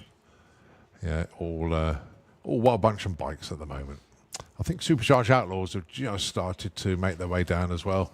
Ah, look. Ian Merriweather's changed the body. They've got... I didn't even know they brought it with them. Mary Poppins is on there. That is fantastic. I know the whole combination is up for sale, and I'm pretty sure it will include the second body as well. They're not stopping completely, though. I do know that. Okay. They are looking for, like, shall we say, a door car, just to have some fun with. So that was the plan. Go and have a word with them. It's a fantastic outfit. It really is. And yeah, what they end up getting will be another story. Also, I've just got to do a shout out to a particular person, and that is Linda Cook. Linda, thank you ever so much for the message. And Linda, a couple of weeks ago, followed Street Weekend, and was taking photographs by the side of the road and sending it all in to everybody so that they can see their own cars. They set up a video camera by the side of the road and caught everybody going by, and then edited it down to get rid of the cars that weren't in Street Weekend. Oh, well, that's good. They came to, I think it was 3 of the checkpoints to follow the Street Weekend. They probably did 4, but I didn't see them at every single checkpoint. They were at Santapod, they were up at York, so they followed the whole event. And Linda runs a little business called Lincrafts. And if you remember back a few years ago when we did the Haley's auction, we had that big, all the autographs of the racers and everything. Lynn supplied that beautiful picture of Twister in the middle. That's where that came from. Excellent. Lynn. And, she makes Christmas cards for racers, things like that. So really, really pleasant, superb, kind, generous lady. And we thank everything that she does. Well, today, it's Robin's birthday. So Linda said, can we please give a big shout out to Robin? It's his 65th year on this planet. And of course, Linda loves him to bits. So there you go, Linda. The birthday shout out is done for Robin. He was obviously doing all the checkpoints with Linda as well. I think it was Robin that set up the video camera, actually. So, yeah, Linda, that's thank you very so much. kind. Yeah, well, I had a moment like that today. I was personally a little taken aback and stunned. So up in the pits, I went to see Christian Zulauf and Mia, his wife, and they very kindly, to say thank you, gave me a box of Swiss chocolate. Oh, wow. from the factory, just like a couple of kilometres away from where they live. Where are they? No, they're in the car. I bring Well, you, there was- I bring you there- cakes there- and you don't bring me chocolate. Yeah, there was exactly. Thing is, though, they said we don't know what shape they're in because it was 36 degrees at various points on the way. Ah, exactly. right, okay. So there we go. I'm going to take them home and put them in the kids' fridge. Put them in the kids' fridge or just Put them in the kids. Yeah, Full put them in stop. the, well, if I take them home, the kids are going to pinch them anyway, aren't they? But that was it was wonderful. Very, very kind. Yeah. Incredibly kind. I wasn't expecting that at all. I just went to have a chat with them. Okay, so Rory Hart with the bye run.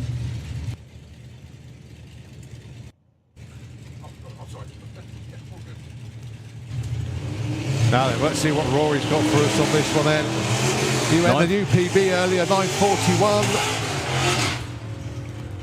That's He's another looking good. really strong. 9:50, 136. Working very, very well indeed. I think that's one very happy team this weekend. Yeah, two right, you deserve it. Love this. The two flatheads are back. Now this is where we have three drivers, Gavin, Yeah. Damon and Pete. We don't know which one's in it, but whoever it is, going to have a great fun. Going alongside Bradley Cooper.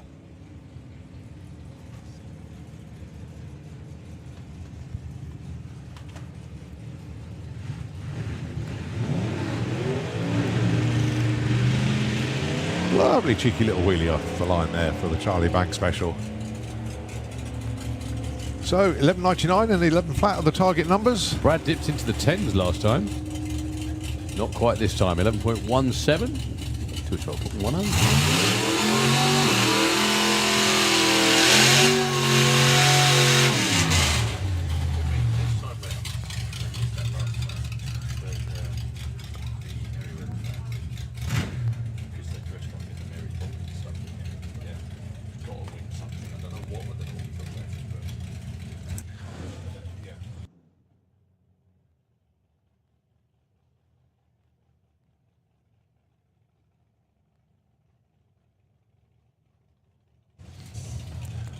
Right, Phil James with the Rampage Monza funny car. Last time we saw it come down, unfortunately, just didn't get the run in, but this time all looking good.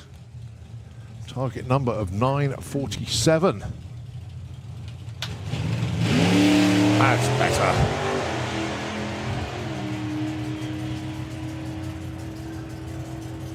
Good looking run, that'll be in the nines. 944, very well judged actually. You seem to have a huge amount of run data to go on today.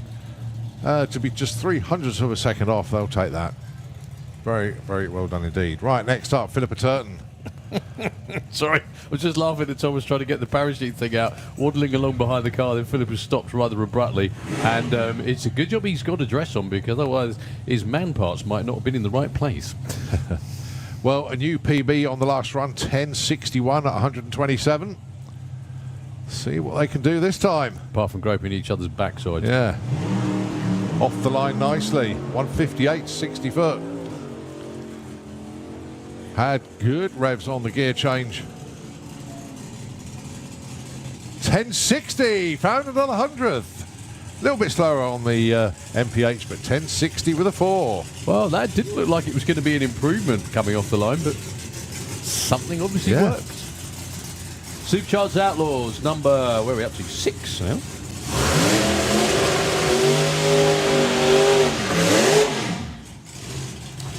Jim Tucker with the Hellfire Hemi on his own this time round. They got the car off the start line earlier on today, but it went for a wander about 3:30. It seems to be a fun car to get down the track, this one. But anything that's short and stubby with a blown Hemi in it and suspension is always going to be lively. Just while they set the wheelie bar, just to remind people, the Nostalgia Marquee is still open and busy, and the British Drag Racing Hall of Fame. We've still got plenty of items available for sale. There's some of the auction lots that didn't sell yesterday. Actually, some of them have gone now. There's not that many left. So if you want to pop down and have a final look, I suggest you do so. Also get your Benevolent Fund stickers, 2 for a £5.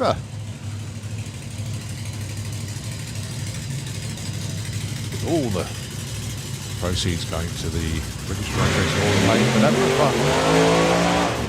And Jim Tugger going into burnout once again. Back to spin. The car always does slip the tyre a little bit off the starting line, but it's just had an excess of it this weekend. Okay, chimney sweeps and all in place for the first time this weekend in Merryweather.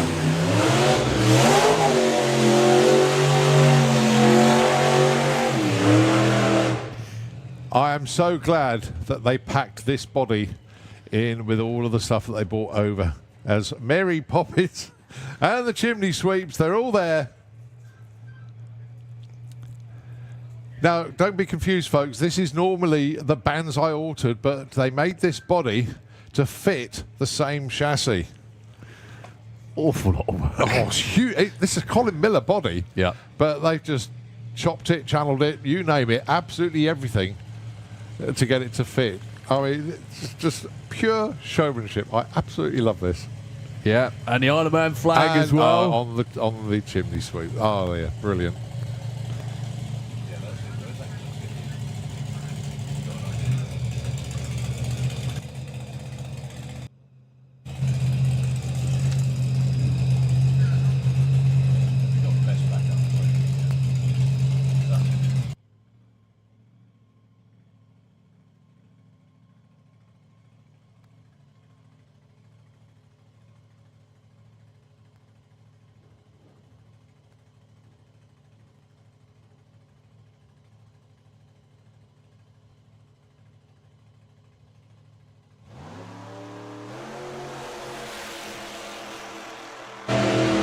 So Ian Merriweather on his way. Trying to keep it off the wall as well. Line 14, 140 miles an hour. Give him a round of applause just for show all the your effort. appreciation. Come on. Fantastic. Yeah, that was fabulous. And Mary Poppins giving it's everybody on the a live wave. stream as well. Yep. Love it. Absolutely love it. Fantastic.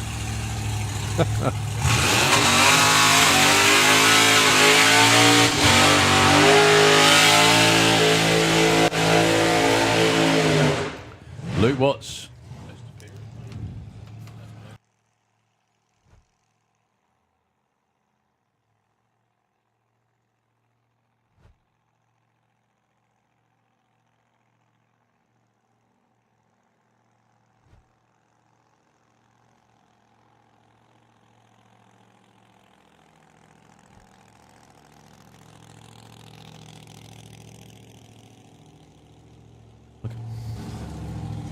Right, Luke Watts with Agamemnon, the 57 Chevy. One of the most bizarre photographs I think I've ever seen anybody take from the spectator banking. Yeah. Was when Luke was about just after half track and the car got so wildly out of shape that the spectator took a photograph of the car, literally where the car was right there, but Luke was facing the banking. Face head on. Unbelievable shot. I think it's on the Facebook page as well. None of that stays, please, Luke. That's fact. He's a good-looking run. He has been 854, and he went 854 again. Bracket car. Nicely done, guys. Well done. Big bracket door slammers. Yeah. Come on. Pair of 854s today so far. All right, Paul Dale coming around the corner, going alongside the crazy lady racing herself. Yeah, Elaine Hancock.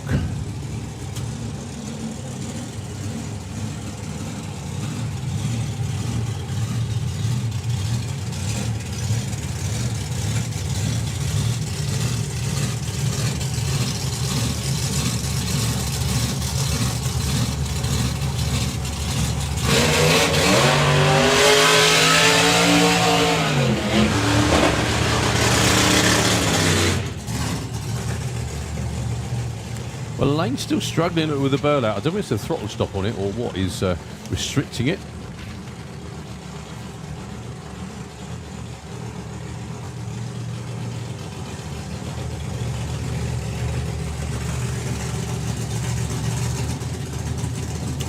But Elaine has been down to 8.10. Paul Dale's best, 8.29.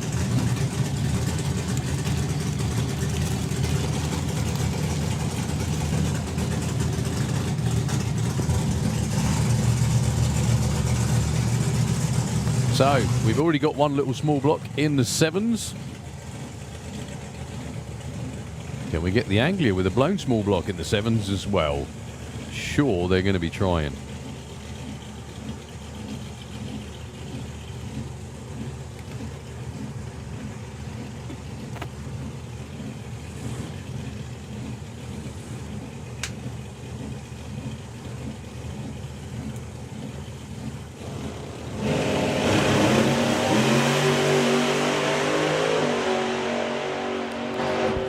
Well, Elaine going for a bit of a wander, thinks better of it. Paul Dale still going.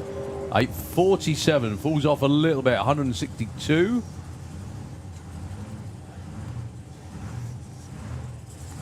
Yeah, that would have been a very low 8, possibly into the 7s for Elaine if she could have stuck with that one. But when the car starts to wander, the pendulum effect sometimes can come in and just make it wander even more. Sometimes you can stick with it, but then... yeah. Okay, Richard Colby against Keith Freeman.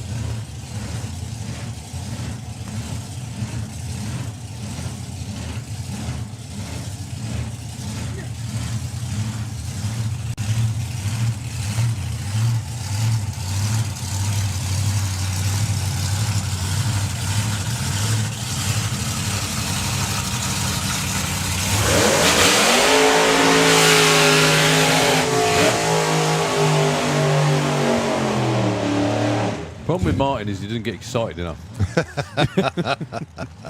Actually, a good stab at the burnout there for Richard Colby as well. He certainly had his foot down, trying to strike the tyres there.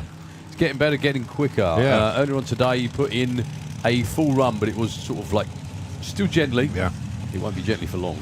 I've got to say a massive thank you to both of these teams as well, because they are both on the roster for Silverstone Festival this year, end of August. So thanks to both teams for accepting the invitation to come. Well, let's hope Keith can get in a good run from A to B this time round, because up to this point he's had directional issues, tyre spin, all sorts of almost daft stuff going on. That car is normally deadly consistent, which is why he won the Supercharged Outlaws Championship twice. So a new car for Rich Colby, obviously used to run in Outlaw Anglia, but this is his new chosen path of his drag racing story. I think his car became Crew Killer, didn't it? I think that was his is car that the one? previously. Oh, right. I think. Someone may correct me because I'm normally wrong.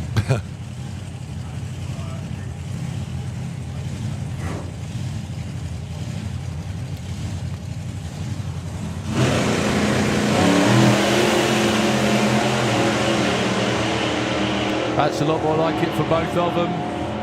Richard Colby is pace-making very well. 9.13 at 1:28 for him. 9.49 at 1:47 for Keith Freeman. Quickest run so far for Richard Colby with the auto. Yeah. Coming on nicely.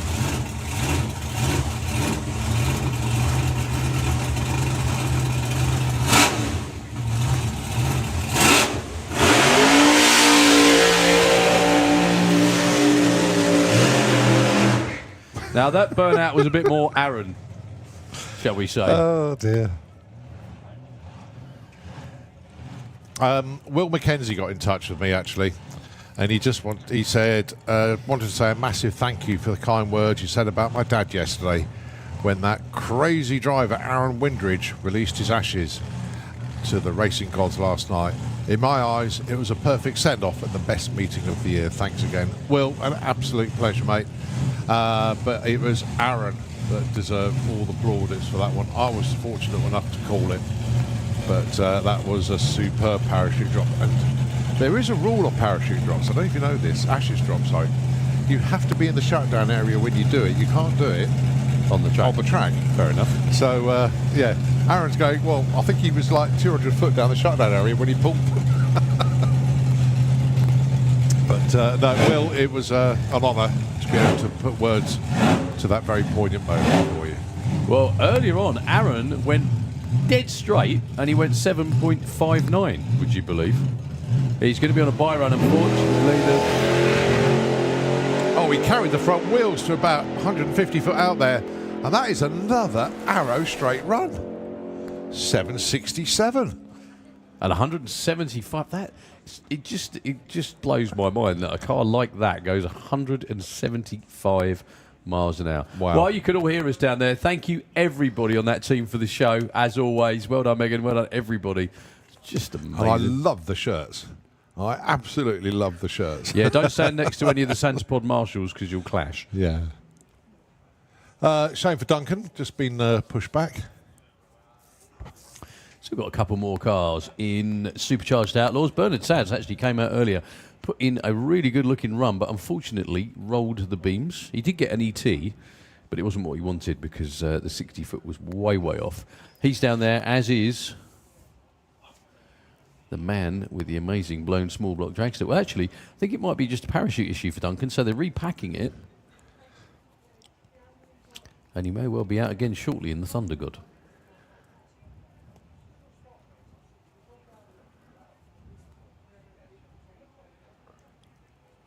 Okay, yep, they're giving the thumbs up to let him go. So it was obviously just the parachute coming out that was the problem.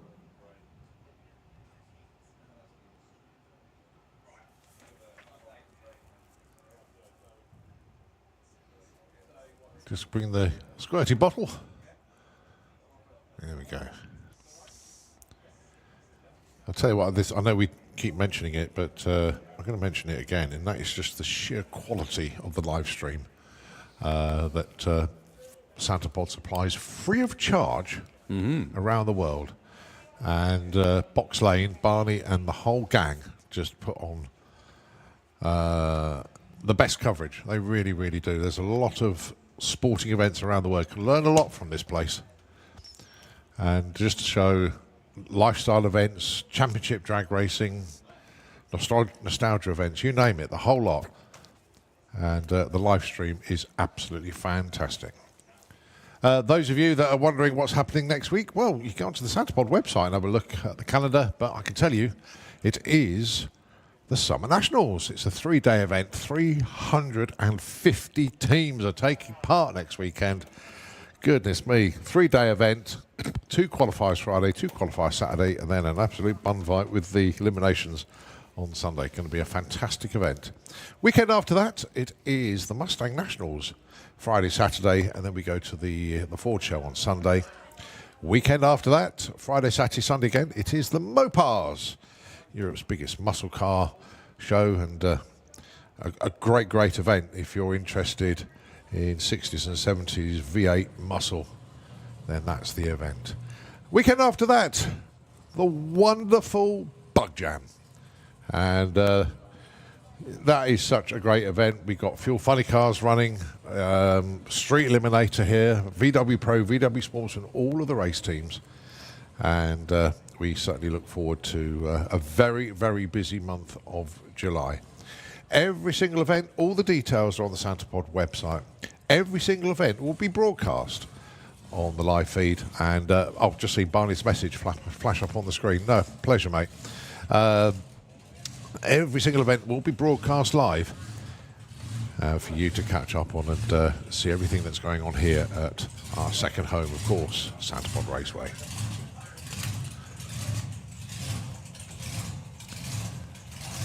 Were Black Betty. Yeah, it is the quickest car in the supercharged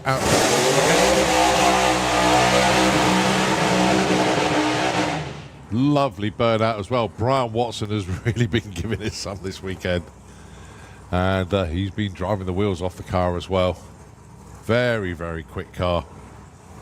And I think he's thoroughly enjoyed himself. He's got the track to himself. Oh, has he? Or is Bernard Saz going to make it round? No, they're going to hold him actually because Brian has already done his burnout. Burnout just a little bit slow. Just getting the engine fired up. So they're going to let... Oh no, they are bringing him round. quite sure. The Sound of Super Stockers are coming up next.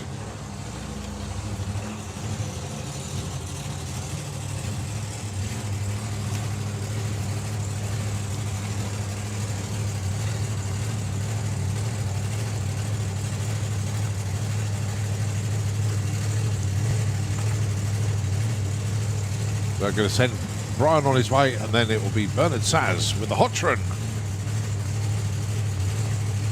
Slightly out of synchronisation coming round, but these are the last two in Supercharged Outlaws for this session. I think they may have one more to go, one more today. Well, Ryan won't get an ET because the car jumped through. Big shame actually, because he's been real consistently in the mid-sevens. It's the first time he's dropped the ball today, actually.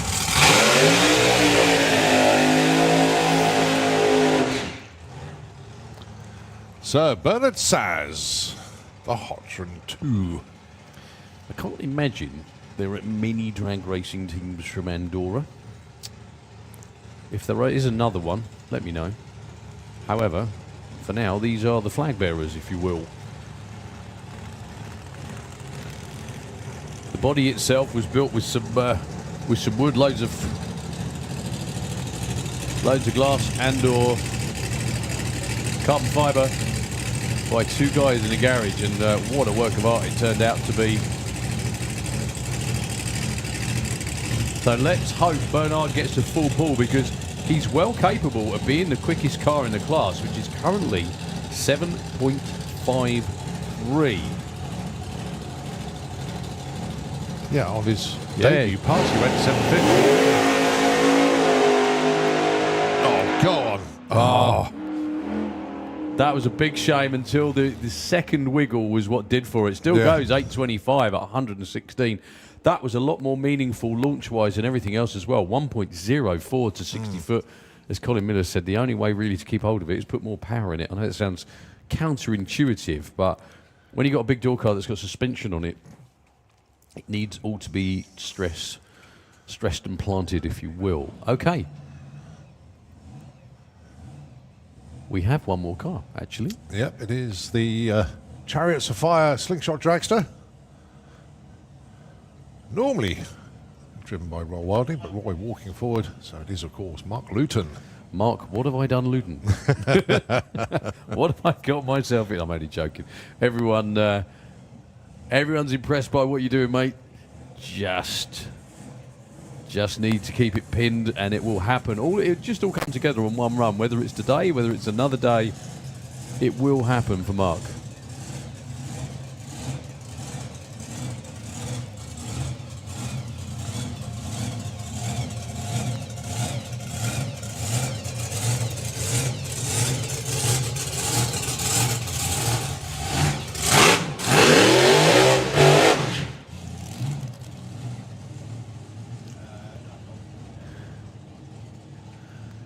Just in case you're listening in, Sharon, Jerry's in uniform. So everybody avert your eyes from the live stream in just a couple of minutes' time. You'll see what I mean. So yeah, Mark Luton on his, I can't remember how many runs he's made this weekend, but this is quite a few. He's been to the start line, a few of them. Couple of very nice launches, couple of nice easy tickles up the racetrack. Roy came out to see us yesterday, and he said I can't believe he made this driving this look so easy. It wants to kill you.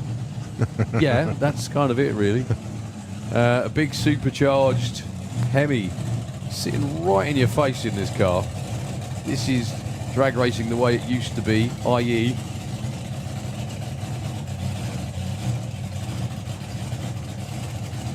where the driver sitting behind the engine. Roy gives him the thumbs up. At this point as well, while we've got a methanol car on the line, it seems poignant to say very good afternoon. I hope you're listening to Dave Wilson. Thank you very much for the message, Dave. I know you help out a lot of teams, and very nice to hear from you, sir. I think you've helped out Roy before as well. This is another one that's coming to Silverstone, actually, just remembered. So, good luck, Mark. Stamp on that right foot.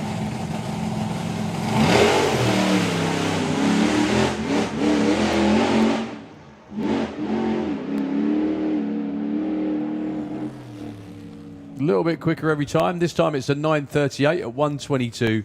If he keeps knocking a second off, he'll be in the 60s in no time. Well done. Yeah. Be an 8 next. All right, yeah. It's the old school stockers. This is eliminations, don't forget. We've got 3 pairings to come at you. Steve Howe, Chris Spry. Now this is to go into the semis where there is a bye into the final. That run Steve Howe made earlier today in the 8.2s could be one of, if not the quickest old school stocker run ever. That is outstandingly quick. Chris Spry, though, has also been in the 8s. Yeah, he went 8.90 last time out.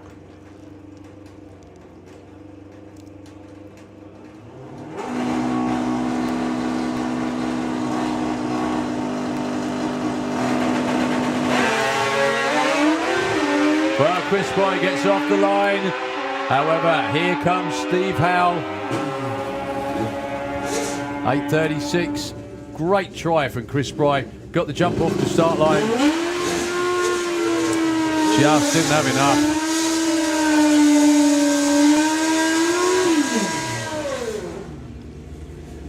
So Jerry Pink Collier, as he will now be known. Oh dear. Yeah, it's not ideal, is it? Up against Patrick Hodgkiss. Hey, getting in the spirit of the event, that's what it's all about. Up against Rich Peachy. This is going to be a good one. These two are number 4 and 5. In round number 1, Patrick was on the verge of his first ever 8-second run. He went 9.0. It's going to happen. Maybe Jerry in a dress is the lucky charm.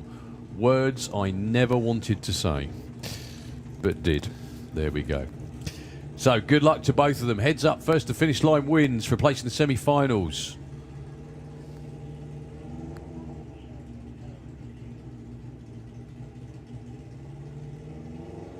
They're all being a bit cagey.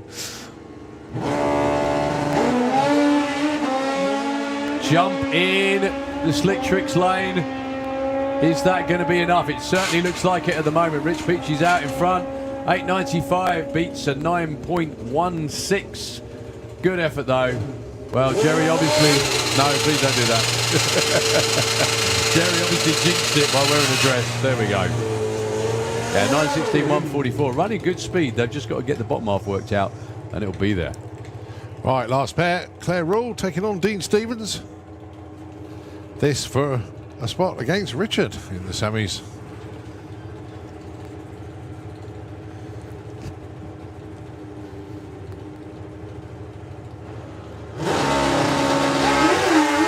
Oh, Claire rolled through stage. Dean Stevens gets a freebie.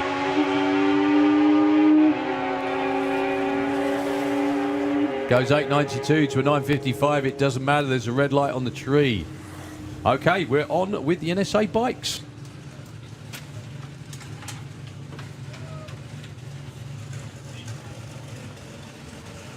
Okay, not as many of them as started the weekend, that we do know.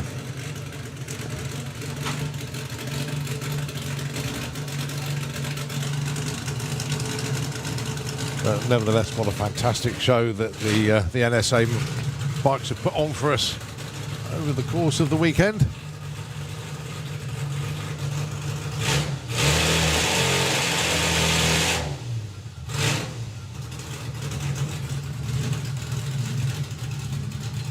I remembering back in the day when the bikes used to do that all the time, just rested their front wheel against the tower, the central support, did their burnout, and then rolled forward. Colin Fallows with the Westlake, and that's Ray Law with the Triumph down there. Beautiful machines, they really are. Showing off. And here's Cheers, Keith. Darryl. Moving on with the NSA class. Colin Fallows. Double engine Norton against Ray Law. Double engine Triumph. Both similar capacity, 1000cc machines. Both running back in the 70s.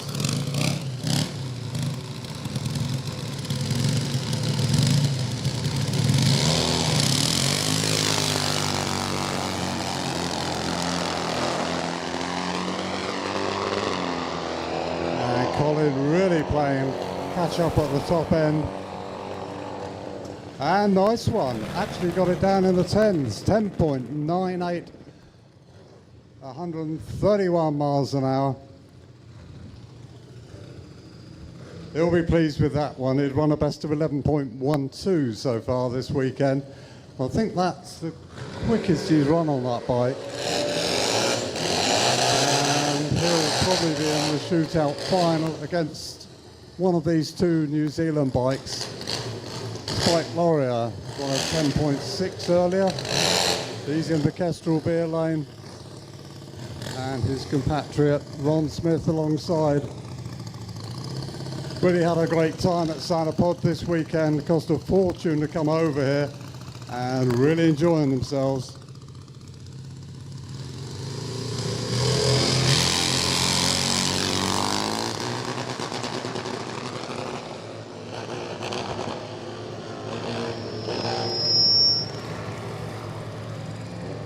And Spike got the gremlins in.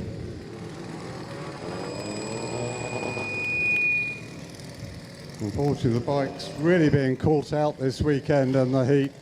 We've lost an awful lot of the machines. Probably more than half the field been decimated.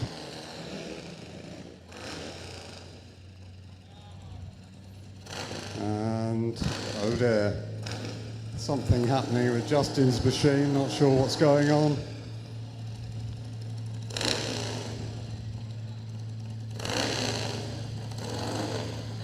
So Tim Howell looks like he's going to be on a solo run. Lovely little 60s street style BSA.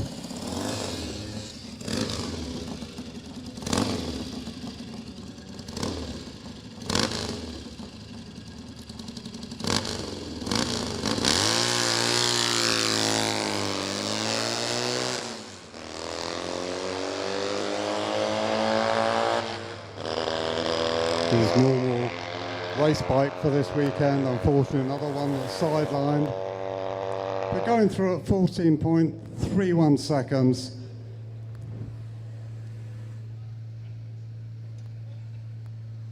So I hope that's nothing too serious with the Honda of Justin Newell.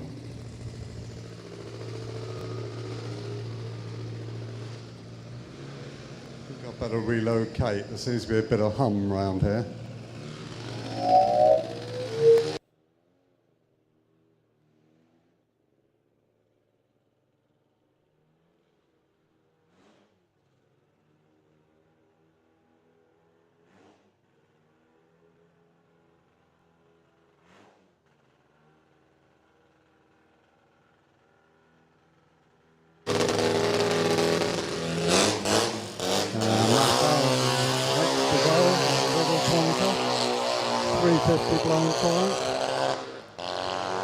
First weekend he's really got to ride this machine.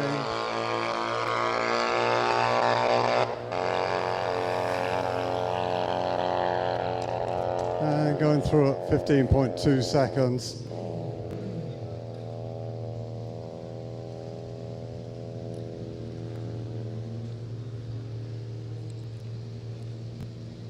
See quite a few old familiar faces at Dragstalgia this weekend. And down behind the start line, certainly see John Hobbs down there and Chris T. I think John did fire up the Hobbit earlier on today. And great to see him here, but I think it's time to go back to four wheels. So as soon as Daryl's finished his biscuit, I'll hand you over. Okay, thanks so much indeed to Keith. As we go on to Nostalgia Superstock. This is the quarterfinals then, your first pair is the Jack and John show. Jack Bishop taking on John Sleeth.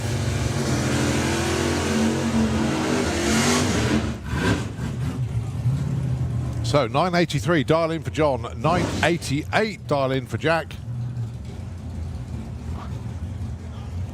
So this for a spot in the semi-finals at Dragstalgia.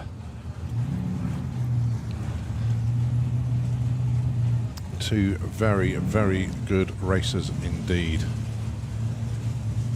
And as Darryl said earlier on, qualified well, didn't qualify brilliantly. John 39, Jack 43. It's a green light drag race.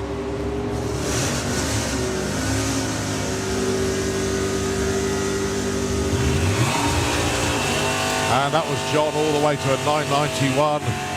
Jack could not win that one at all. John was 0-1-0 off the line.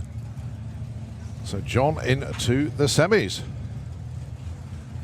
It's 991 against a 996. Right, Steve Lloyd with the blue pearl. Taking on Kiwi, of course, Stuart Thompson. The dial-ins then, 977 for Kiwi, 1026 for Steve. So it will be the big Impala going first.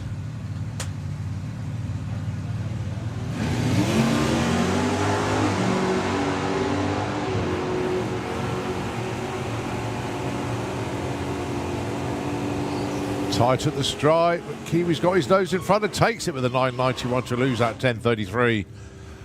So it's Kiwi into the semis. And a great weekend for Steve Lloyd, to be fair. Took 3 round wins today. Well done. Okay, Rick Denny taking on Mark Huxley. Well, two guys that have probably raced each other quite a few times in Pro ET. And I know 100% they've never met before in Nostalgia Superstock, because this is the first time Mark's ever had a go at it. The dial-ins, 11.22 for Rick, but going first, 11.43 is Mark.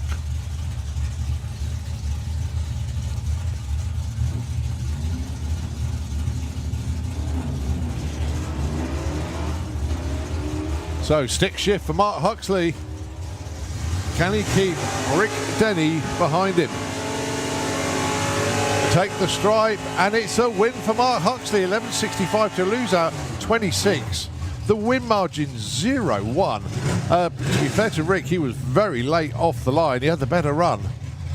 But it is Mark Huxley into the semis. Right, last pair. Paul Fleckney taking on Harvey Turner. Paul dials 10.55. Harvey dials 12.19. It's going to be Harvey going first. Two great looking vehicles as well.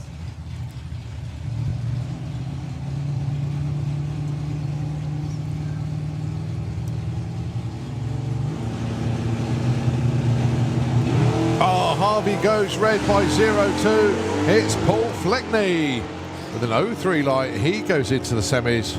I'm sorry to say I almost predicted that, didn't I? That run, 12.19. 12.22, got one on the right side. Paul broke out, but didn't matter. So your semi-finals in Nostalgia Superstock. Paul Fleckney taking on Stuart Thompson. And it's going to be Mark Huxley taking on John Sleeth. What a weekend. Well, it's a good thing John Sleeth got away with one when he raced you, because otherwise that'd be you, wouldn't it? You know. Well, I was going to win it. Be. You were going to win it. Yeah, Yeah. okay, Yeah. I was yeah. Dream on. Oh dear. Oh, I've loved my weekend here. It's been absolutely fantastic. Right, next up, it is Julian Webb with the split-second jet dragster. And right after Julian, we have our Nostalgia Cannonball final, A final and B final coming up. Yes. So the A final is going to be Dougie Hill against Tony Betts. Unfortunately, the flame was engine damage for Tim Garlick. So unfortunately, Apache, even though they're in the final round, they can't take their place. It is always a war of attrition, the Dragstalgia Cannonball, any Cannonball races. But it's funny car against Dragster. And on the other side, for the B final, two altereds. Freddy's Revenge with Robbie Grabham at the wheel. And he is going to be against Leo Knight. Now, we don't know whether anyone else is going to come down to contest any of the other final rounds. We're about to find out, I'm sure. Yeah. Well, as I say, we're at semi-finals in Nostalgia Superstock. We've still got Gasser Circus to come down. Old School Stockers are at semi-finals, and Outlaw Anglia at semi-finals. And it's not even 3 o'clock. Well, it's just about 3 o'clock.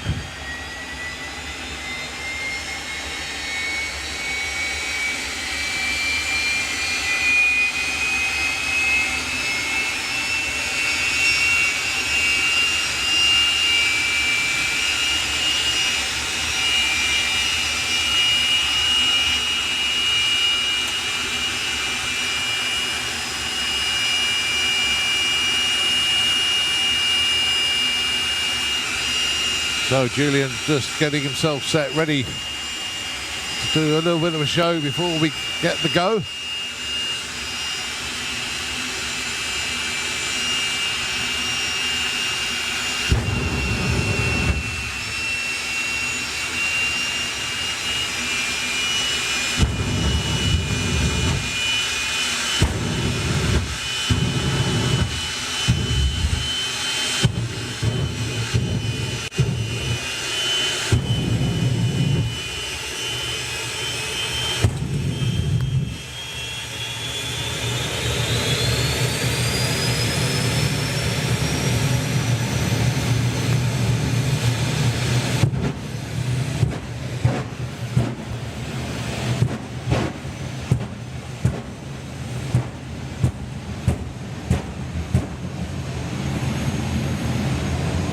Well, the tower certainly rocks when Julian blips the jet there, the afterburner. But here comes the run.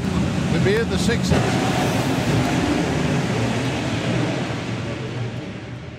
Very tidy looking pass here. Around about 222, 30 miles an hour. 233 this time. 677 was the ET. A very, very good run indeed once again from Julian and the split second team. Thank you ever so much indeed. As the support vehicle goes to collect Julian from the top end. Give him a bit of a cheer, a bit of a wave. Show your appreciation for that one. Thank you ever so much indeed. Right, let's have a look into the lanes. We can see, as Daryl said, the third and fourth place runoff, and of course the final for the Dragstalgia Cannonball. Now, just give a quick shout. I don't know if Robbie Grabham's team can hear us down there, the Freddy's Revenge team. Can you hear me? They can, right. Basically, Joe Hood has been in touch to say, please could you announce the team that Joe and Daryl are tuned in from Australia and wishing you all the best and missing you loads. So very, very special. And the big thumbs up from Hillary to say thank you for the message. So that's got through to them loud and clear. So Joe and Daryl, message delivered, message received, and responded. Can we have Outlaw Anglia into the pairing lanes, please? Outlaw Anglia, can we have you into the pairing lanes, please?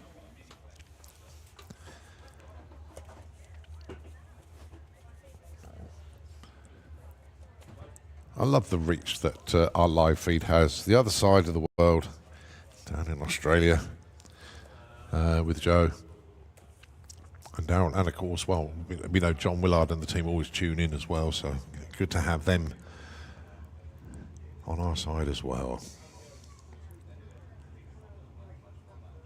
But yeah, Robbie Grabham into the third place runoff, going alongside Leo Knight. That is a fantastic matchup. The Gluebird is out there just giving you all a little bit more traction. So I'll tell you what, I'm going to stop the waffle for a minute. And we'll give the airwaves over to Nitro FM 96.2, but as soon as these cars come around the corner, we'll take it back and give you all the commentary on the final pairings in Cannonball.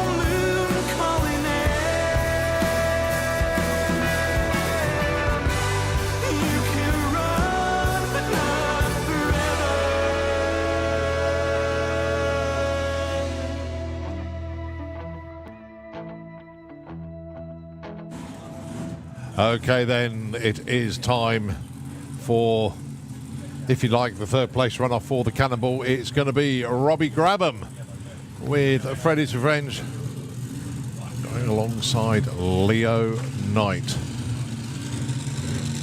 Well, Robbie has had a very good weekend indeed. Very consistent passes, all in the sevens. They've got their A motor in the car now. Obviously saved it for Dragstalgia.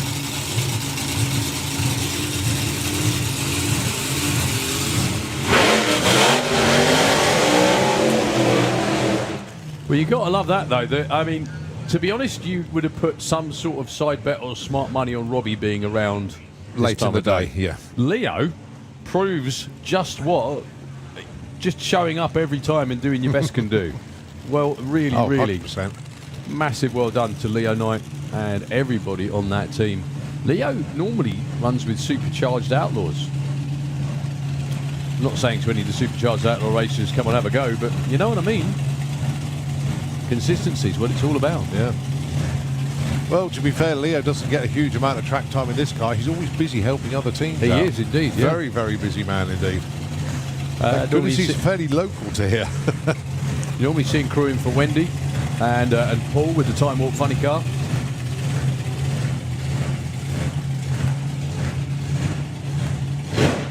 So for the third place runoff, this is for the Dragstalgia Cannonball Trophy, feathering anyone's cap to do that.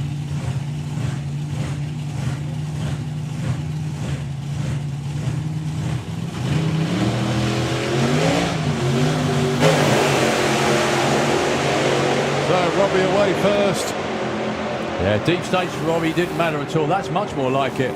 7:28 at 188, and he took a chunk out of that on the start line too. So that was a good run for Robbie Grabham. Finishes up number 3 in the Dragstalgia Cannonball. Well done. Leo Knight as well. What an effort. Seriously. That's what showing up and doing your best does. No, he's done very, very well indeed, Leo, this weekend, and full credit to him and his whole team.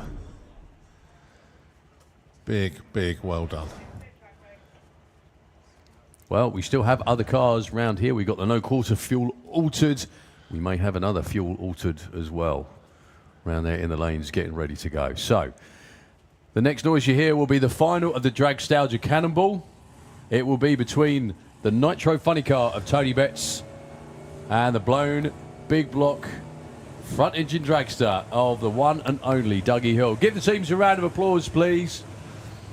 Always great to be around this late to race on a Sunday.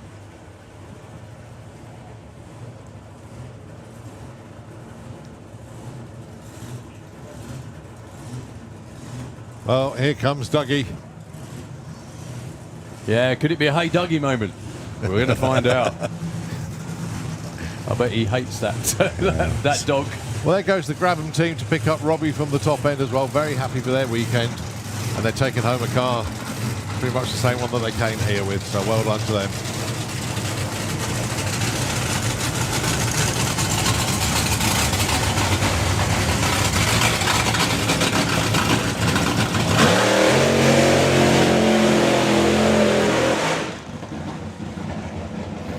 So I was talking with Dougie earlier on up in the pits, and boy was he excited to be in the final round, Oh, yeah. as you can imagine. In only his, I think his second year, maybe third actually, racing with this car, and he's in the final of the Dragstalgia Cannonball. He said, I'm not sure what I can do to win it. Just do what you do, Dougie. Yeah, exactly. Let the other guy worry.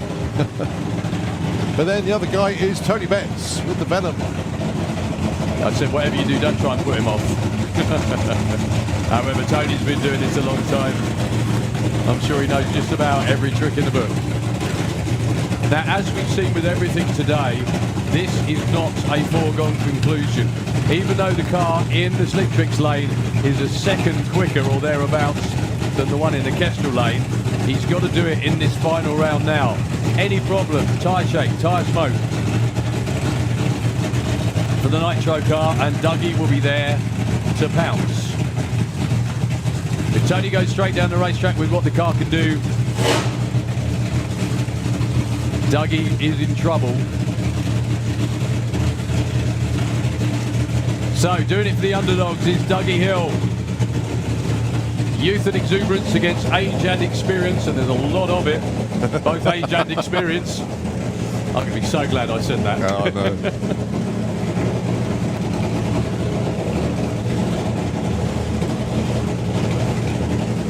So, Dougie bumps in, here comes Tony.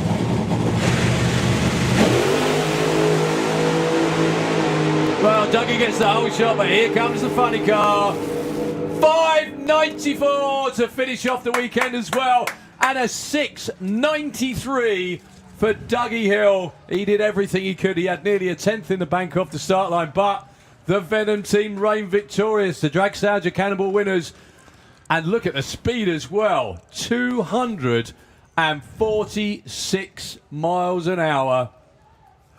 Well, so that's the Dragstalgia Cannonball win. Low ET, top speed of the event. The whole lot. Wow. Phenomenal. Some weekends are better than others, eh, Les? Definitely. Oh, wow. The Venom team. Congratulations. But also to Dougie Hill.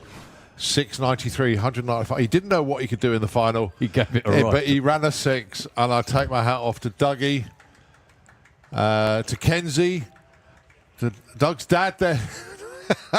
Dad, I bet that's a very proud moment. Absolutely phenomenal. But yeah, there's high fives, there's handshakes, there's everything going on down there.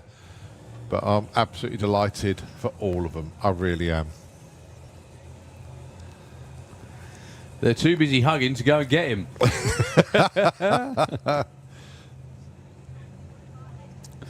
I think that could have been the run that they were going to make earlier on. Give them a round of applause. That's Dougie Hill's team. Terrific weekend for them in the 6s and in the final rounds. Yeah.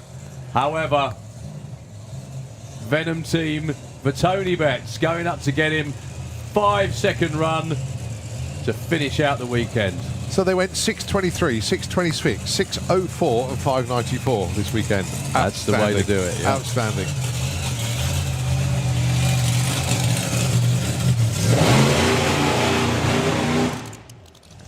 Well, the other last man left standing. Yeah, Ricky Gowan. Actually, we have one more fuel altered round there as well. Actually, two. Sorry, not just one. We've got one old school fuel altered. That's Nick and Rob with the no quarter. Also, Alan Bates with the Raptor. Round one more time. I don't think 0.93 for a fuel altered. That's seriously pokey. Like, that's superbly quick. I think a regular fuel funny car team would be pretty proud of that.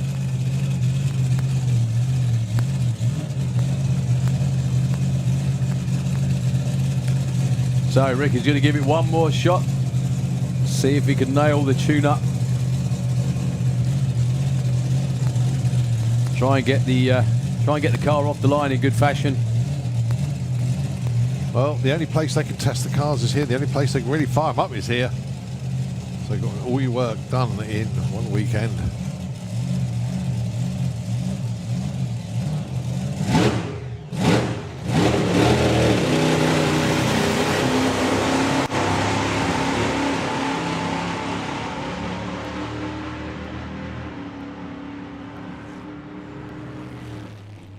Just before we doink the blocks.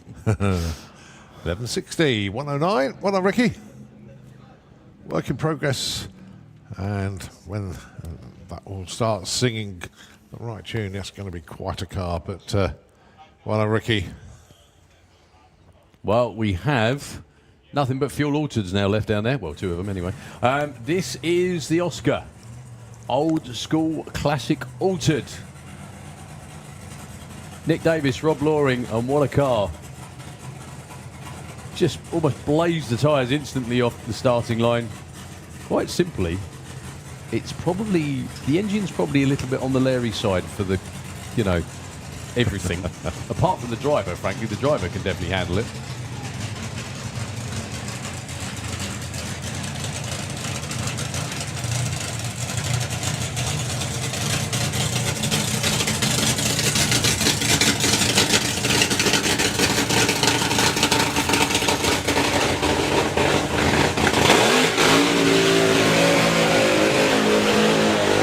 So much for unrestrained burnouts. Honestly, before, I thought they calmed it down. Obviously not. That was my phone going for a Burton. This thing is just impressive in all sorts of ways that you never knew existed. The funny thing is, that's I think that is a real steel Fiat Topolino on there. I think it is. Wow. I think it is.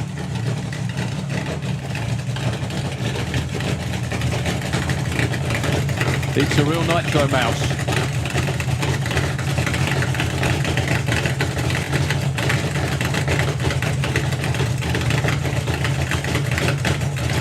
We're getting completely gassed in the tower. It's definitely running nicely.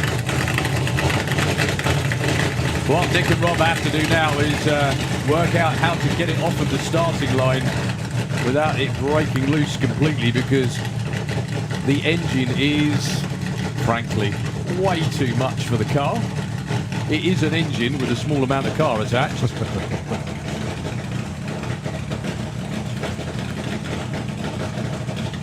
Just pausing for Bob to go for a run.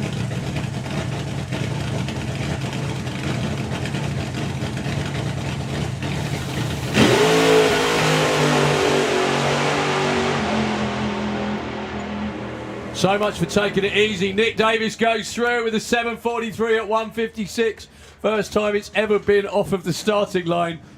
And as I said before, the birth of a new legend happened this weekend at Dragstalgia. Well done, Rob. Well done, everybody team. Well done, Callum. Callum, I hate to say this out loud, mate, but your dad is an absolute badass. 121 to 60 foot, 4.70 at 153 to the 8th mile. He didn't put on much speed after that. He was just kind of wandering. But there we go. 7.43.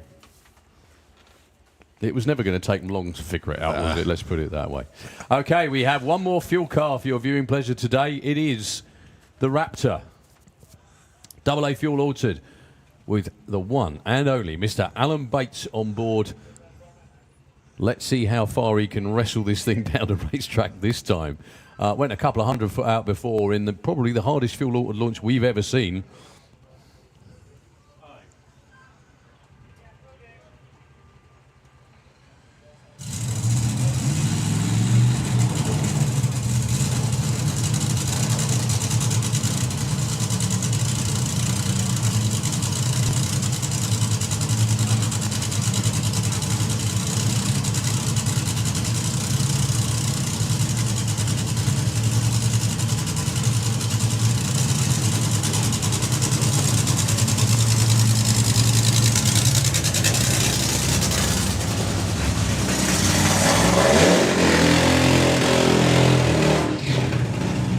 Everyone on the start line gets a nice, lovely nitro bath, as if whether they needed it or not.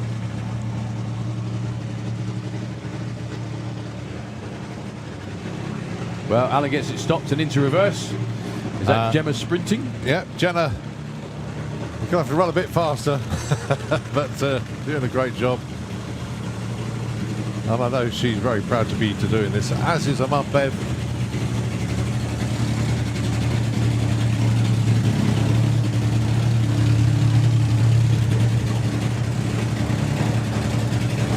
This car is absolutely loaded for bear. Do you know what? I was thinking exactly the same thing. It is, isn't it? It's a phrase we don't use that much. But whatever the combination they've got in there, it likes a high nitro load, likes a high percentage.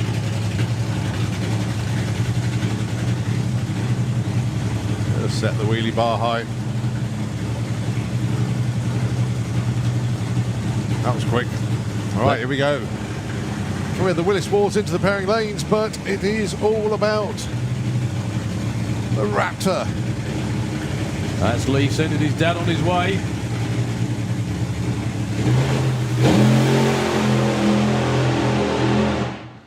That was to 330.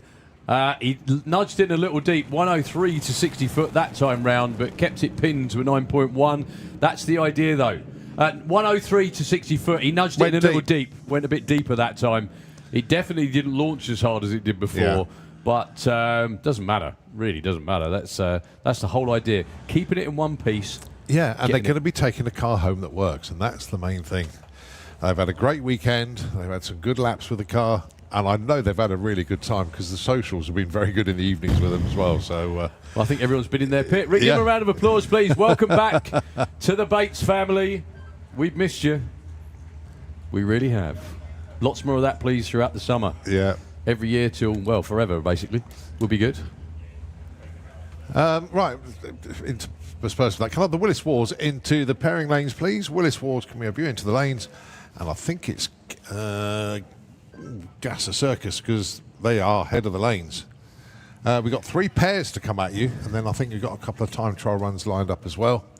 Tucked in behind that, well, that's right. I think we've got the whole of the Gasser Circus down. Actually, They've all come down. yeah. Have they? There's only supposed to be 6 cars racing, but I think the whole the lot. the whole lot have come down, and I think I can see Outlaw Anglia tucked in behind them as well. That's their semi-finals. It is, yes. And can we please have Nostalgia Superstock into the pairing lanes, please? Nostalgia Superstock into the pairing lanes, please. And that will be for their semi-finals. So we're actually getting it all done. Got to say that the fuel altered this weekend. Obviously, a great pass for Nick Davis. As you say, it didn't build up any speed between the 8th and the quarter, but that was their first proper run. It's the first time it went more than 20 foot. Yeah. The burnouts have just been legendary. And as you say, it didn't take them too long to figure it out at all. And then, obviously, the Rapt team, Alan Lee and the whole gang, been absolutely fantastic. So they've had a great weekend. And Adam, Bob, Darren, Chris, Martin, everybody on the Motorcycle team as well. They were in the 7s too. So much further than they've been for a while. That's it's just so good to see. I really do mean that, though, that the thing with every time Rob and Nick build a car, you think they can't build anything madder every time, and they do manage to. Okay, we have engines running. We have the not semi-finals. Round 3 of Gasser Circus. Like you said, Colin, 3 races. Someone will get a bye in the next round because there's an odd lot. It is correct, yep. So this will set the semis. Your first pairing then, John Gibson. Taking on Brian Gibson. Oh, it had to happen, didn't it? Well, for them, they'd like to wait till the final, but, you know. Yeah. Well, one of them is going to get a free passage to the final. The winner of one does get the bye.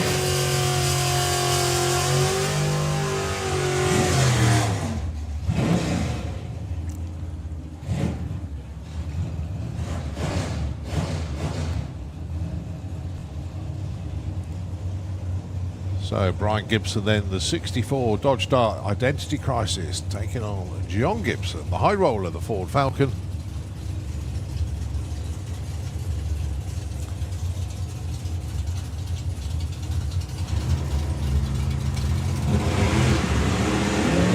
Well, that's a green light drag race for the Gibson boys.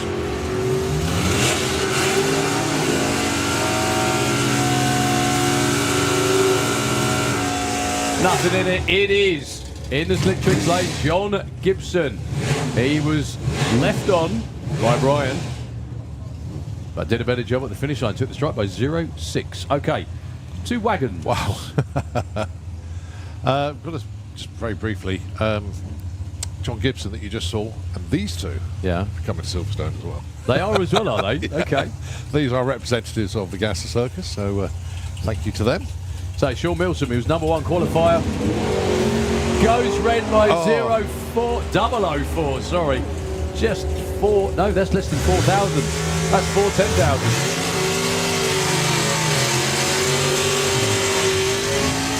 I'm going to say, Sean, please don't run 10.08, so he runs 10.09 instead. Well, Nick Hewitson ran it out the back door because he knew he was okay. Nick Hewitson, complete credit to him, was 0.2 on the tree. Okay, Ray Irish or Steve Matthews in the semis. This is the last actual race. Every other one is time trials, I do believe. Is that right? Yeah, Yeah, it is. It's the last race, yeah? Who will get the bye? It's John Gibson. Okay. He's got the bye. So Nick will race the winner of this pair. 10:13, pace 960 on the dial-ins. Be Ray going first, Steve doing the chasing. Both get green. Slip off the line for Steve Matthews, not the usual wheels up launch. Will it make a difference? I think he's out in front. He is. And he takes the win, even though he was way off his dial-in. They both were, actually. But Steve Matthews slipped off the start line, didn't make any difference. He still took it. Can we have the NSA shootout?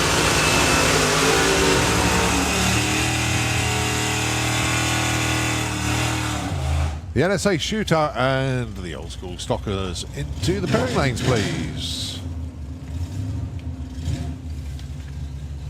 So all of our race classes that remain are at semi-finals. And these are time trial runs for Gasser Circus cars. Outlaw Anglia also pushing down.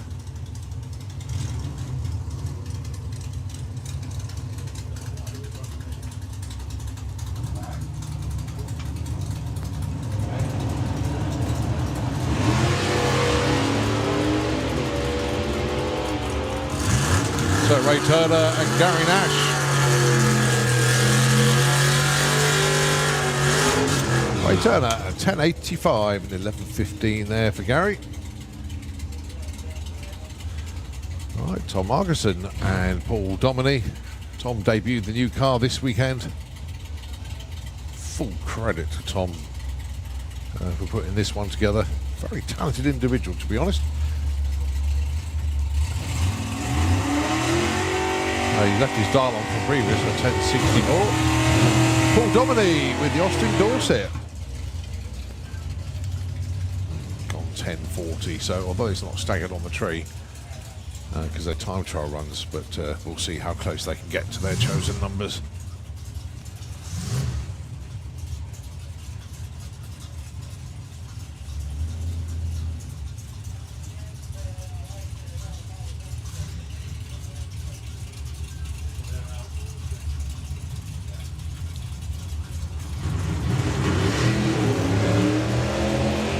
Tom razor sharp off the line there, but no two lines.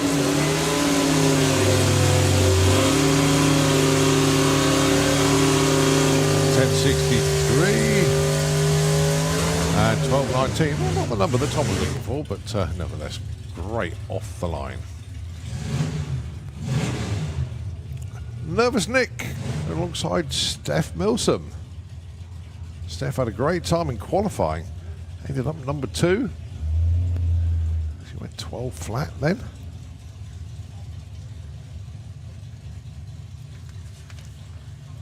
And of course, Nervous Nick with the 4 pop now.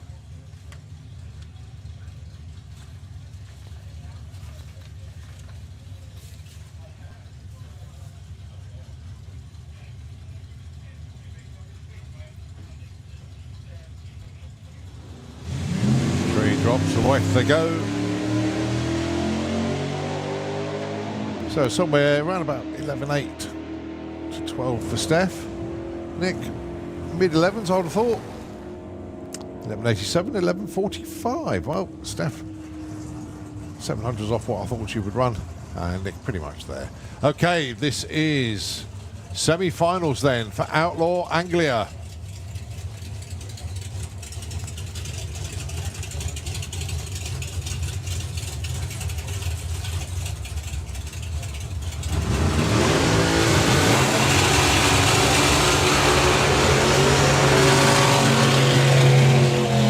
Rob Stone and Lee Taylor. Lee went 8.61. Rob went 8.39 in their previous pairings.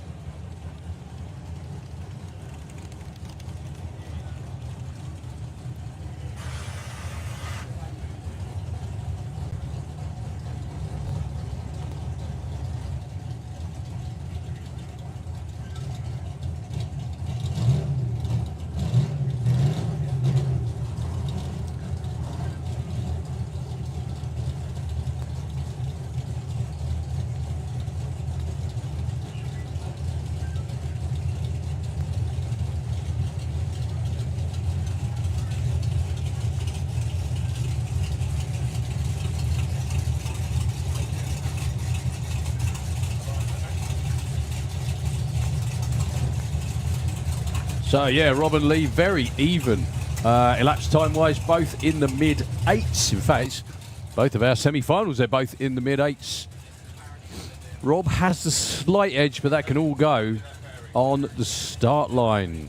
Pick up or forward pop? Well, they're both forward pops. Choose your favourite. Who do you want to win? Well, neither wants to go into stage to start with. They're having a bit of a staging duel.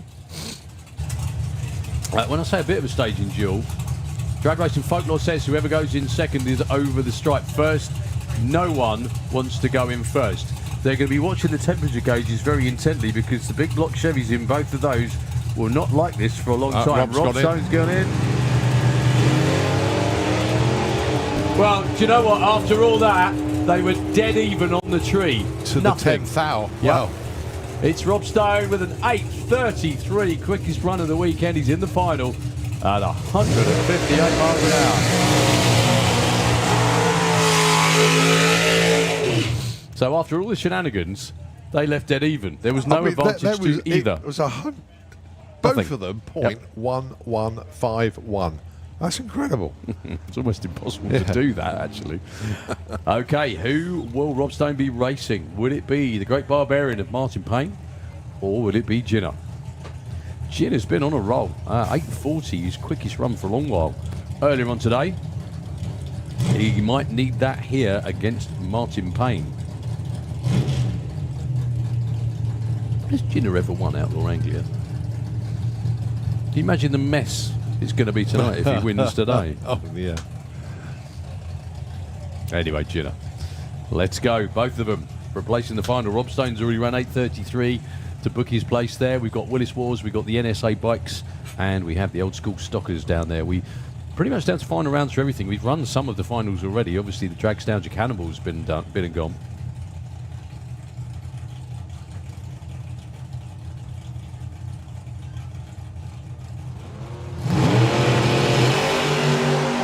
Wow, do you know what's happened again? Dead even on the tree. 0-4 to both of them. Looks like it is 8:40 beats an 8:50. Martin Payne. They both had 0-4-9 lights. Both of the semi-finals in Outlaw Anglia had identical reaction times. Unbelievable. How cool is that? Ginner was just a tick slower then from every increment down, unfortunately. So he gets to watch the final, which is Martin Payne against Rob Stone. Right, the Willis Wars.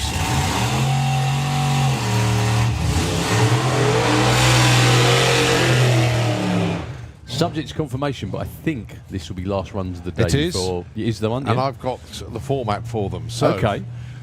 This is Lewis Trey taking on Phil Moores, and this is for 7th and 6th place in the Willis Wars this year.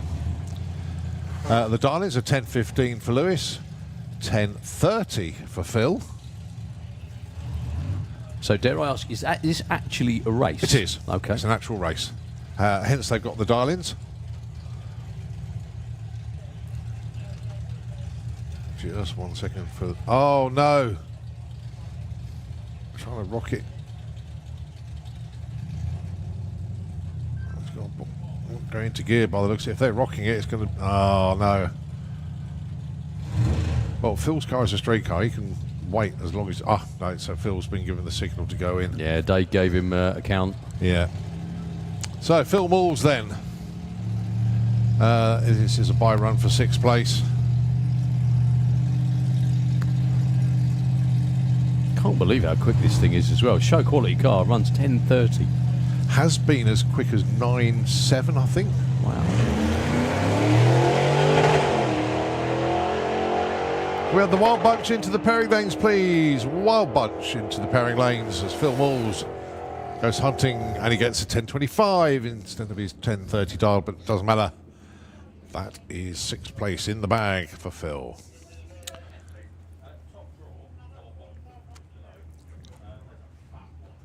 Well, we have a bye run for 5th place. Well, whatever it was for Lewis, it's not happening at all. He's being pushed back. Right, just quickly get this one out. A message comes in. Hello, Colin. I know they'll kill me if they hear this, but some good friends of ours recently got engaged. They are here this weekend, Rena and Blake. And that's a happy engagement from Team ASR. Jason Roberts sent that one in, so if you want to know who to go and find and beat up, there we go. So Rena and Blake, congratulations on the engagement. Let's hope he just did actually ask her. Yeah. If he didn't, that'd be that's going to be fun. quite awful. So Dave Hinson then, he gets the bye here for 5th place in the Willis Wars. Oh, it's a beautiful truck. I know Steve Young put a lot of time and care and just looked after. It's a beautiful vehicle. That's 1833. Okay, this is the race for 3rd. This is Dave Wheatley and Daniel Bates.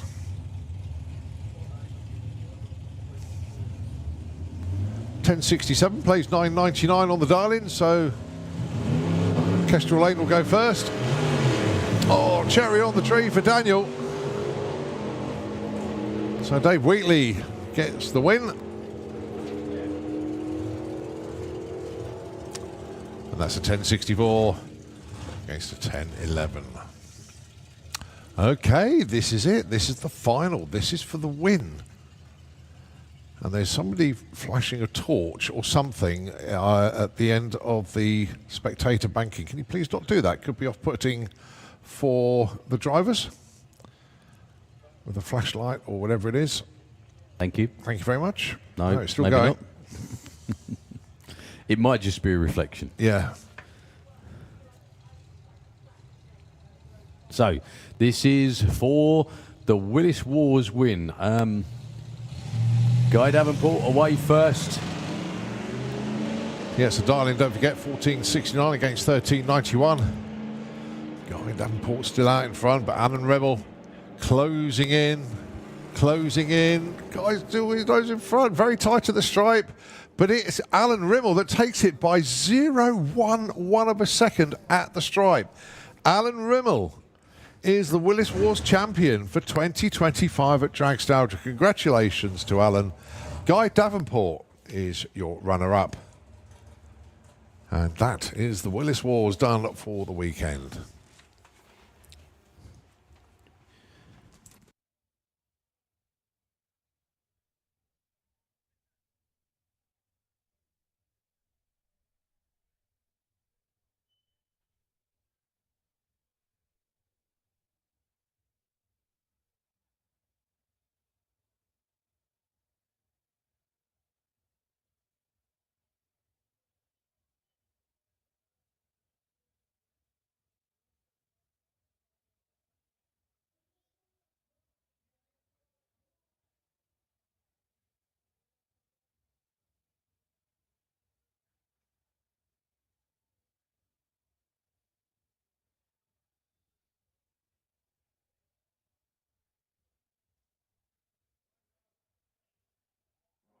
Right, so we got bikes back below. It's unfortunate for Lewis Trey just getting pushed back.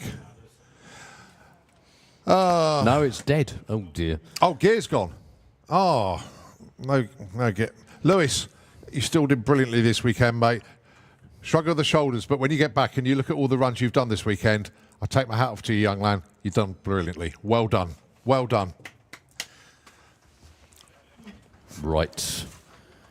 It's the big one. Well, lots of big ones coming up, really. We're going to set the final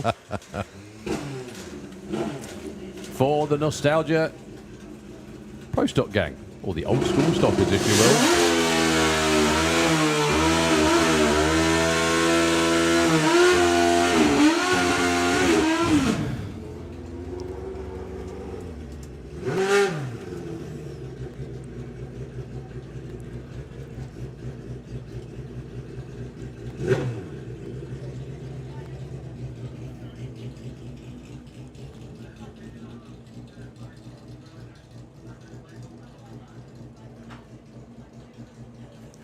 So Dean Stevens and Richard Peachy. This for a spot in the final for the Stockers. Richard went 8.95 on his last run. Dean 9.55. Both away well. So Dean Stevens is out in front, and Dean Stevens is going to take it with an 8.84.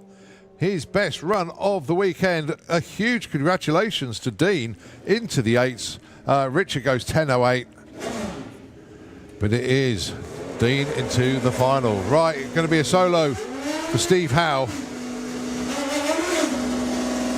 Now, Steve has been running in the 8s as well. Round 1, he went 8.28. Round 2, he went 8.36. He's got a solo here.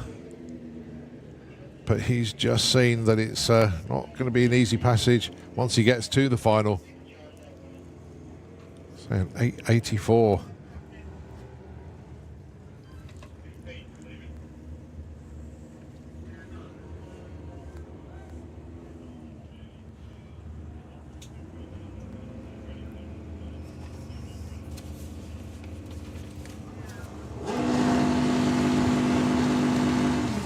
Oh, well, he's taking the green.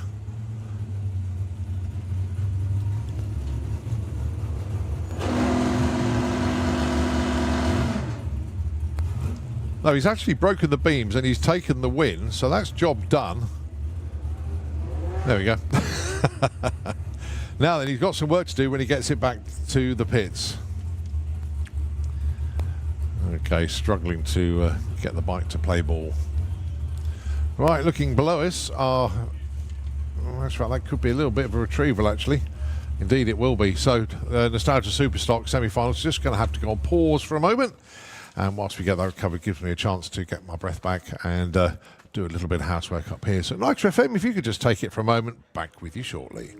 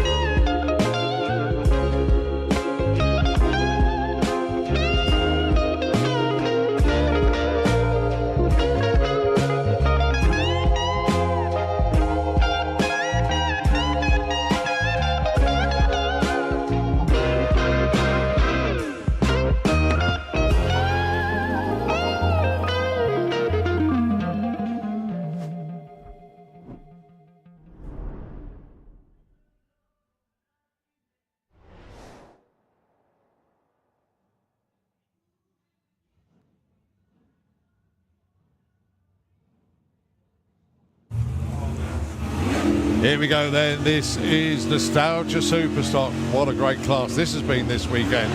Your semi-finals, your first pair, John Sleeth with the Camaro. Dialing in 983. And it is Mark Huxley, as he says, doing it for Spud with the Plymouth Fury. The Darlings then, 1148 is going to be Mark going first. John Sleeth will be in chase mode. 983 Darling for him. This to go into the final at Dragstalgia for Nostalgia Superstock. So Mark is away, John is away. So you got the stick shift from Mark Huxley. John Sleeth is closing in, he's closing in. And it is John Sleeth that takes the win by 0.005 at the stripe. Mark Huxley had a 10th on him at the line, off the line, but John Sleeth is into the final. Win margin 0.005. Wow, what a great race. The other semi-final then, Paul Fleckney taking on Stuart Thompson. Again, Darlings, 1048 plays 977.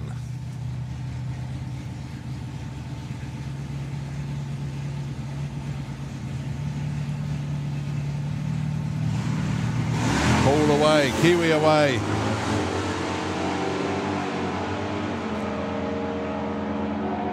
Well, Kiwi's closing in, he's closing in. And he takes it. Paul Fleckney got there first, he broke out by 200s. 980 on the 977 Darwin. So it's Kiwi into the final against John Sleeth.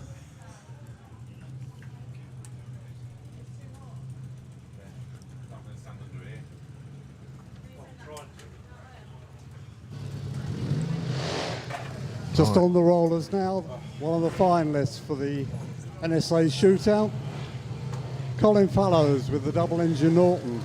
And how fittingly it ends up with the UK versus New Zealand. Spike Laurier on the supercharged Triumph. Run beautifully well all weekend. And is actually the quickest guy on the strip.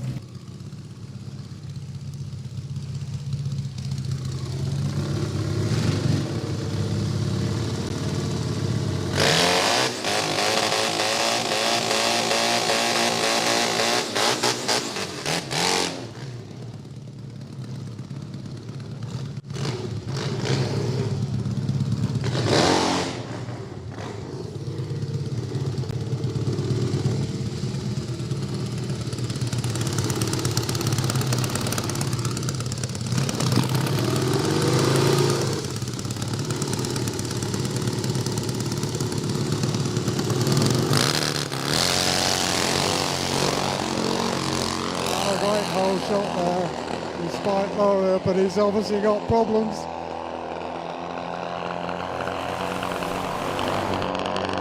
And it's UK win, 11.42 at 127. What a shame there for Spike Laurier. He did in fact have almost similar problems on the previous run, but he thought all was sorted. But a great way to end their trip here. They made an awful lot of friends here at Sanapod during the weekend, and it's been fabulous having them over here. So I imagine it'll be a while before they can come back again, but what a wonderful addition to Dragstalgia, and at least they go away with a runner-up prize as well. Definitely been a war of attrition, that's for sure, this weekend. We really probably lost about 2/3 of the bikes, but they tried to keep it going, and it was the final we'd like. So anyway, I'll hand you back to Colin, and I'll go and unmelt somewhere. Keith, thank you ever so much indeed once again for joining us here at Dragstalgia. We couldn't do the NSA bikes without you.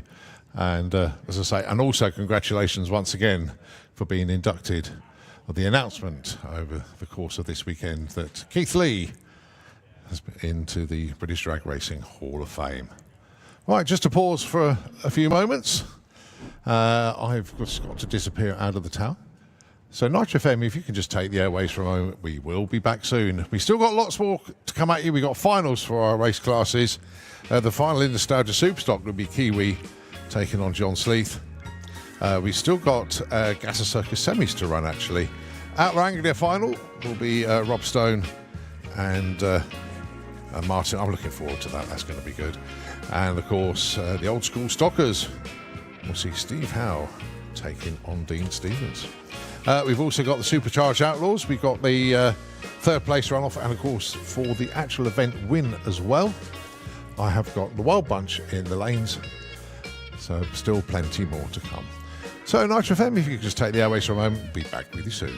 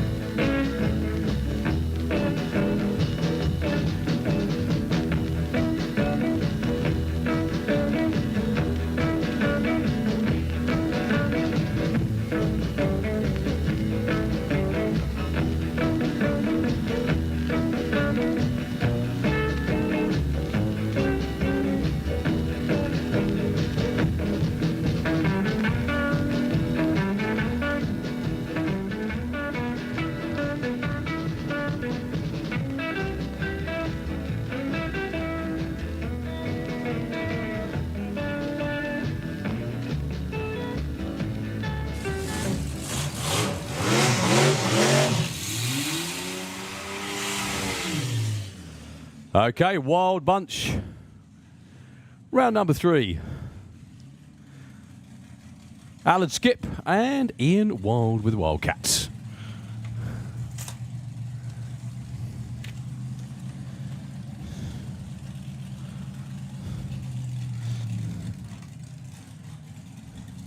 So 8.26 for the Little Blue Dragster in the Kestrel lane was what he ran earlier on in the weekend. That was actually his quickest run ever.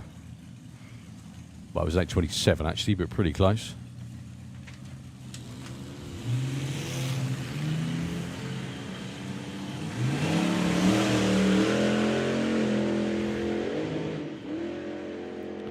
Sounds like Mr. Skip's having gear selection issues. Ian Wild takes that one. Gasser Circus into the lanes, please. I'm guessing that's for the final round. I think we've only got final rounds to go. Full stop, actually.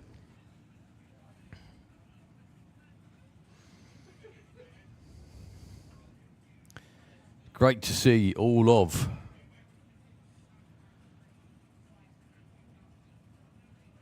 the Wild Bunch down here again for their last runs of the weekend. So Dan Wilson with the antique toy. It's going to be up against the crewman, John Schumacher.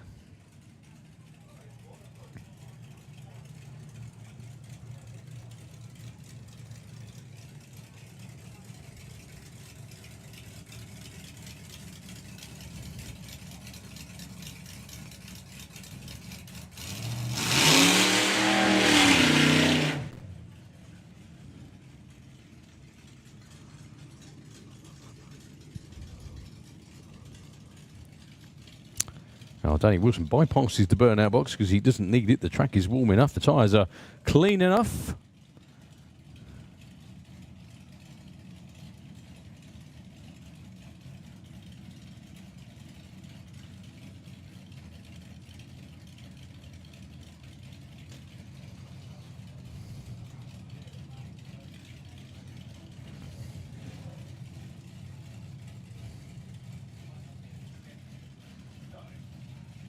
So, Dan Wilson dials 10.28, 10.10 for Dave Schumacher.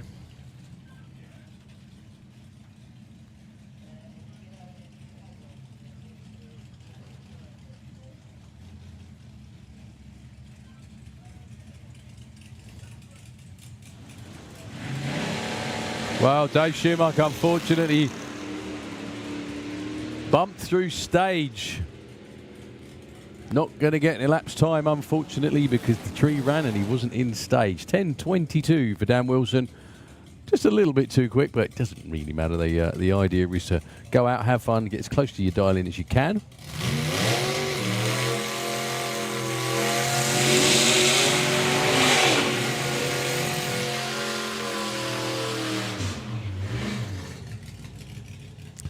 So, James All with a little foul. And Phil James, funny car against Dragster. 9.47 for Phil, 12.52 for James Auld. Well, and very unusually for James, trouble on the last run.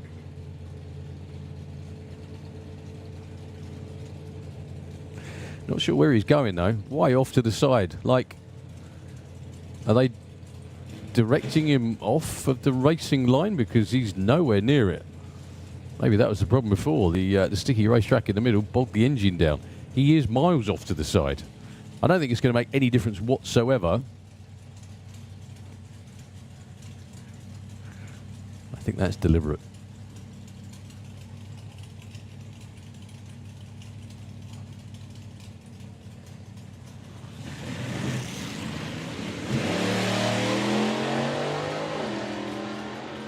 Well, Phil rolled through. 60 foot was a 2.76, and it wasn't, frankly. 10.89, 12.59 for James Auld. Actually, bang on his dial-in. Back to usual form.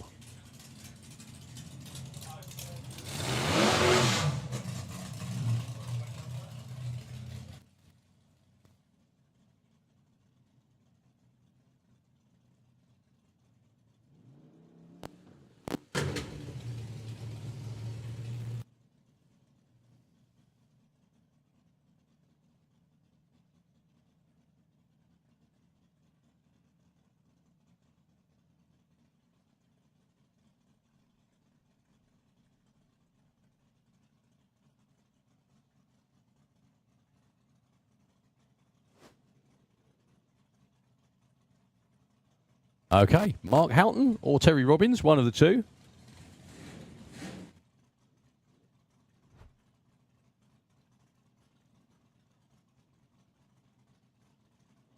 $9.99 this time. Not quite as quick as before.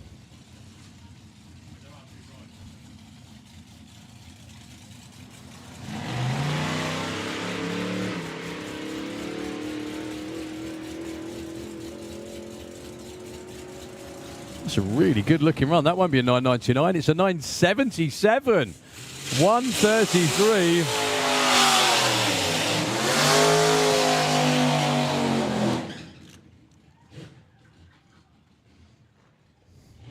Well done.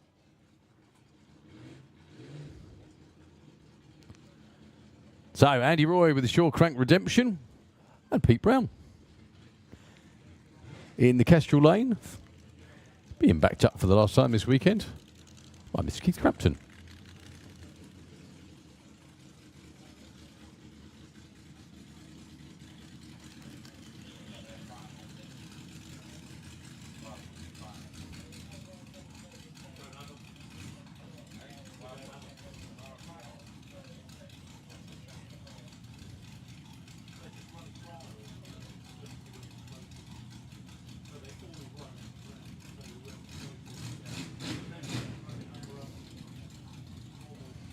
A slight adjustment for the goggles for Andy Roy.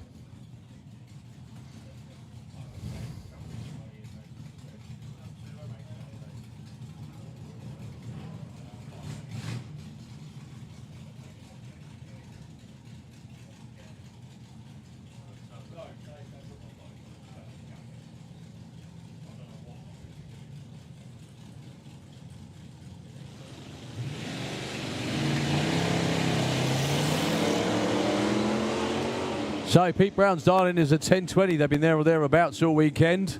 Andy Roy's is a 9.67. 9.84, 10.76. Falling off a bit, unfortunately, for Pete on his last run of the weekend. Yeah, where did that go?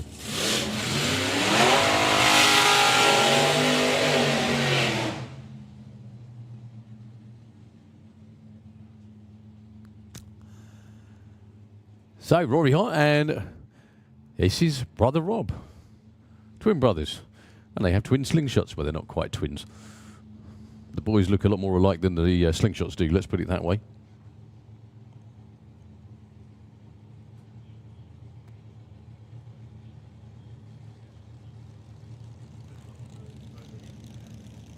So Rory does 9.43. I think he's bid 9.41. 9.50 as well on the last run earlier on. Rob Brown was actually bang on with an 8.41 on that 8.41 dial-in.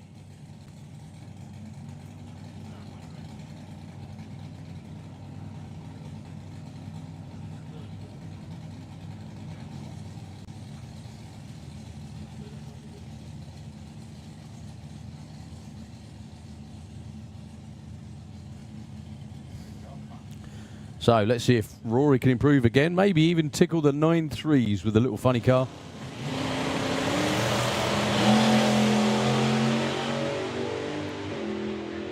Well, they're both 0 on the tree. You can tell that they do this quite a lot.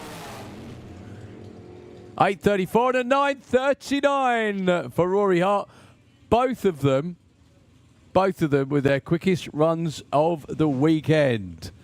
Rory with a 9.39, 138, and an 8.34 at 157. Where did that come from? Who cares? It's all good.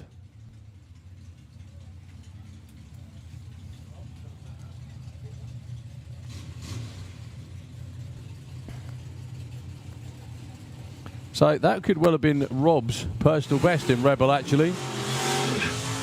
8.34 with a 9. The car's been 8.34 with a 2 before as its quickest run. Speed a little down, but not by much. They've both been over 160. Okay, Gavin Meanley with the Charles Bang Special. The slingshots in the Kestrel Lane. Against Philippa Certain. Just rather upset with the crew dress because it looks, well, not like a dress. They look incredibly smart. Dressed as men. That's Mark blowing a kiss to Philippa behind the wheel. No grabbing backsides this time, fellas. Thank you. Unfortunately, Philippa just kind of... well, she left before the third amber. Gavin Meanley, though, off in the distance. 11.99 goes. 11.96. Good effort. Well, Philippa closes out the weekend with a 12.01. I know she didn't grab each other's backsides when you're men, yeah? That's a good point, isn't it? Yeah. Well done, fellas.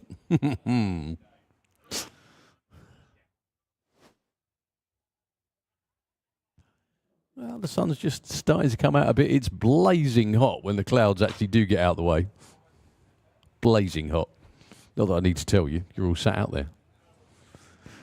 Okay, we've got Supercharged Outlaws, I think, for their last runs of the weekend. We'll whittle it down. We're not far away from all the rest of our final rounds. We've had our Dragstalgia Cannonball final. That's a wrap, I think, for the Wild Bunch. Indeed it is.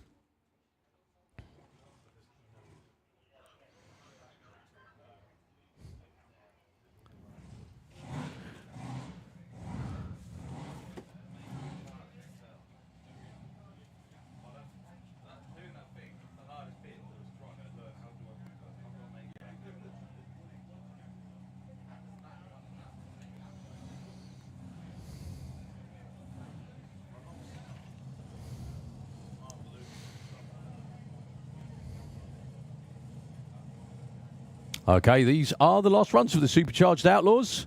We just have the winner's trophy to hand out and maybe a couple of other stonking runs as well, we hope. Mark Luton, which is, I mean, this is the 7th run of the weekend for them.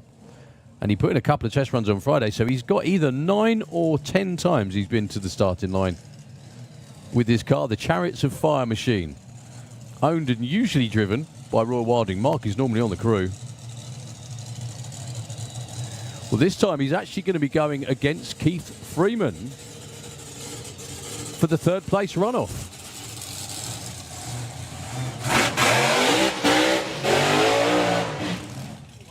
Well, he's starting to like it, obviously.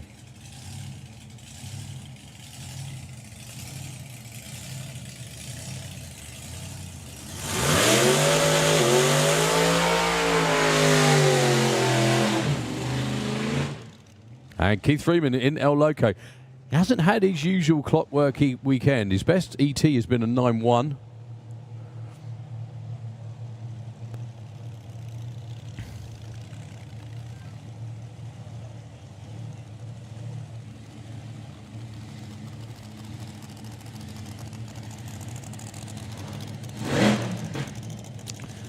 Let's hope it goes more to plan for both of them this time. Mark Luton has been going A to B. He was in the low 9s last time. This car is a 6-second race car, 200 miles an hour as well. However, Mark is normally on the outside watching when the car's doing that.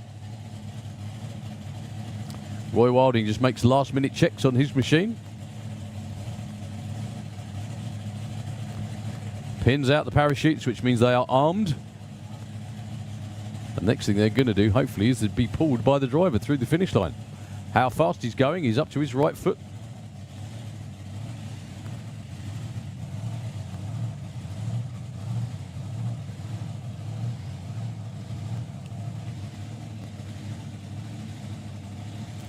So, good luck to both. Mark, for the first time ever, Mark with somebody in the other lane.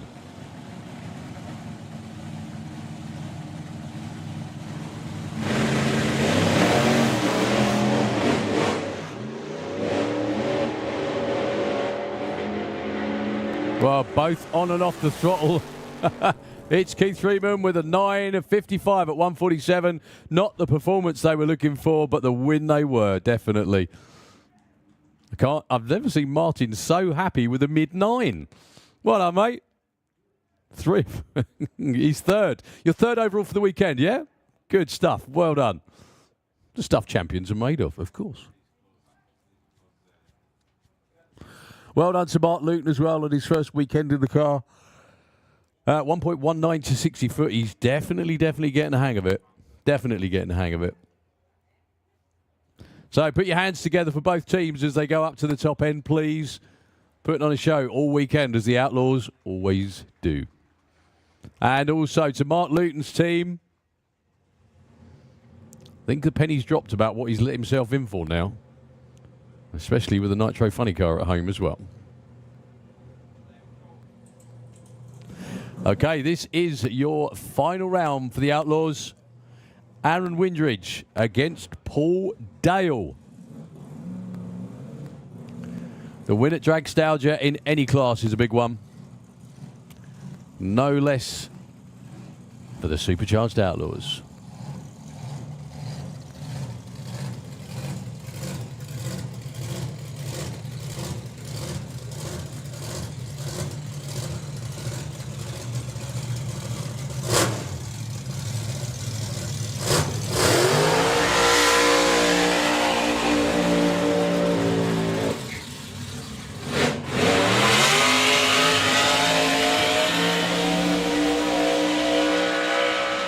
Pauldale matching Aaron for the burnout. That's Aaron's least Larry burnout of the weekend. He only ended up just past 3:30. But what a terrific show the whole team have put on over the weekend.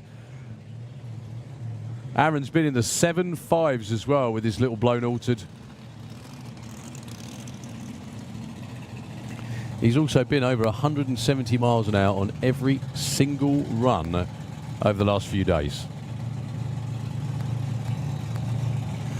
I think both the engines in these cars are almost identical, actually. Both blown small block Chevys, both prepared in the same workshop.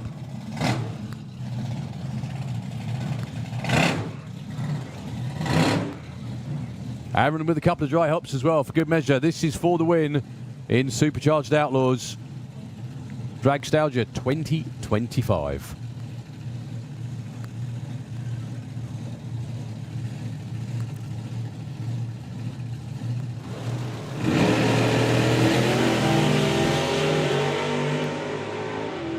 Well, Aaron keeps it off the centre line, straight and true to the win at Dragstalgia with a 777. 172. Pauldale with a really good 841 at 164. Put your hands together, please, for the Windridge team. Congratulations. Not only show stopping, but show winning as well. And well done to Pauldale as well. Maybe not as quick and as fast as he wanted, but he got runner-up spot.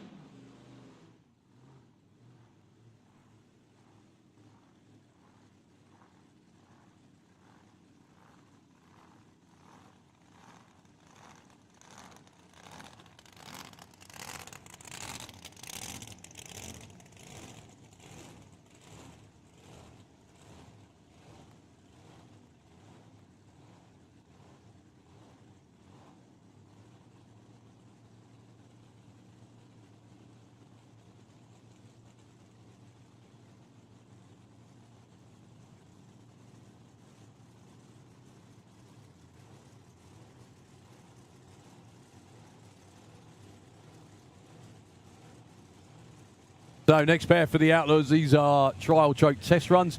Jim Tucker with the Hellfire Hemi in the Kestrel lane and Duncan Beard. Well, a lot more like it for both of them. Jim Tucker's got a good run going for the first time actually in 3 days. 841 and an 864. Finally, Jim Tucker nails a great one. 154 and 159 miles an hour. They're both going to go home happy.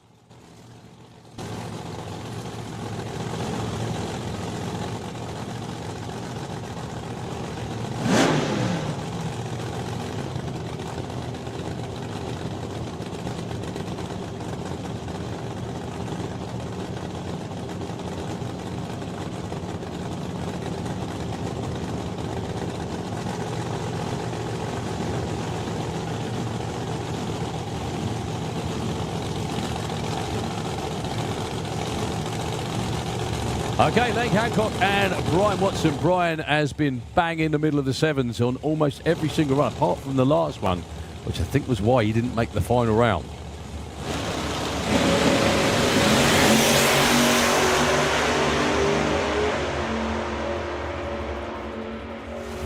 Well, Brian is long gone with the Dragster. 7.54 again and an 8.51. For Elaine, 151 ends her weekend, but with the car in one piece. It's always a good way to finish any weekend.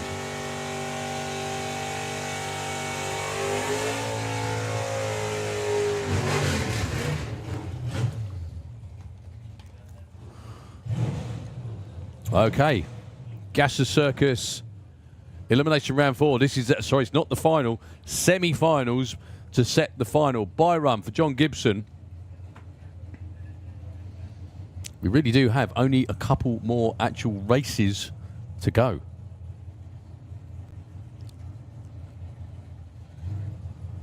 So, the high roller in the Slick Tricks lane. Previous winner of Best Wheelie.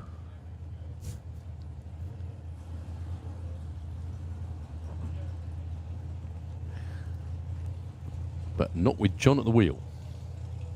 Can he be winner of the Gasser Circus at Dragstalgia? We're going to find out in a little while when he comes round to run the final.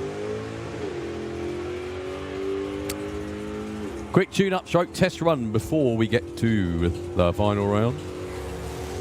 10.76 goes 10.80. He's ready.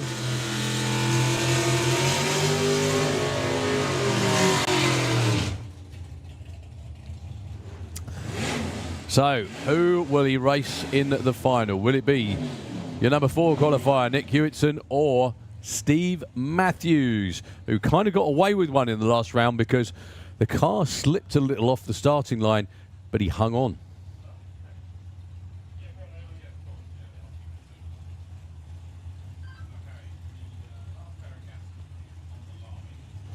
Two 9-second cars, green light drag race. Well, Nick is way out in front. Can Steve catch him? I don't think he's going to. But Nick goes way too quick. They both break out, actually, but Steve Matthews by the least.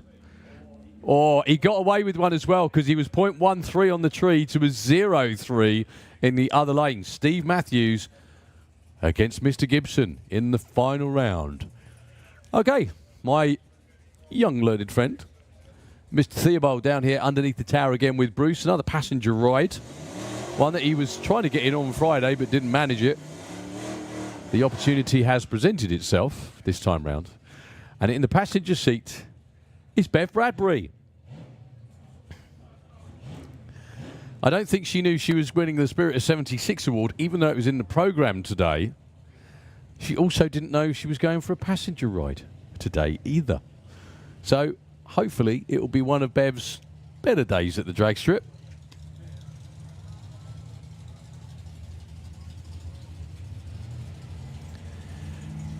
Bruce has been in the 11s all day long.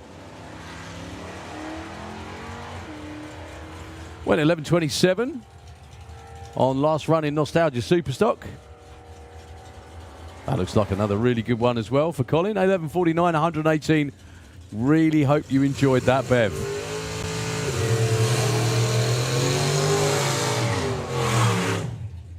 Okay, we are at final rounds for absolutely everything. We also have some of them set as well. So, 2 of our Willis Wars cars down there on the start line. The staging lanes are empty. I think we need finalists. I think that's what's coming shortly.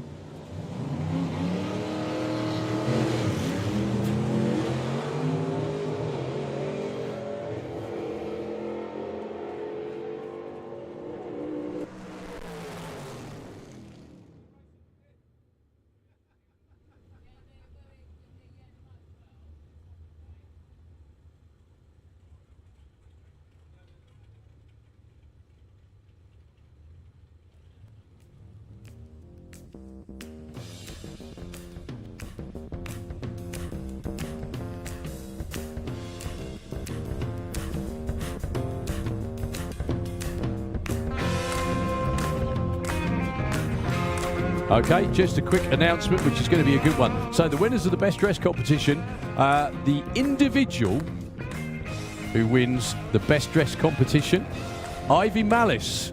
If you'd like to come up to the tower and collect your prize, please. Ivy Malice for the best dressed Dragstalgia 2025 award. Thank you very much indeed to everyone that took part. We also have best photograph award, Chloe Millington. Again, Chloe, if you'd like to come up to the tower and collect your reward, please. Also, the best group photograph. There was only 2 people tagged in them, but Neve Francis Smith and Stacey Chandler, once again, if you'd like to come up to the tower, please. So the winners are best dressed overall, Ivy Malice, best photo, Chloe Millington, and the best group photograph. Notice these are all ladies. Come on, gents, step up. Neve Francis Smith and Stacey Chandler. So please come up to the tower and collect your prizes. We are now just collecting finalists. Yeah, would all finalists like to come down? Is that the plan? Just checking. Okay. Well, anyway, that's kind of it, really. That's where we are, I think. Thank you very much indeed. We'll be back with you as soon as we can. The next thing on track will be the final rounds. We'll hand out to Nitro FM and get cracking shortly.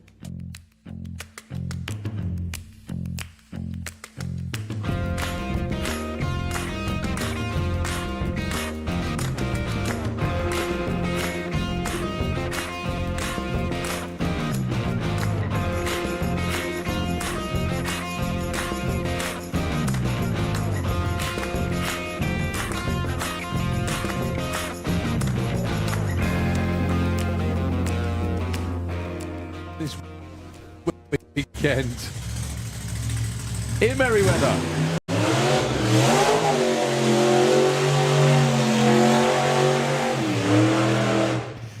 I am so glad that they packed this body in with all of the stuff that they brought over. As Mary Poppins and the Chimney Sweeps, they're all there. Now, don't be confused, folks. This is normally the bands I altered, but they made this body to fit the same chassis. Awful lot of work. Oh, it's huge. This is a Colin Miller body. Yeah. But they've just chopped it, channeled it, you name it, absolutely everything to get it to fit. I mean, it's just pure showmanship. I absolutely love this. Yeah, and the Isle of Man flag as well. On the chimney sweep. Oh, yeah, brilliant.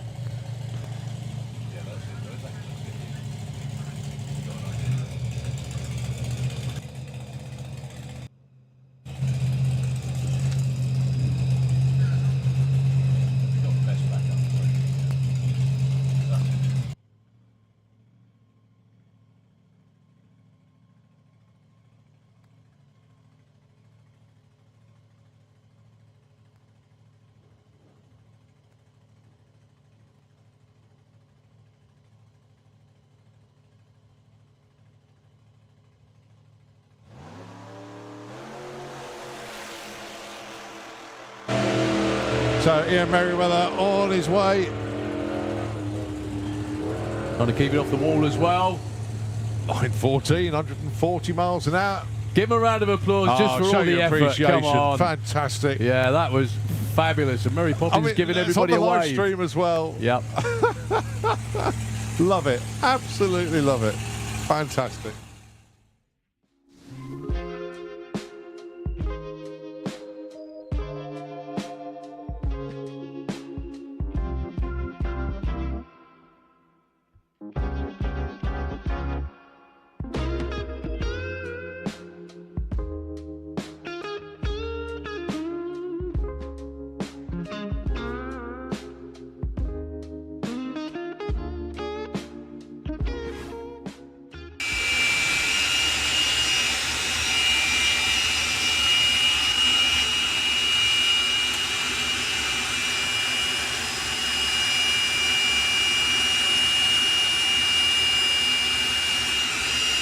So Julian just getting himself set, ready to do a little bit of a show before we get the go.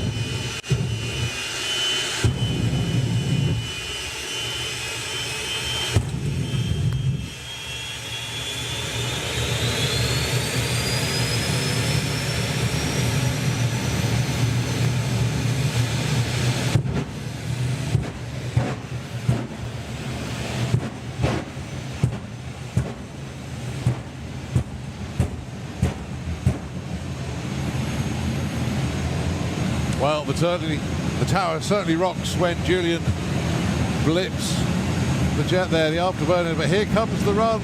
We'll be in the 60s.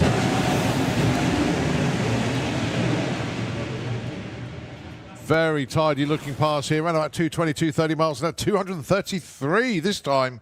677 was the ET. A very, very good run indeed once again from Julian and the split second team. Thank you ever so much indeed.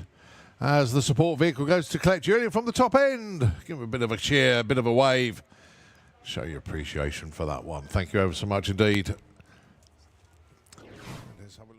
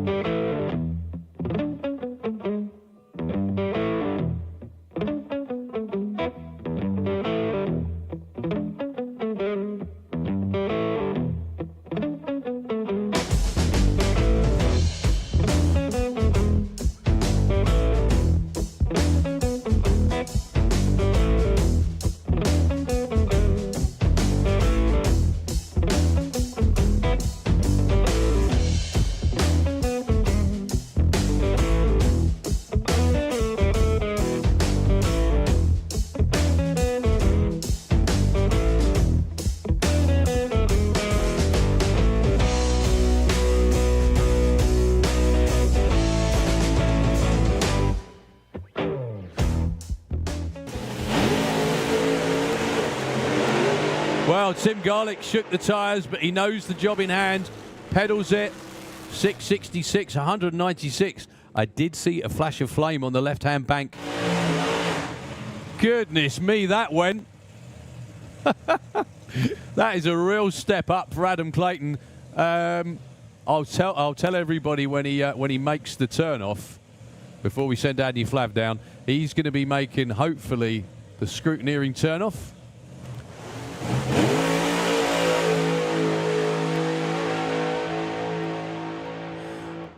He's not going to get any laps time because unfortunately he went before the tree ran. Okay, very quickly, Adam's team, listen up, 0.99 to 60 foot. This could cement his third place, which is why he pedalled it. Good job, Dougie. It's going to be another low 709. Check that speed out. 197 miles an hour. With the Raptor.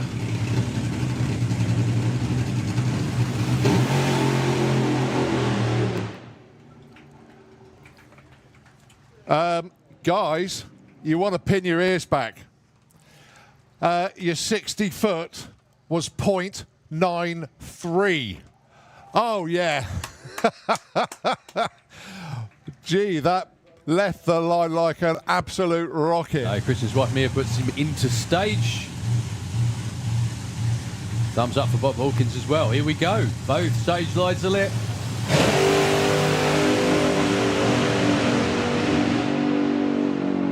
Oh, Bob's it's going south again before the finish line. 697, 147 miles an hour. Unfortunately for Christian, the engine just didn't sound very crisp. Be gorgeous.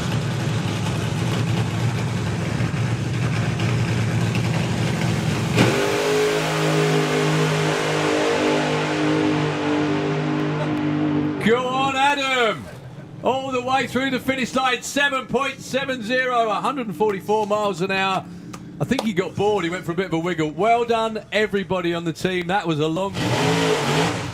Whoa. Slightly too much spice. Well, that's what fuel altereds do, isn't it? Yeah, absolutely that. His first ever run is a 12:24. No one cares. What a show. Absolutely. Scott actually had a snigger on his face. I'm convinced of it. Who cares, mate? Who cares?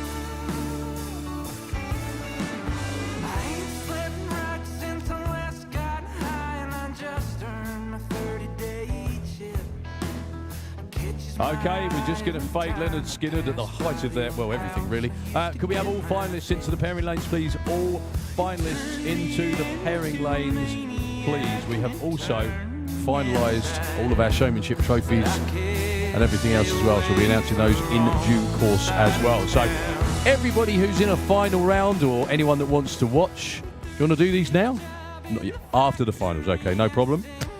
We have finalised our list, which is always a big part of the weekend. So everyone in the final, into the lanes, please. We'll run you through. Back to Nitro FM, very short time as we wrap up Dragstalgia 25.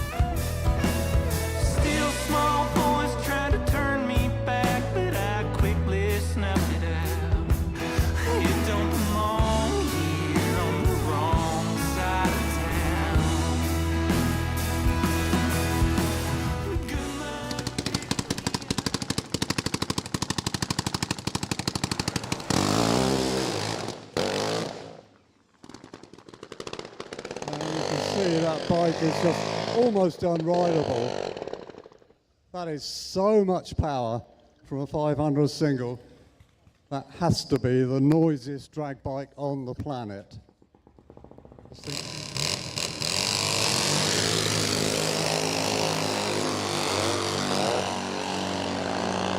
And Paul just a bit too quick on the lights on that one. Colin going right at the top end, 11.12. I think that's...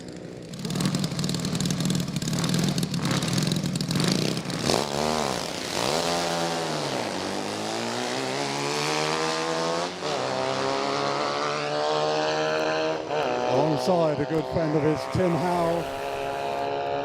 Tim was racing his supercharged BSA, just put back together.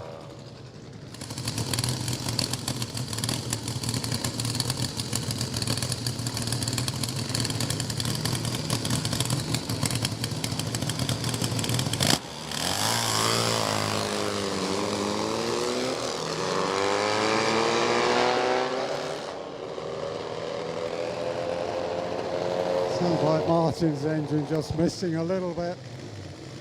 Ray going through 11 points against Matt Owen on the 350.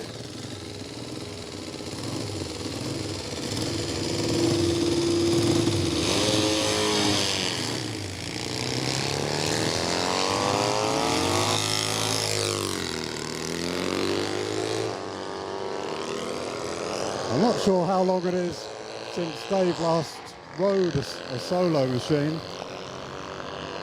For years he's been sprinting his Suzuki sidecar out.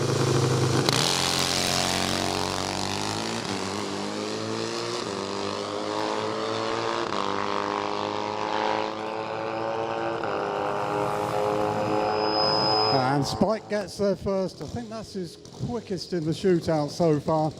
10.61. This one will get a date with Sean Milson, provided he comes round and takes his place here. Could it be an all Fordson semi-final?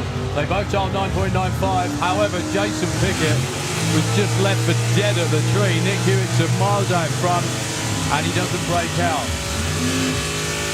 Check him out. 10.22 plays 11.02.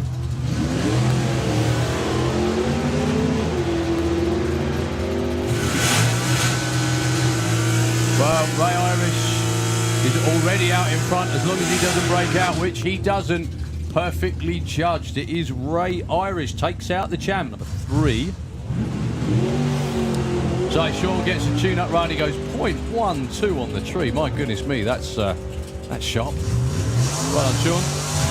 We'll give it 10.02, 10.12. Well, they're both pretty good on the tree. We'll sort this one out at the finish line.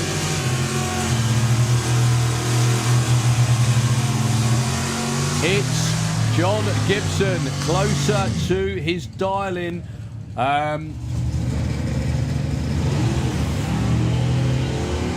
So, Identity Crisis, the 64 dart away and running.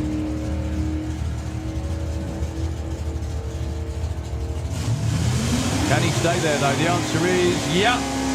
Look at that, 10.22.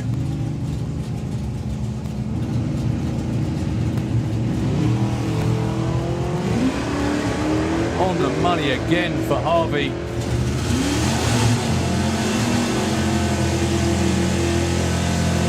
So the wagon's still out in front. Harvey Turner. He's an absolute... Jack's gonna catch him. It's just whether Jack goes too quick. He's shadowing. He takes the stripe. Perfectly judged. Big Dodge will be going first. Goes red. John Sleeth with the Camaro.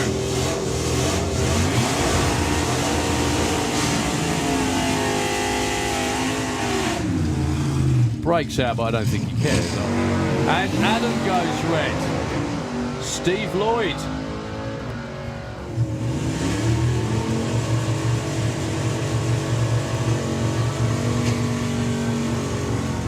We'll be up against Kiwi in the next round. Okay, Rick Denny. At least. Well, he's given himself a really good chance with a good light. But can Rick Denny catch him? The dream ends there for Mike Deakin with a breakout, unfortunately. Actually,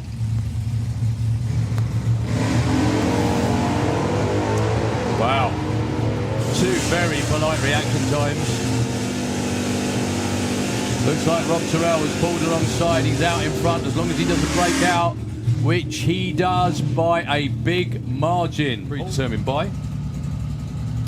We have the matchups for the next round of Nostalgia Superstock.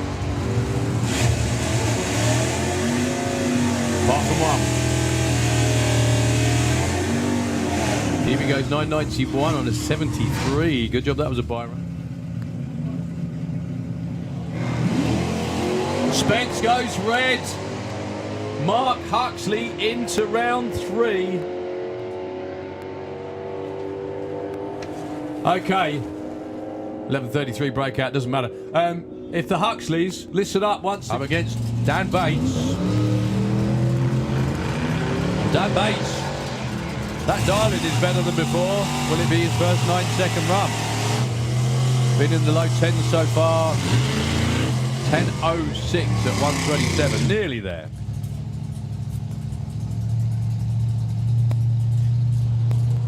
Not only is the car unmistakable, it really goes as well.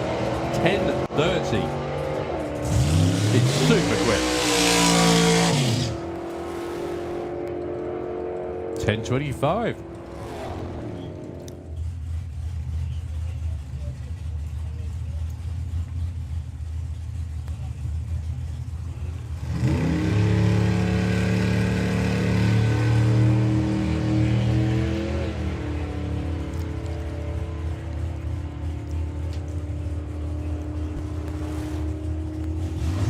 $10.16 at 132.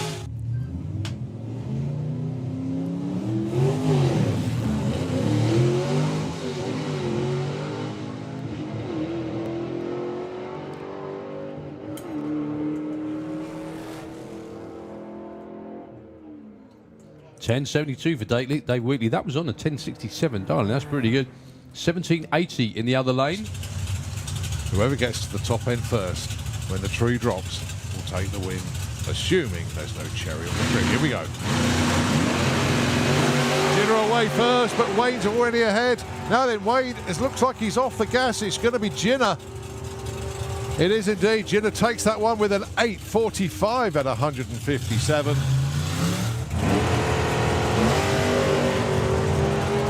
Martin away very nicely indeed. Yeah, keeping it straight in.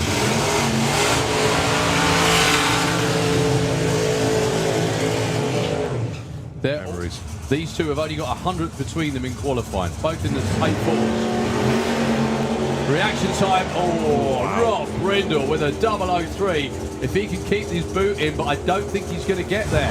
Rob Stone.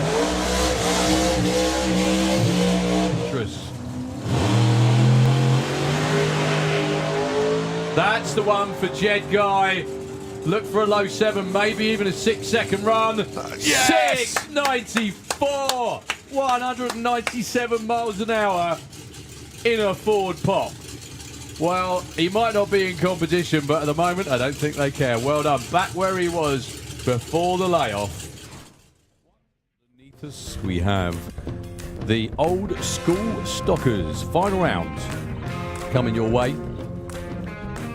Steve Howe against Dean Stevens. Dean Stevens actually was only qualified number 8, but has really come alive on race day. Been in the 8s on almost every single run. Yeah, that's right, that's it. And that's all your notes as well. Sorry about that. Don't know how they got up there. So, for the big trophy in Old School Stockers.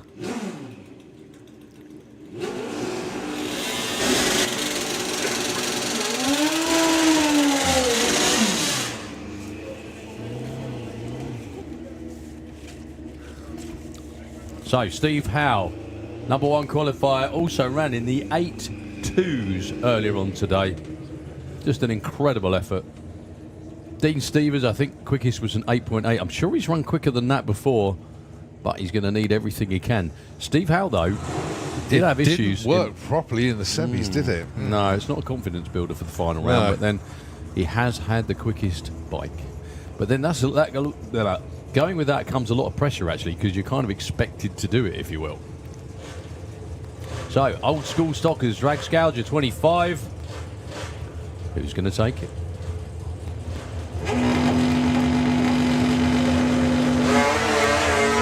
Big hole shot for Dean Stevens. Can he stay there? He's still out in front. Here comes Steve Howe. Just in time as well. 8.44 took the win. And 8.44 took the win. 0-1 to a 0.13 on the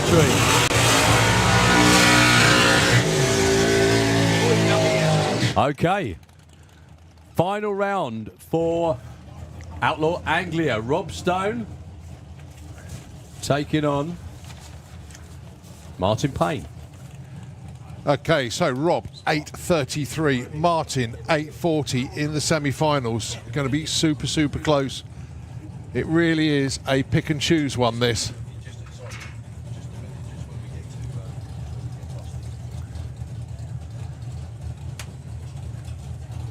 Yeah, they are both incredibly evenly matched and have been all weekend. They are number 5 and 6 qualified. There's only a few hundredths between them. Well, this is the title that they all want. It's the Dragstalgia title for Outlaw Anglia. So, who's going to take it? They both, in the semi-finals, they were only a couple of hundredths apart again. This could all be won and lost on the starting line. Stop me if you've heard that before.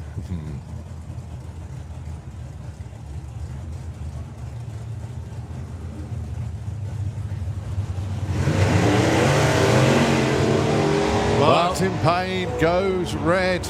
Oh, what a shame. So it's Rob Stone that takes the win. Goes 8.41. Martin went 8.48. Yeah, Martin just tripped the beams too soon. We're saying that. I think the guy in the other lane made his jump. So your winner in Outlaw Anglia. Rob Stone, well done, Rob. 2 races to go to wrap up Dragstalgia. This is Nostalgia Superstock. And we have a rather large English flag with a few dots on it. I don't know what that means. I'm only joking, of course. It's a Kiwi flag, I know. It's Stu Thompson, very quickly. Yeah, there we go.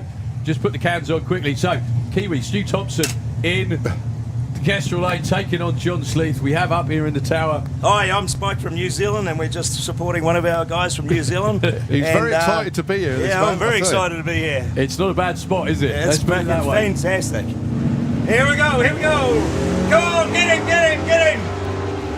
Oh, come on, come on. Well, at the moment, John Sleeth's out in front. Will it be the UK or New Zealand? I think it's going to be. I'm very sorry. Oh. Both of them 100th off their dials, but John Sleeth took that off the line with an 03 light. How exciting. Well, you made it even more exciting, Spike. Thank you very much indeed. Much appreciated. Well, appreciate it. Thanks We've very had much. some craziness up here today. Yeah, That's up there.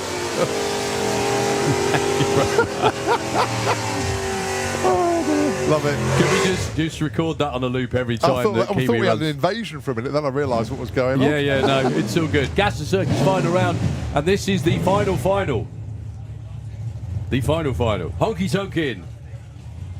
Steve Matthews, John Gibson. Possibly the most coveted trophy at Dragstalgia because it's a 64-car elimination ladder.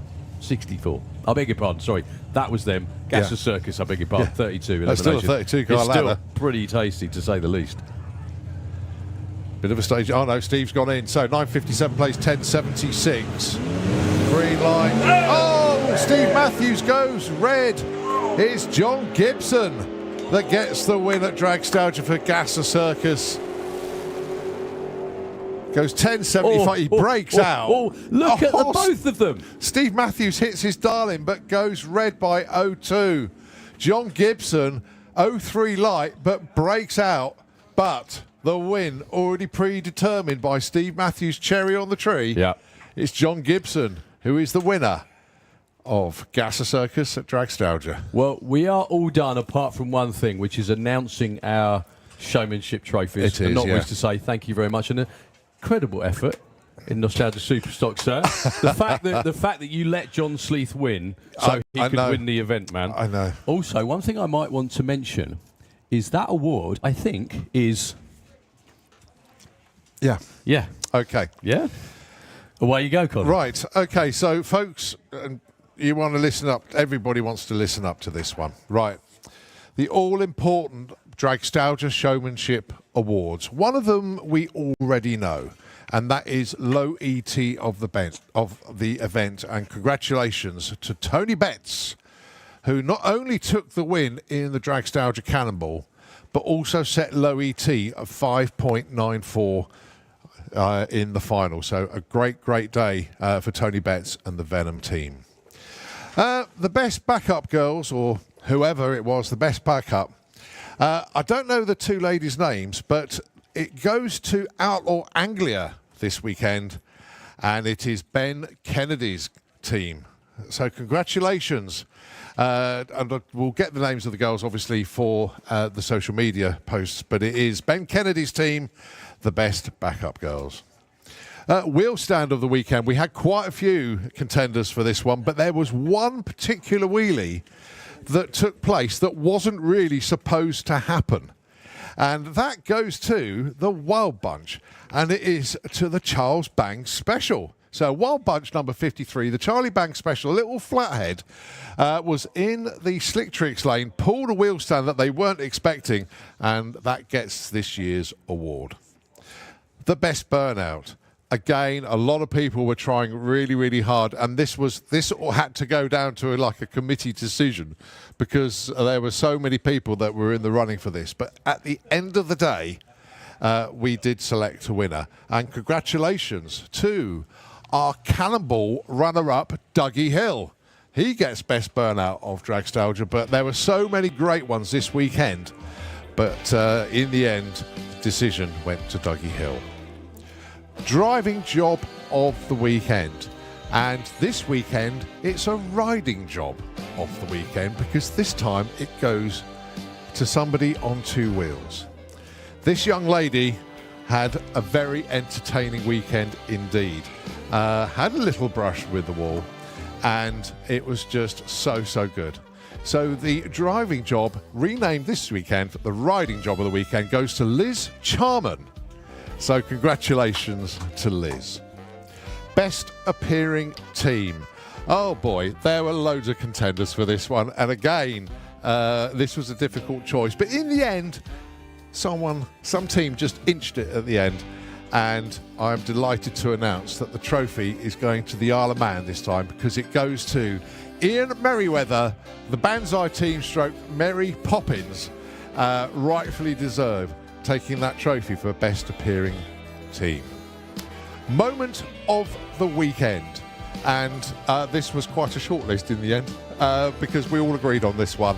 Without a shadow of a doubt, Nick Davis's debut and burnout and subsequent runs with the no quarter little Oscar altered takes moment of the weekend.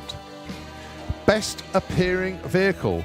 Well, I think there's probably 225 plus that could qualify for this. In actual fact, everybody was in the mix. But in the end, we had to narrow it down to one, and it was a tough choice. But I know this man is going to be delighted with this award, and it goes to Richard Colby from the Supercharged Outlaws. That Topolino altered is just phenomenal, and massive congratulations to Richard and the team. The car looks fantastic. They got it down the track this weekend as well, and I'm absolutely delighted for them. So that just gives us one more trophy to award, and that is the Spirit of Dragstalgia. People come to this event because they want to, not because they've been asked to, not because they've been paid to, because nobody does. It's all about celebrating nostalgia and drag racing here in the UK, in Europe, in America, around the world. And the Spirit of Dragstalgia is just the top award, and it has gone to some fantastic people over the years.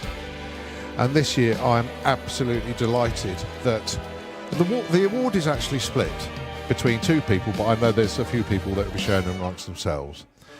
But all the way from New Zealand, Michael Laria and Ron Smith and the New Zealand contingent putting their bikes into, I don't know, it was a container. I don't know how they got here, but it took a while to get them here. They followed the bikes later on. They got here, they rode the wheels off them. They're taking them back home eventually, God knows when, but I know they're going to have a fantastic trip. And obviously Dragstalgia has been a massive highlight, and to get the Spirit of Dragstalgia, I think, is richly deserved. So that trophy is going to New Zealand, and we are absolutely delighted, honoured, and we'd just like to thank them for coming so far for, let's just say, a good time. I think that is the best way to put it. I can't say any more than that. So that is a wrap for Dragstalgia 2025. Personally, I just want to thank absolutely everybody here this weekend. Max is up here with me. Max, well done, mate. Thank you for letting me play this weekend, as well as commentate this weekend. Keith Lee's taking a photograph of me at the moment, but Keith, congratulations on being inducted into the British Drag Racing Hall of Fame, and obviously that celebration will take place November the 15th down in Surrey, and we really do look forward to that. Eurodrags.com have been covering the event for us. Thank you for being there with us. Nitro FM have always been there, filling the gaps just in case. But my biggest thank you goes to all of the teams, be it the Santa Pod team themselves, be it the teams that have been competing, everybody that have been watching the live stream, and everybody that's come along to support the event. Just a massive, massive thank you to every single one of you. I can't apologise for the pod face and the sunburn. We've had a fantastic time here this weekend, and I think we can basically say Dragstalgia 2025. That's a wrap. We look forward to seeing you soon. Next weekend is Summer Nationals. Weekend after that is Ford Show. Weekend after that is the Mopars and Bug Jam and everything else coming up. But from Dragstalgia 2025, we're going to sign off by saying thanks, folks. We hope you enjoyed it.